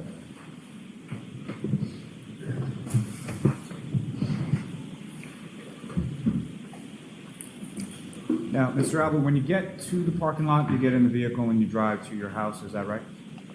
Yes. Okay, and specifically, you're the one driving, is that correct? Yes. And who is in your car with you on the drive back to your house? My wife Nicole and my daughter Caitlin. And about how far a drive is it from the waterfall to your house? I would say five minutes. Now, you get to your house, and what, if anything, happens sort of as you're coming into your driveway? It looks like had looked like Brian had gotten there first, Brian Higgins, and he was backing out so I could pull my car in. And as far as the vehicle that Mr. Higgins was driving on that evening from the waterfall, was that the same vehicle that he had driven with you back from New York? No. And what kind of vehicle was the one that he was driving back from New York, and what kind of vehicle was the one he was driving that night? So the one back from New York, he was driving a full-size pickup truck. I'm not sure what make or model, but it had a cab on the back, and I believe it's gray. And then that night later in the night at the waterfall, he had a Jeep, a Jeep. Sorry, Blackwater. The way that looks, I thought maybe that was like how they do like Irish sentencing. I know that made no sense. I'm sorry. I didn't. I guess RL. I didn't. If I had thought, oh, that's real life, then I would have read that differently. But also, how many people do you guys know who's one person who owns two different vehicles? Because I don't think I know any actually. Wrangler vehicle that I believe is white, but I'm not 100%. So he had arrived at your house before you, is that correct? Yes. And you said it looked like he had done something to the driveway? He may have skimmed, he had a plow on his truck, and I think he may have plowed the driveway and then pulled out, and then we pulled in. Now, what's interesting there is that now he says truck. Now, that might just mean that could just be a mistake, like he's saying truck and it refers to the Jeep. But it is weird because he already testified that he does own a truck. So in this case, it's like, well, if it's the Jeep, I don't know. Let me just replay that so you guys can see if you think there's anything interesting about that or if it's just a mistake. He had a plow on his truck, and I think he may have plowed the driveway and then pulled out, and then we pulled in. And as far as vehicles at your house. Blackwater, I'm not as up to speed on like a lot of the I don't want to say internet slang, but like the abbreviations. Like it took me forever. I kept seeing people type like IRL or FFS. It took me forever to figure out what those meant, and I mean recently to both of that. So even though it's in chat all the time, right? On this time in January 22, between yourself, your wife, kids, how many vehicles did you have? I believe 3. And what type of vehicles and who was sort of the primary driver with regard to those? So I had we had a Ford Explorer, a Cadillac SUV. It's a smaller SUV that my wife Nicole drives, and the Ford Edge that I already spoke of, and I believe we had one more vehicle that one of my kids drove at that time. And I'm just trying to remember. It might have been an Escape, maybe a Ford Escape. Someone could have had that at Someone could have had that at school. So I don't remember if it was there that night or not. So all the vehicles were essentially like SUV type vehicles. Yes, we didn't own any sedans or any cars. Now, as far as when you pull into the driveway, the house at 34 Fairview had the 2-car garage. Yes. And is the garage something that you or other members of your family would utilize as far as parking the vehicles? No. So unfortunately, we didn't use the garage a lot because we kind of used it for storage, and we had a lot of stuff out there. So we very seldom used it. And if you recall, as you're pulling into the driveway, did you pull into the left side, the right side, or? I believe I pulled in on the left side of the driveway. So this is the really interesting part because this really differs from all the other testimony that we get, again, regarding Brian Higgins and the white Jeep and where the Jeep is parked. So this is important here. And you mentioned that Mr. Higgins had sort of scooped with the plow like in the driveway and then parked on the street. Do you recall where in relation to your house or your driveway he parked? So no, I don't remember where Brian Higgins parked. I remember him pulling out so I could pull in, and then I didn't really see where he parked. And you then go into your house, is that correct? Yes. And are all of you, and by all of you I mean yourself, your wife, like no one daughter, sees and this Mr. white Higgins all Jeep, sort of coming in around the same right? time? After. Basically, yes. When you come into your house, do you recall how many doors in the front of the house are there? So we have 2 front doors. And one would be sort of by some steps, is that correct? There's actually steps And again with the 2 on front both doors, but one of them is, I guess, considered the front door with a large set of steps. And they would be sort of brick steps, is that right? Yes. And that leads into a foyer area of the house? Yes. And the other door, where does that lead? So the other door opens up right into the we call it the family room, but right into the family room den area. And do you recall specifically which door you utilized on that evening to go into the house? I believe I went in the door on the right, which goes into the den. Not really sure what other doors people used. And when you came into the house, who, if anyone, was present beyond the people that you would come in with? So my son Brian was home. He had two friends, I believe, Julie and Sarah. And these were people that you Yep, had known absolutely. as friends of your son from. I think I said this in the live stream last night, but like, I think the whole thing is to try to justify a reason why Colin shows up, because their whole thing is he shows up to say happy birthday to Brian. It's a way to, I think it's being used as a scapegoat to explain why he was there. And maybe it's a scapegoat for many things, but I think that might be the main purpose of it. That's kind of what I was thinking. Bifurcation. I didn't know Sarah. I had met Julie once or twice. And as you were walking in, who, if anyone else, beyond your son and his two friends was there? And my nephew Colin. That'd be Colin Albert, is that correct? Yes, Chris and Julie's son Colin. And about how old was Colin around then? I believe he was just about 18. 17, 18. He's in high school. So you're still in high school at the time? Yes. And when you walk in, where was Colin in relation to your son and the two girls that he was with? He was just kind of standing in the kitchen with Brian and the two girls. Brian and the two girls were at the kitchen table, and Colin was just kind of standing there. And from the time that you arrived home, how long was Colin at your house? No more than 5 minutes. And where did he go? He left. He just said he was getting picked up. We said he was getting picked up, and a few minutes later he He left the house. disappears, apparently. Yes, I went and used the bathroom. I came out and he was gone. Like a vanishing ghost. Now, at some point subsequent to that, who, if anyone else, arrived or showed up at your house? After Colin left the house, Yes. nobody else arrived at the house. Your sister-in-law, Jennifer McCabe, Matthew McCabe, at some point, did they come by? Yes, I thought you were referring to after they showed up. So my question is, do you know whether or not when Jennifer McCabe and Matthew McCabe arrived at your house, was Colin still there? I don't know if he was still there or not. I believe he left before they came, but I'm not 100%. So you come home and you go to use the restroom, is that correct? Yes. And when you go to Hi, Rock Shaper Scissors. I'm so happy that you just found this. Yes, it is that small of a world. We have a little SDS group in here. Shout out to all my SDS peeps. Glad to see you. Let me find, I've got a banner for this. We have this, SDS Gang Gang. Shout out to all the SDS peeps.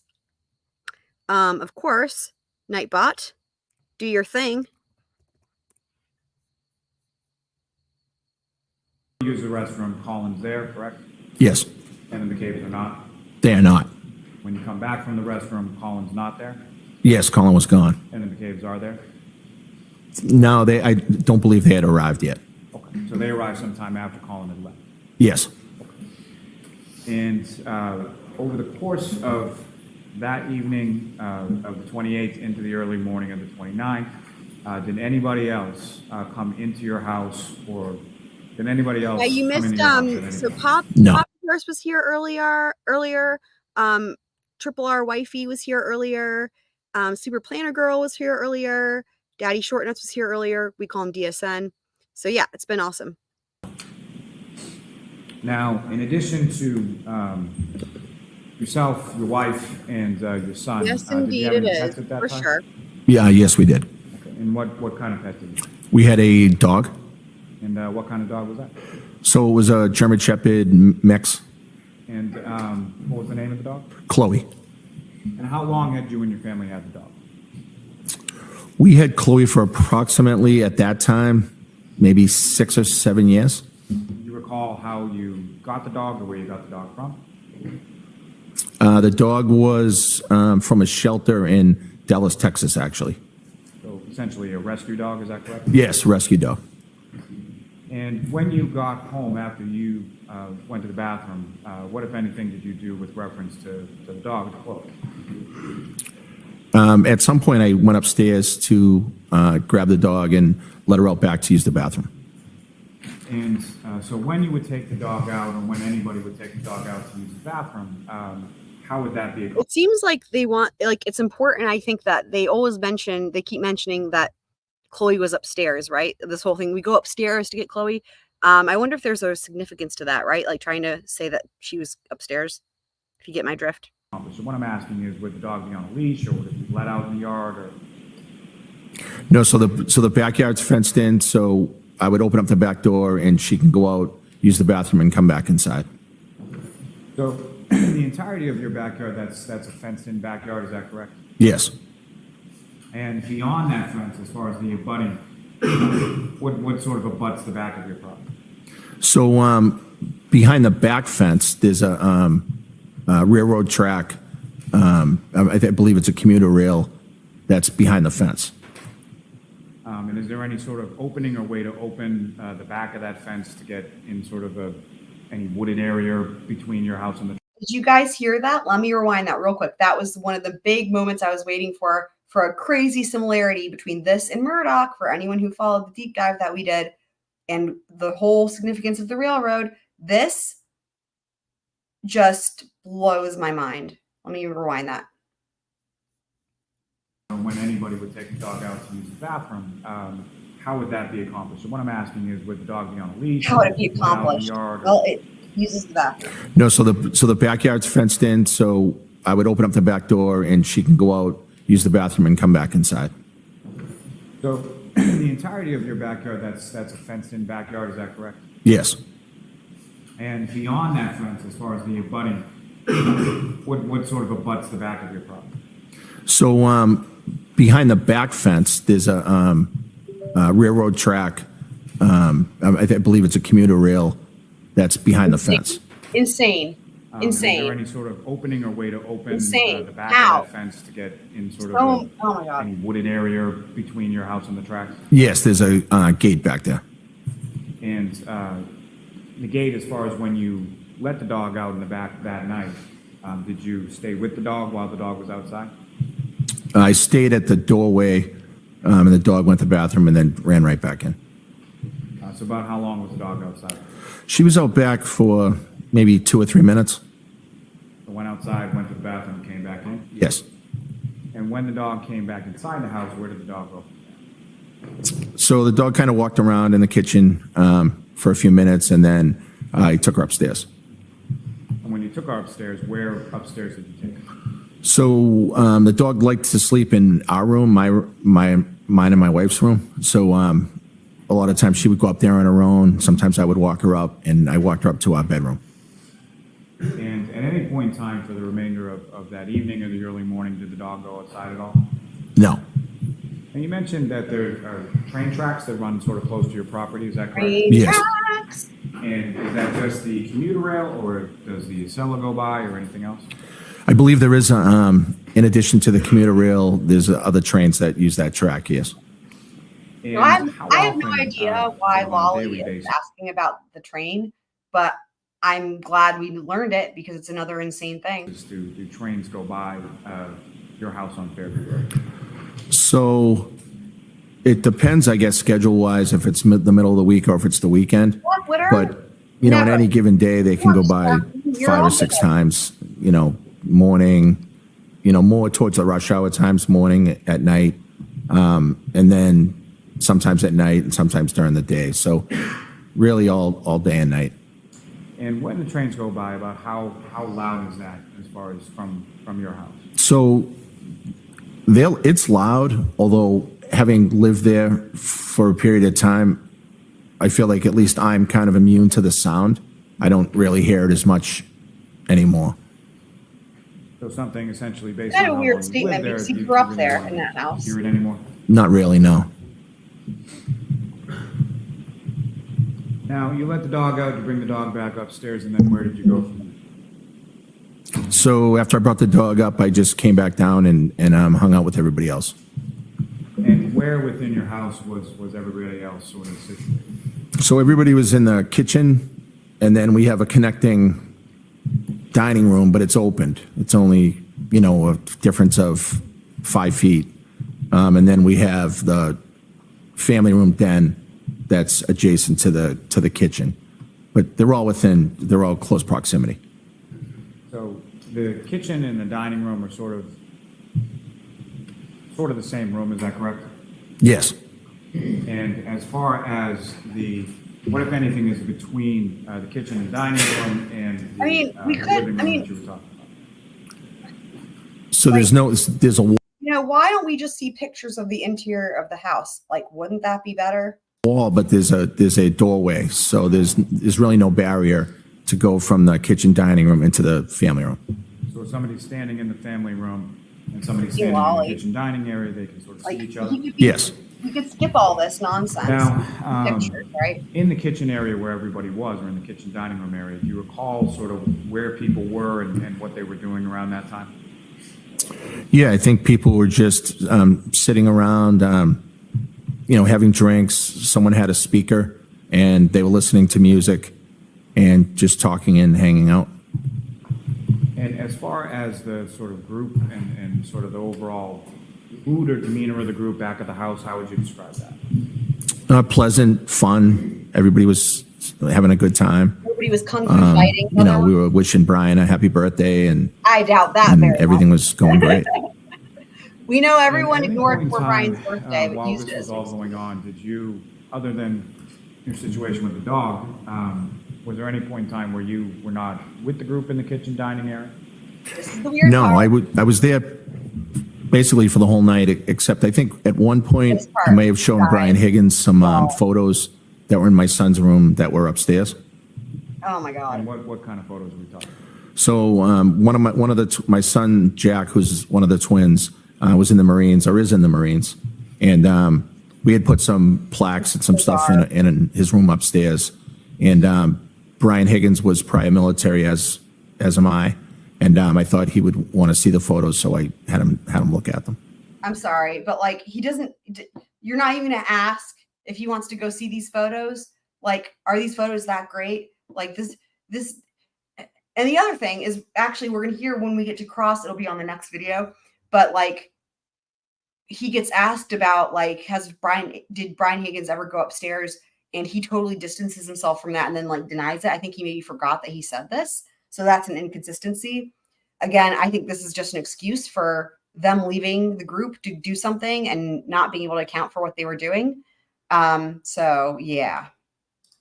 And that period of time that you were outside of sort of the kitchen dining room area looking at the photos with Mr. Higgins, about how long a period of time are we talking? Very, very quickly, 2 minutes, maybe 3 minutes. I mean, it's just, I'm sorry, what?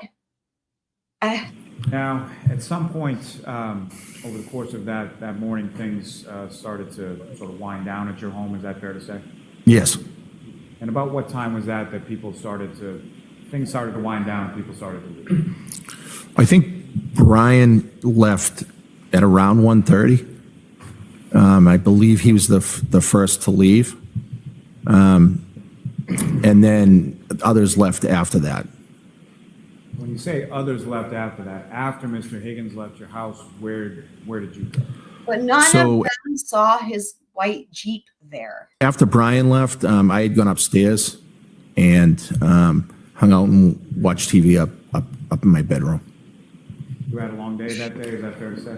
Yes, I had the funeral in New York that morning. We had the long drive back, and we had been out, and now we're hanging out at my house, and it had been a long day, yes. Interesting that he calls it a long drive, because when he gets on Cross, he tries to say it wasn't a long drive and tries to act like it was short, because on Cross, he's asking him like if it was a road trip. And anyway, it's just contradictions. And so, at any point in time, after you went upstairs, after Mr. Higgins left, did you come back downstairs at all? Yes, I think I popped back down at one point just to see kind of how long people were going to be there, and then went back up. And when you popped back down, how many people were still there? I think Jen and Matt was still there, and the Brian's two friends were still there, and my daughter Caitlin. Now, as far as beyond Mr. Higgins when he left, was there any other occasion that you can recall where somebody from your house went outside and then came back? Yes. And who was that? So while we were hanging out, I believe the girl Julie Nagle's brother came to the house. I never saw him, but I could hear them saying that he was out front. And I think Julie Nagle had walked outside to talk to him. And at some point after she walked outside, she came back inside, is that correct? Yes. No, she About stayed how long outside period of time forever. Was she outside? I didn't really pay attention to how long it was. I don't think it was that long. And as far as the outside of your house, after you had let Chloe out and back in, what, if any, observations did you make outside of your house? Did you look out? Did you see anything outside of the house? Just that we have windows in the back of the kitchen area. You could just see that it was snowing. Is that sort of like a bay window in the kitchen? Yes, it's a large bay window in the kitchen. And when you look out the bay window in the kitchen, what part of your property does that face? So it's the backyard. You can see the backyard. The bulkhead is right under that bay window. Y'all, I don't, And can anyone help me out? You know, you're I pretty don't- much- I don't know what the fuck the bulkhead is. And then we hear also ingress and egress in relation to the bulkhead. If anyone wants to enlighten me as to what the hell those things are, I would love that. I'd be grateful for have a that. view of the whole backyard if it's in the daytime, but it was obviously a little dark. So can you see the front of the house at any part of the front of the house when you're looking out the bay window? No, So at any point in time over the course of the evening, did you look out front to see anything out in front of your house? no, Now, at any point in time over the course of the evening, did you hear anything from the front of the house, the back of the house, anywhere around the house that drew your attention outside? no. Now, at any point in time during the evening, did you know or did you become aware of either John O'Keefe or the defendant Karen Reed coming over to your house? No. And at no point in time over the course of that evening or the early morning there, did John O'Keefe or Karen Reed physically come into your house? John O'Keefe and Karen Reed never entered my house. And so you go up to bed, and the group is still sort of downstairs, is that correct? Yes. And at some point, your wife Nicole, you share a bedroom with, does she come upstairs? Yes. And do you know about what time that was? It was probably 2-ish. Not exactly sure, but around 2 or 2 o'clock. And the doors to your house, as far as the front doors and the back doors, what is sort of the situation with regard to locking the doors before everybody goes to bed? Yeah, this is bullshit. Bullshit alert. Can you rephrase that? Sure. Yeah. With, when you lived at 34 Fairview Road, there were a number of doors to the house, including 2 doors in the front, correct? Yes. Okay. And how was that, let me ask you this. Would it be unusual for the front doors of your house to remain unlocked overnight? I don't believe this at all. No. Is that something that happened on occasion? Yeah, we where just leave people our doors would unlocked, lock the even though doors, it's but like, didn't? you know. Yes, from time to time, the doors, people would just forget to lock them, or we just didn't lock them. No. And so your wife comes up to your bedroom about 2 a.m. or so. As far as you knew, was everybody else had left the house at that point? Yes. And you're up for a period of time with your wife, is that correct? Yes. And over the course of that time, so sort of following 2 o'clock in the morning, do you recall any sort of phone call or phone conversation with Mr. Higgins or anybody else? No. And at some point you fall asleep, do you recall about when that was? How would you know? I don't. But it was obviously after 2 because that's when she came upstairs. We watched TV and kind of hung out together for a while, and then went to sleep. And the dog, Chloe, was she up in the room where you had brought her up before? Yes.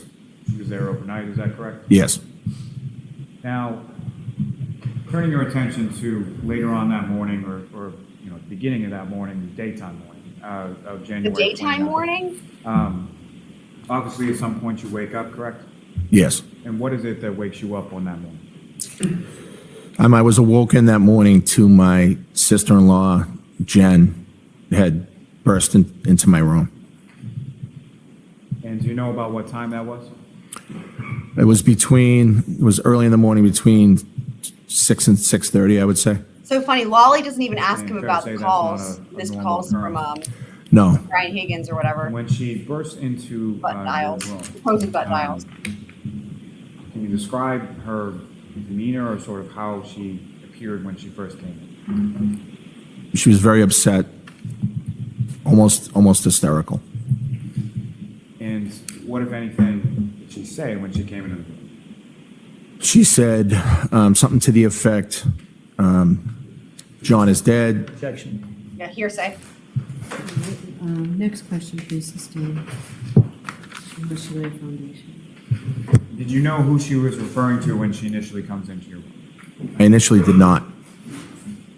And at some point during the course of that conversation, does Ms. McCabe make reference to going downstairs?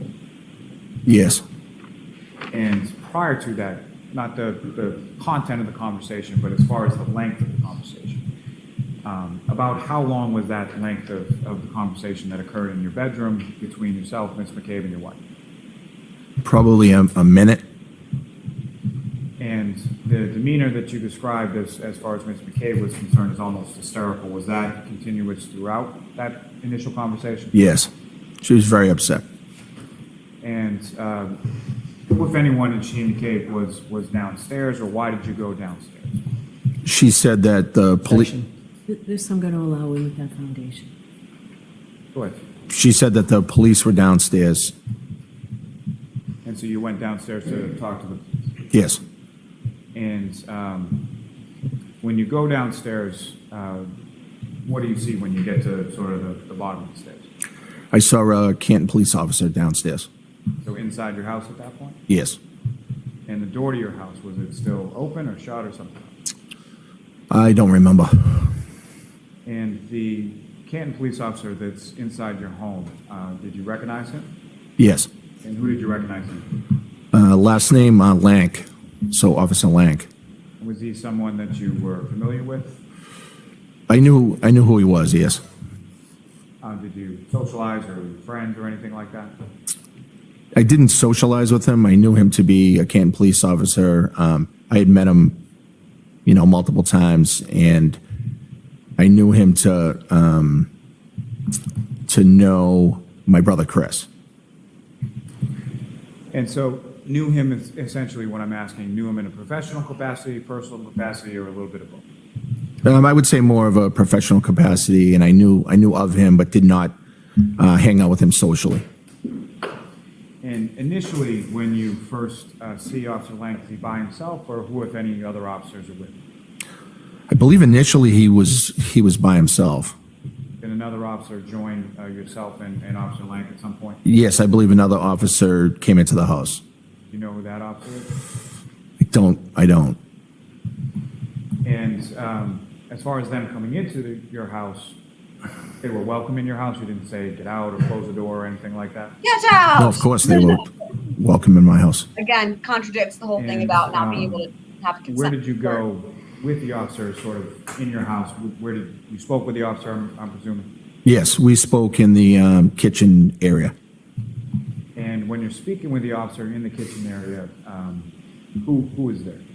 So my wife Nicole, her sister Jen, and I believe Jen's husband Matt arrived almost the same time that I came downstairs, maybe a minute after.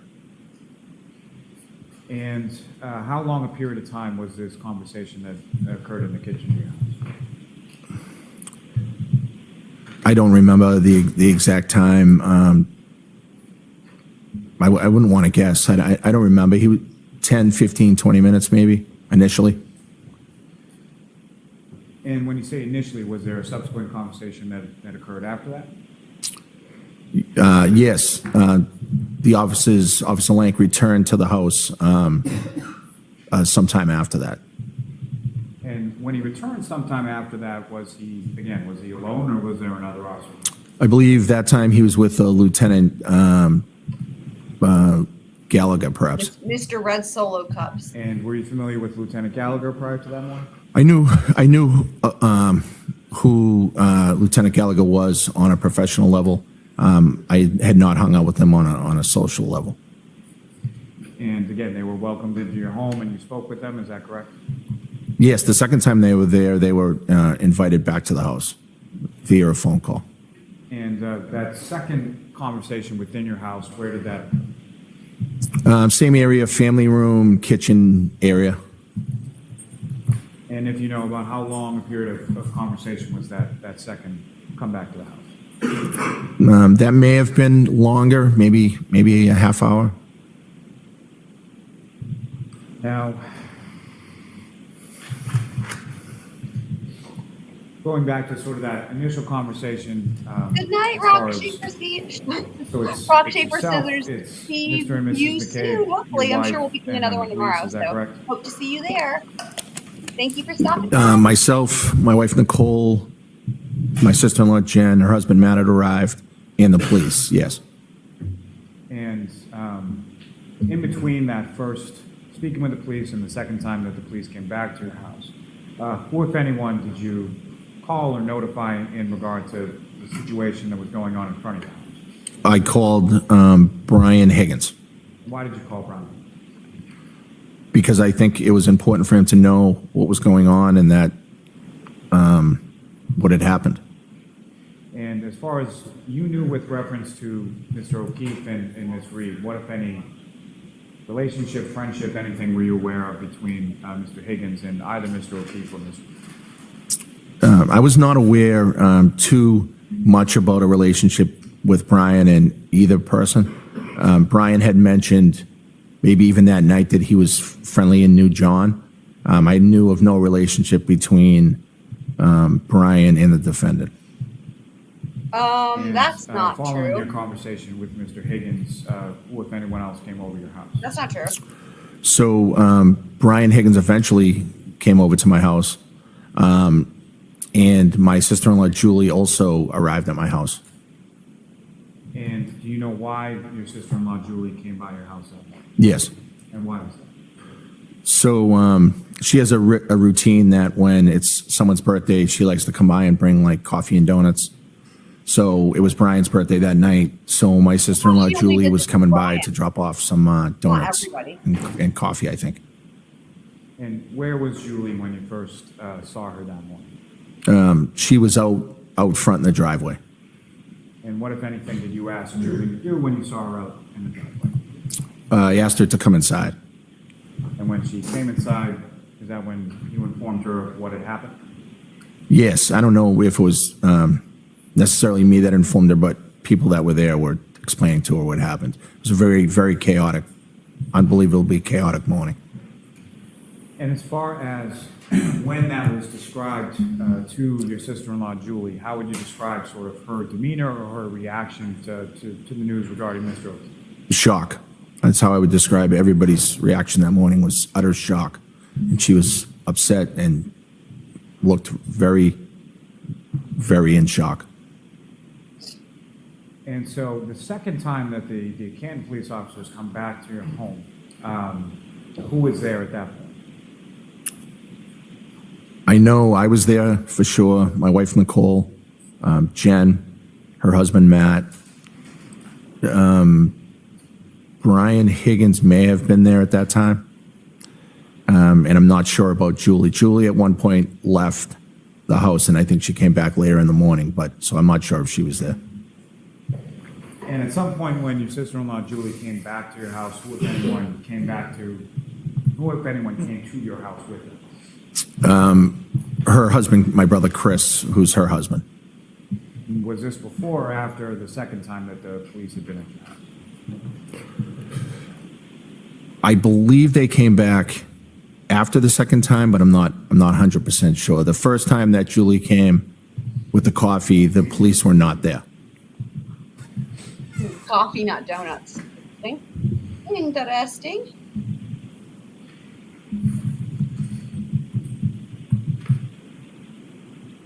Now,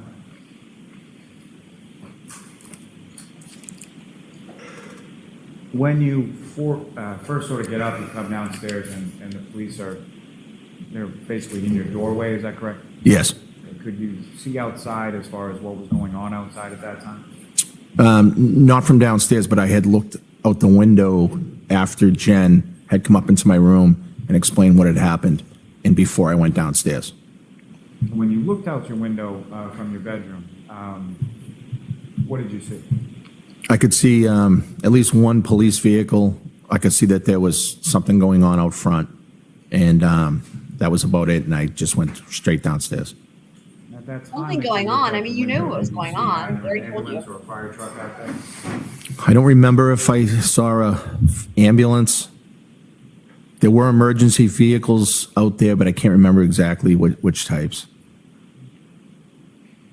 And at any point in time, at that time or subsequent throughout the course of the day, did you go out to that area of your yard where you saw the cruisers and the sort of lights? No. And why? I didn't see that there was a reason to go out to that area. The police had already been in my house. They had already talked to us about what was going on. It was a snowstorm at that point. They were trying to conduct an investigation, and I didn't want to interfere with it or have anything to do with it. I believe that last part, that he didn't want anything to do with it. I mean, that's clear. Now, as far as what you're learning, sort of when Jennifer McCabe first comes sort of verging in into your bedroom at 6 to 6:30 in the morning, at any point around there were you made aware of where John O'Keefe was at that point? Yes. And what were you made aware of? I was made aware that he was taken to the hospital. So by the time that you're awoken by Mrs. McCabe, John O'Keefe is, to your knowledge, not outside. To my knowledge, I believed he was on the way to the hospital. Now, later on in the course of that day, at some point, did you have occasion to speak with some troopers from the state police? Yes. And if you recall, who is it that you spoke with? So I spoke with Trooper, last name Proctor, and then another trooper, and I don't know the last name, first name Yuri. Would it be Sergeant Buchanan? It could be. And had you met either of those troopers prior to that date? I had never met Trooper Proctor. I had met Trooper, I forget, what is the last name? You met Trooper Yuri? Yuri. I had met him once or twice before. Was that in a professional capacity? Yes. And where did you speak with him on that day? At my sister-in-law Jen's house. And if you recall, about what time of day was it that you spoke with him? It was late morning, early afternoon, the day of the incident. So I don't know the exact time. Before noon, I think. And why was it that later on that day that you were over your sister-in-law Jennifer McCabe? Well, my sister-in-law Jen and her husband Matt were leaving my house.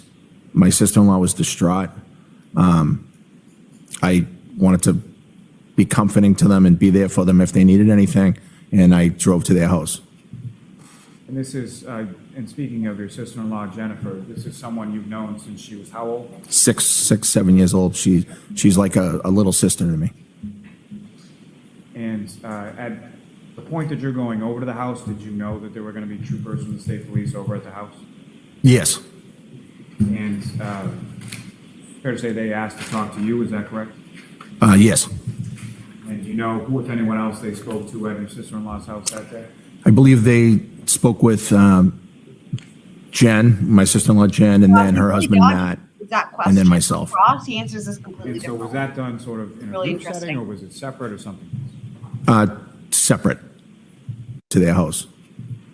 And this is, and speaking of your sister-in-law Jennifer, this is someone you've known since she was how old? 7 years old. She's like a little sister to me.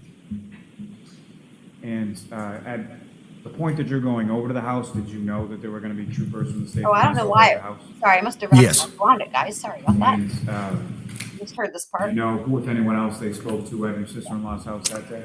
I believe they spoke with Jen, my sister-in-law Jen, and then her husband Matt, and then myself. And so was that done sort of in a group setting, or was it separate or something else? Separate.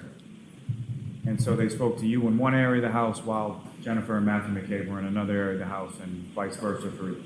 Yes, I spoke with them at the dining room table, and Jen and Matt were not present. I believe they may have been upstairs or somewhere else in the house. And if you know, where were you when the troopers were talking to either Don't Jennifer try, Lolly, McCabe or don't Matt? try to make it look like. So this I was is upstairs when they were being spoken to. Atrocity. A waste of So, time. what's up on the screen currently, do you recognize, is that what's depicted in Exhibit 58? And this is a photograph of your house, sort of, if I'm standing on the street to the left side of the property, correct? Yes. And in this area of the left side of your property, what if anything of note is sort of in that area of the property? So in that area of the property, first of all, that's basically the property line from the neighbor's house. If you're staring at my house from the front, the neighbor to the left, that's the property line area. But there's a fire hydrant there. There is a flagpole with the American flag and the Marine Corps flag. And there is we call it like an electrical box, but I'm not sure what the purpose of it is. Yeah. So for all the This years whole that you thing- lived there, either as a child or This whole thing with the electrical box is really, well, actually, hold on. Let me let him finish this next part and then I'll as say. an adult, you really don't know what that electrical box does or what it is. Yes, I don't know if it's operable. Sometimes the door is open. If it's windy, the door of the box blows open, and sometimes it's closed, and, we don't really have much to do with it. I mean, it doesn't make any sense. Like he grew up in that house. He grew up in that house. How do you live there your whole life and then live there as an adult and nobody, and not to mention, it's weird because him and his wife both distanced themselves from this box.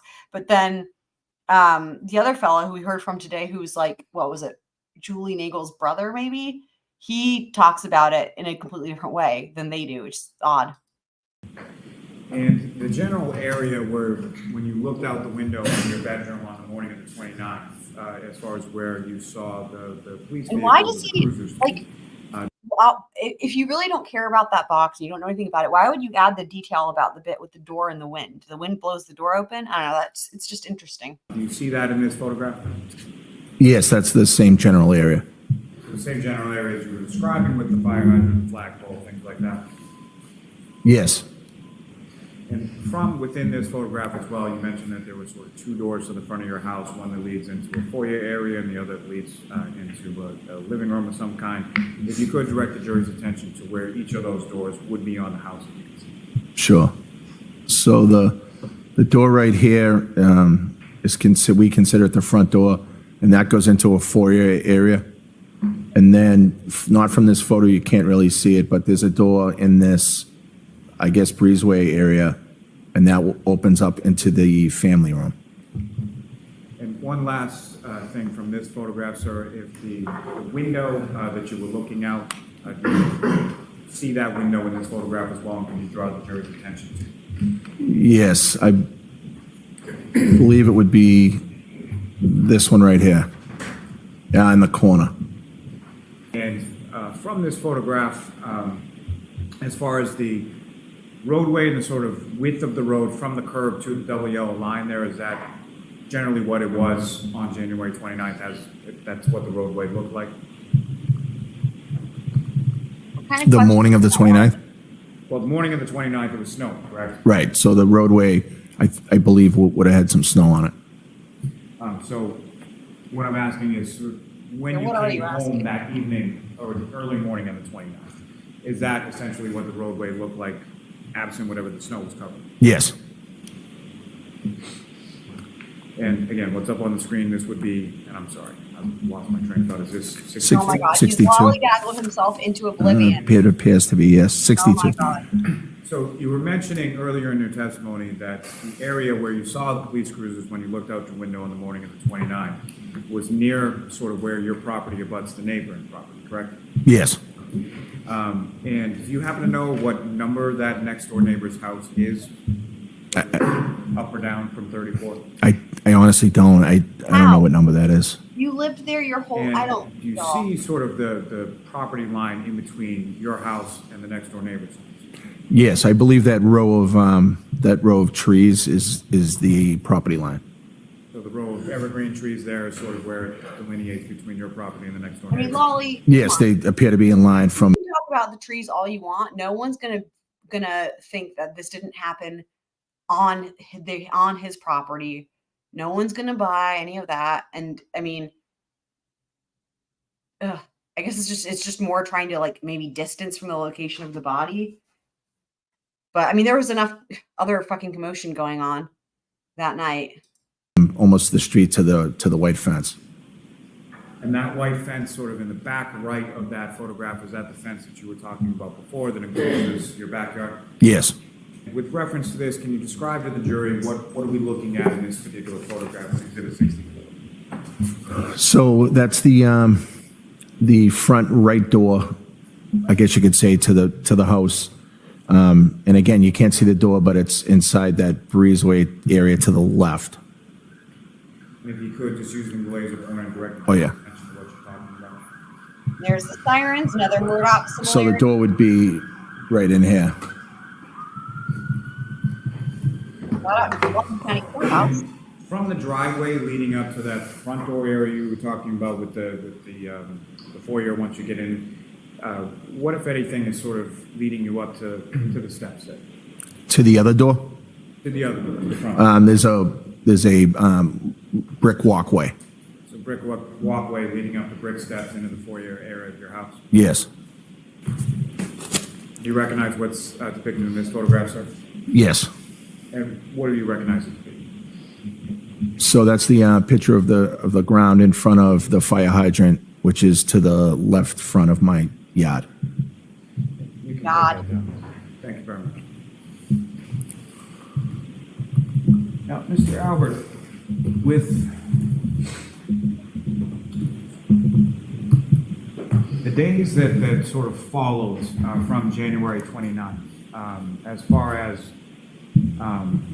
your home was concerned, what, if any, sort of police presence did you observe or notice sort of in that area in the front yard of your home? So over the course of the next couple of days, there were emergency vehicles and police personnel that You noticed day it and then? days following How do you know- in front of the house. So later on Noticed in the that. afternoon, the 29th, and continuing on for days after, is that correct? Yes. If I could turn your attention to your house, and obviously at some point you moved from the house on Fairview in Canton to Nagle, correct? Yes. And when was that sort of first discussed between you and your wife as far as selling the house? That was discussed in October, November of, it would have been 2021. And what was it that sort of precipitated that discussion as far as selling your house? Around that time, and it was post-COVID, the housing market seemed really good. And my brother, Chris, had sold his house, was in the process, and ultimately sold his house around that time. He got a great deal on it. I had known some other people that had sold around that time.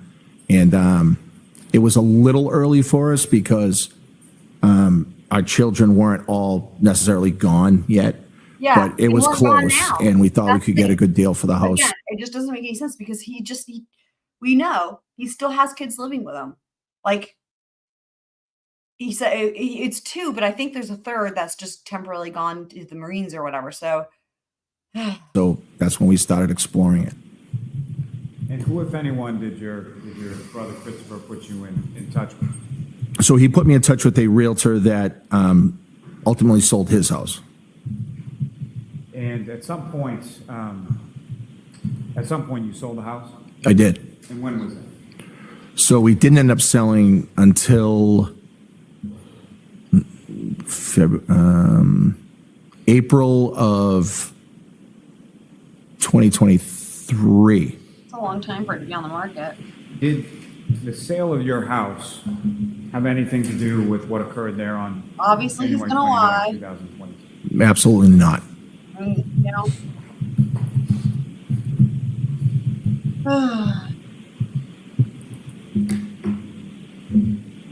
I have nothing further for this witness, Your Honor. Thank God, Lolly. Thank God.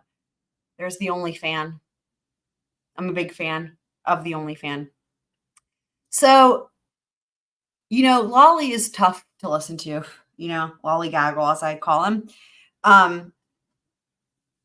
But the reason I think that it's important, we listen to a lot of the testimony. I skipped over some of the absolutely redundant or nonsensical things, but,